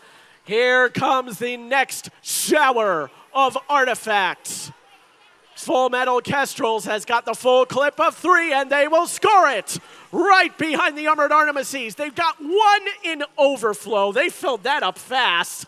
But so has the Blue Alliance, doing their best to keep pace with our top-ranked alliance in red. Armored Artemises, Full Metal Kestrels currently leading 75-36 over the Robo Demons and Cyber Squires. I wonder if we'll see a matchup like this at our state championship come next month, which is not that far away.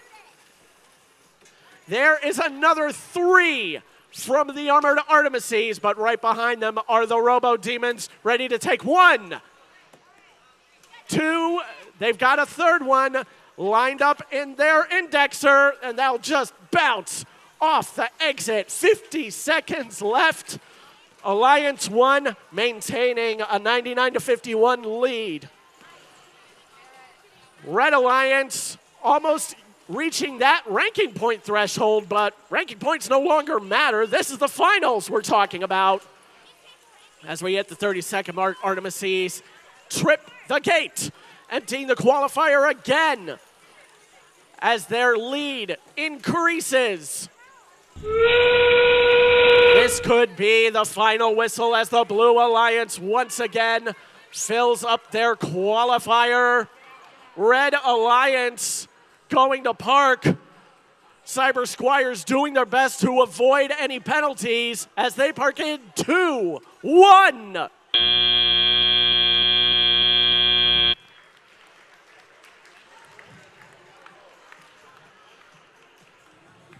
Hold on to your flathead screwdrivers, everyone.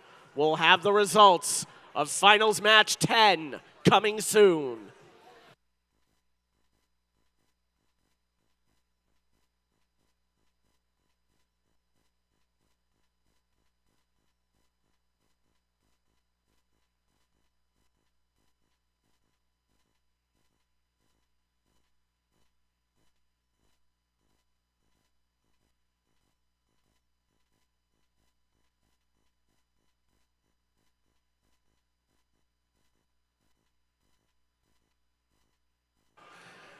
No extra deliberation time needed here. Results of Finals Match 10 is coming up now.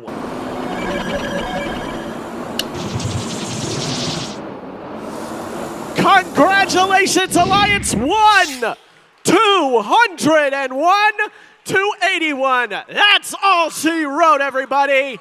That ends the Vernon Qualifier here for the first Tech Challenge season of Decode. We're going to have some of our field volunteers start cleaning up the field, but that means it is time. Once again, judges, extra volunteers, referees, it is time for our final awards ceremony.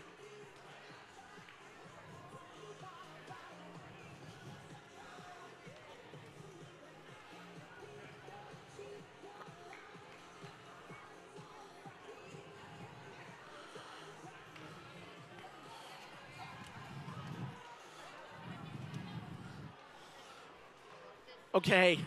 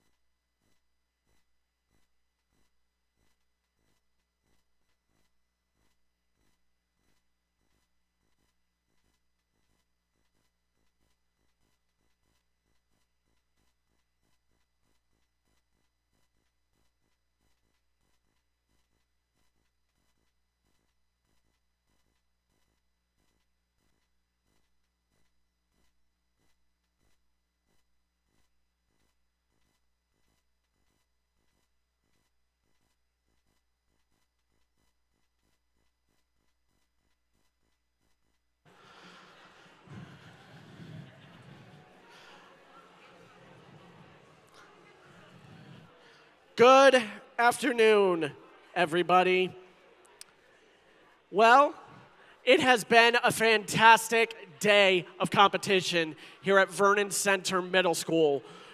From the moment we started these 5 straight weekends of competition, all the way back in Wolcott, I never thought we'd be setting such a consistent fire pace here today. I want to give a special round of applause to our referees, our field resetters, and our cuers for keeping us on time for a 5th straight week. So, with that, let's just move right on into our next award, and that is the Connect Award. This award is presented to the team that has built strong connections with their local STEM community. With a clear plan and intentional steps, they grow their skills and show how teamwork and community involvement drive success in FIRST. This winning team reaches out to the STEM community to learn new skills. They are first forward, introducing the program to new mentors, and with a handshake, they transfer their knowledge to all that are interested. Congratulations, 7034 Singularity Technology.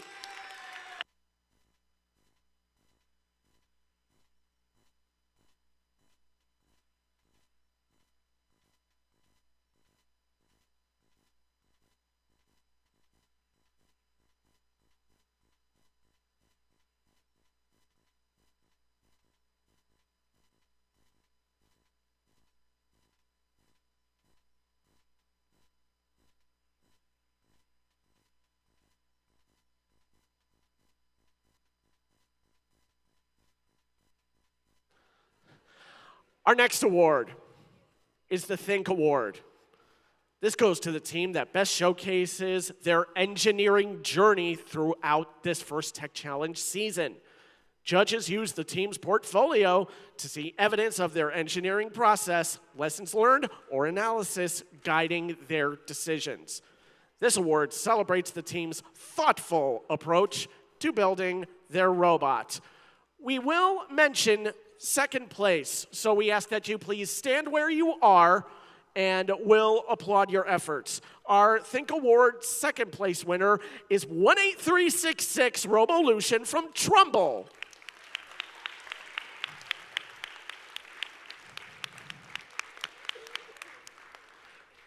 Now, these are the judges'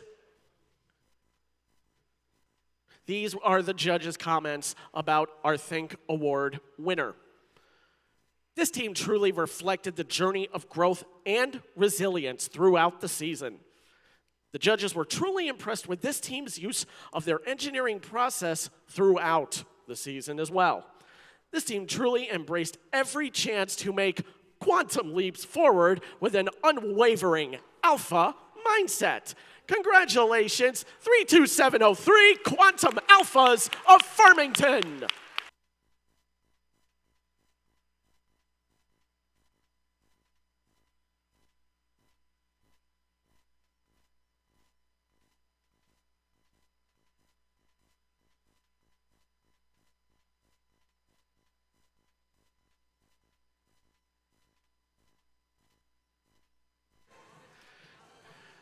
Congratulations again, Quantum Alphas.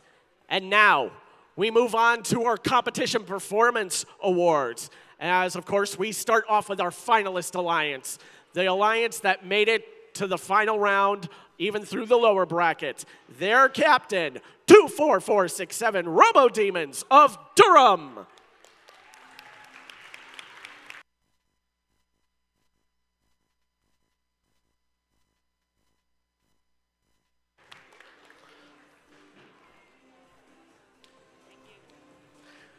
And let's keep the applause going for their partner, 23366 Cyber Squires of Southington.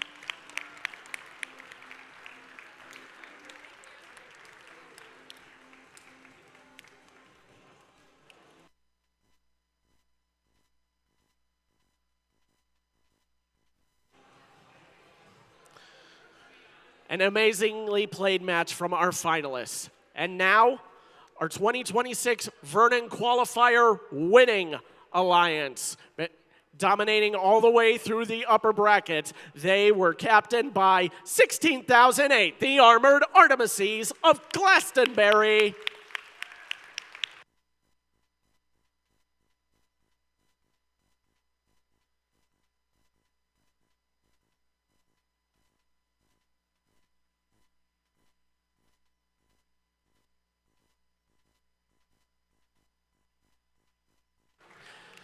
Let's keep this accolade line going for their partner, 15668 Full Metal Kestrels from Middletown, Connecticut.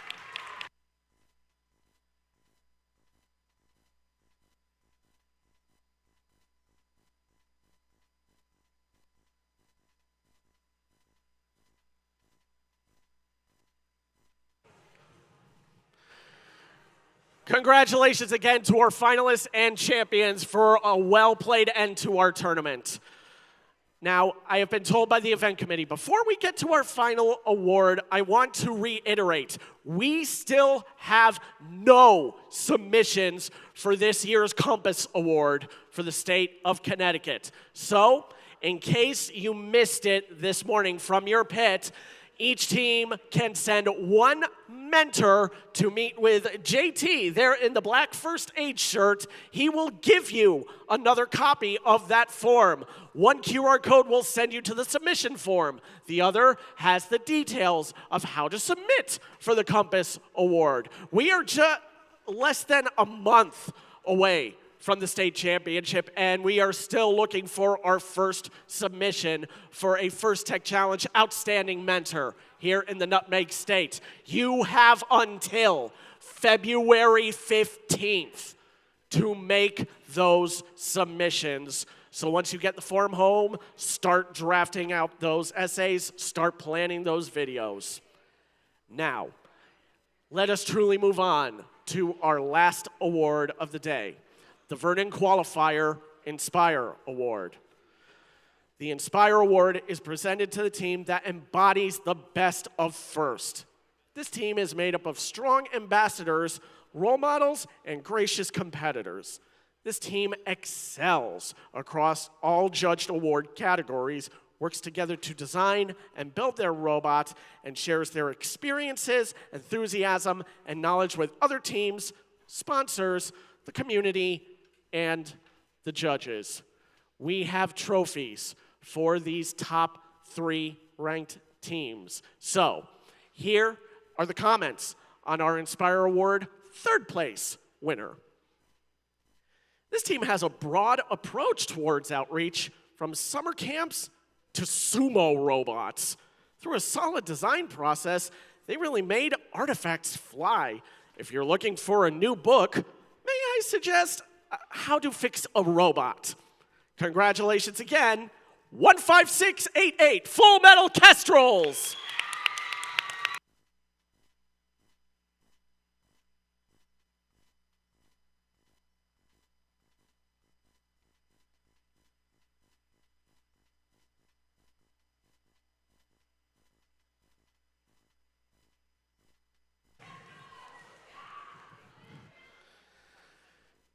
Now, here are the judges' comments about our Inspire Award 2nd place winner. This team impressed the judges across every category.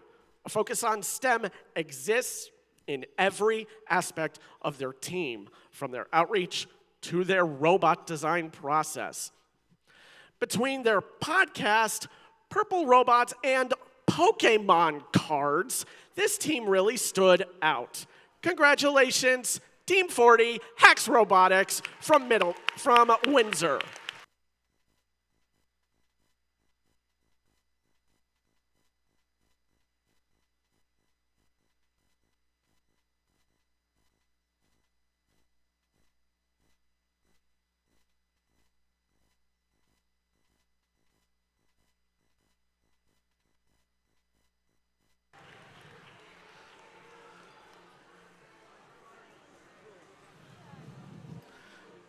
And now, here are the judges' comments about the Vernon Qualifier Inspire Award winner. This team spreads first worldwide. They also host several local and international challenges and workshops. Always willing to help other competitors by supplying med aid packages. Congratulations, 14345, Ross's Universal Robots.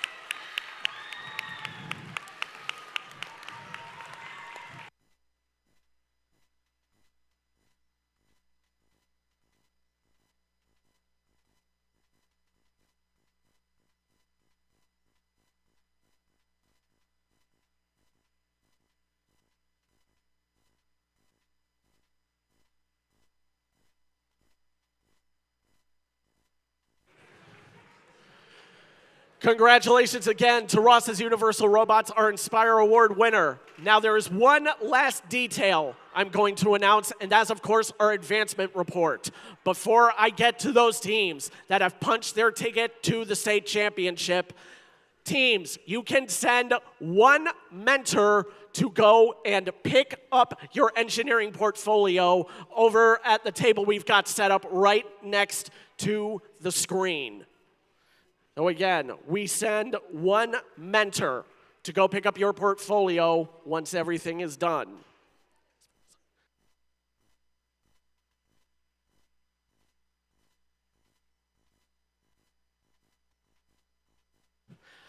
All right, one final confirmation from our event committee. Here is how the advancement slots fell. The first slot goes to 16,008, the Armored Artemises, who have already advanced at a prior event. So we go down the list. The next slot would go to 15668, the Full Metal Kestrels, who have also already advanced.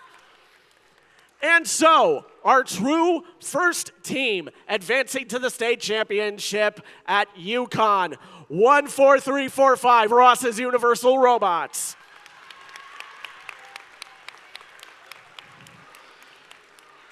As we keep going down the list, our second team punching their ticket to states, 24467, Robo Demons.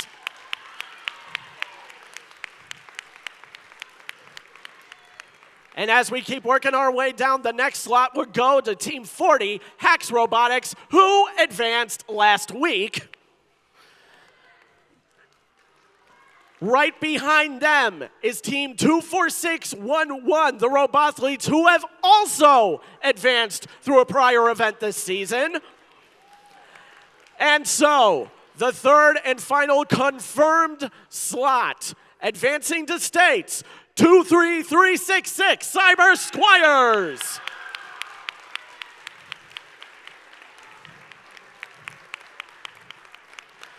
Thank you all for making this an incredible, energetic competition here today and for supporting the next generation of innovators and STEM leaders. Again, you can send one mentor to come pick up your engineering portfolio at the table we've got right next to the screen. And so, until our paths cross again, stay safe, stay healthy, and good luck at your next competition.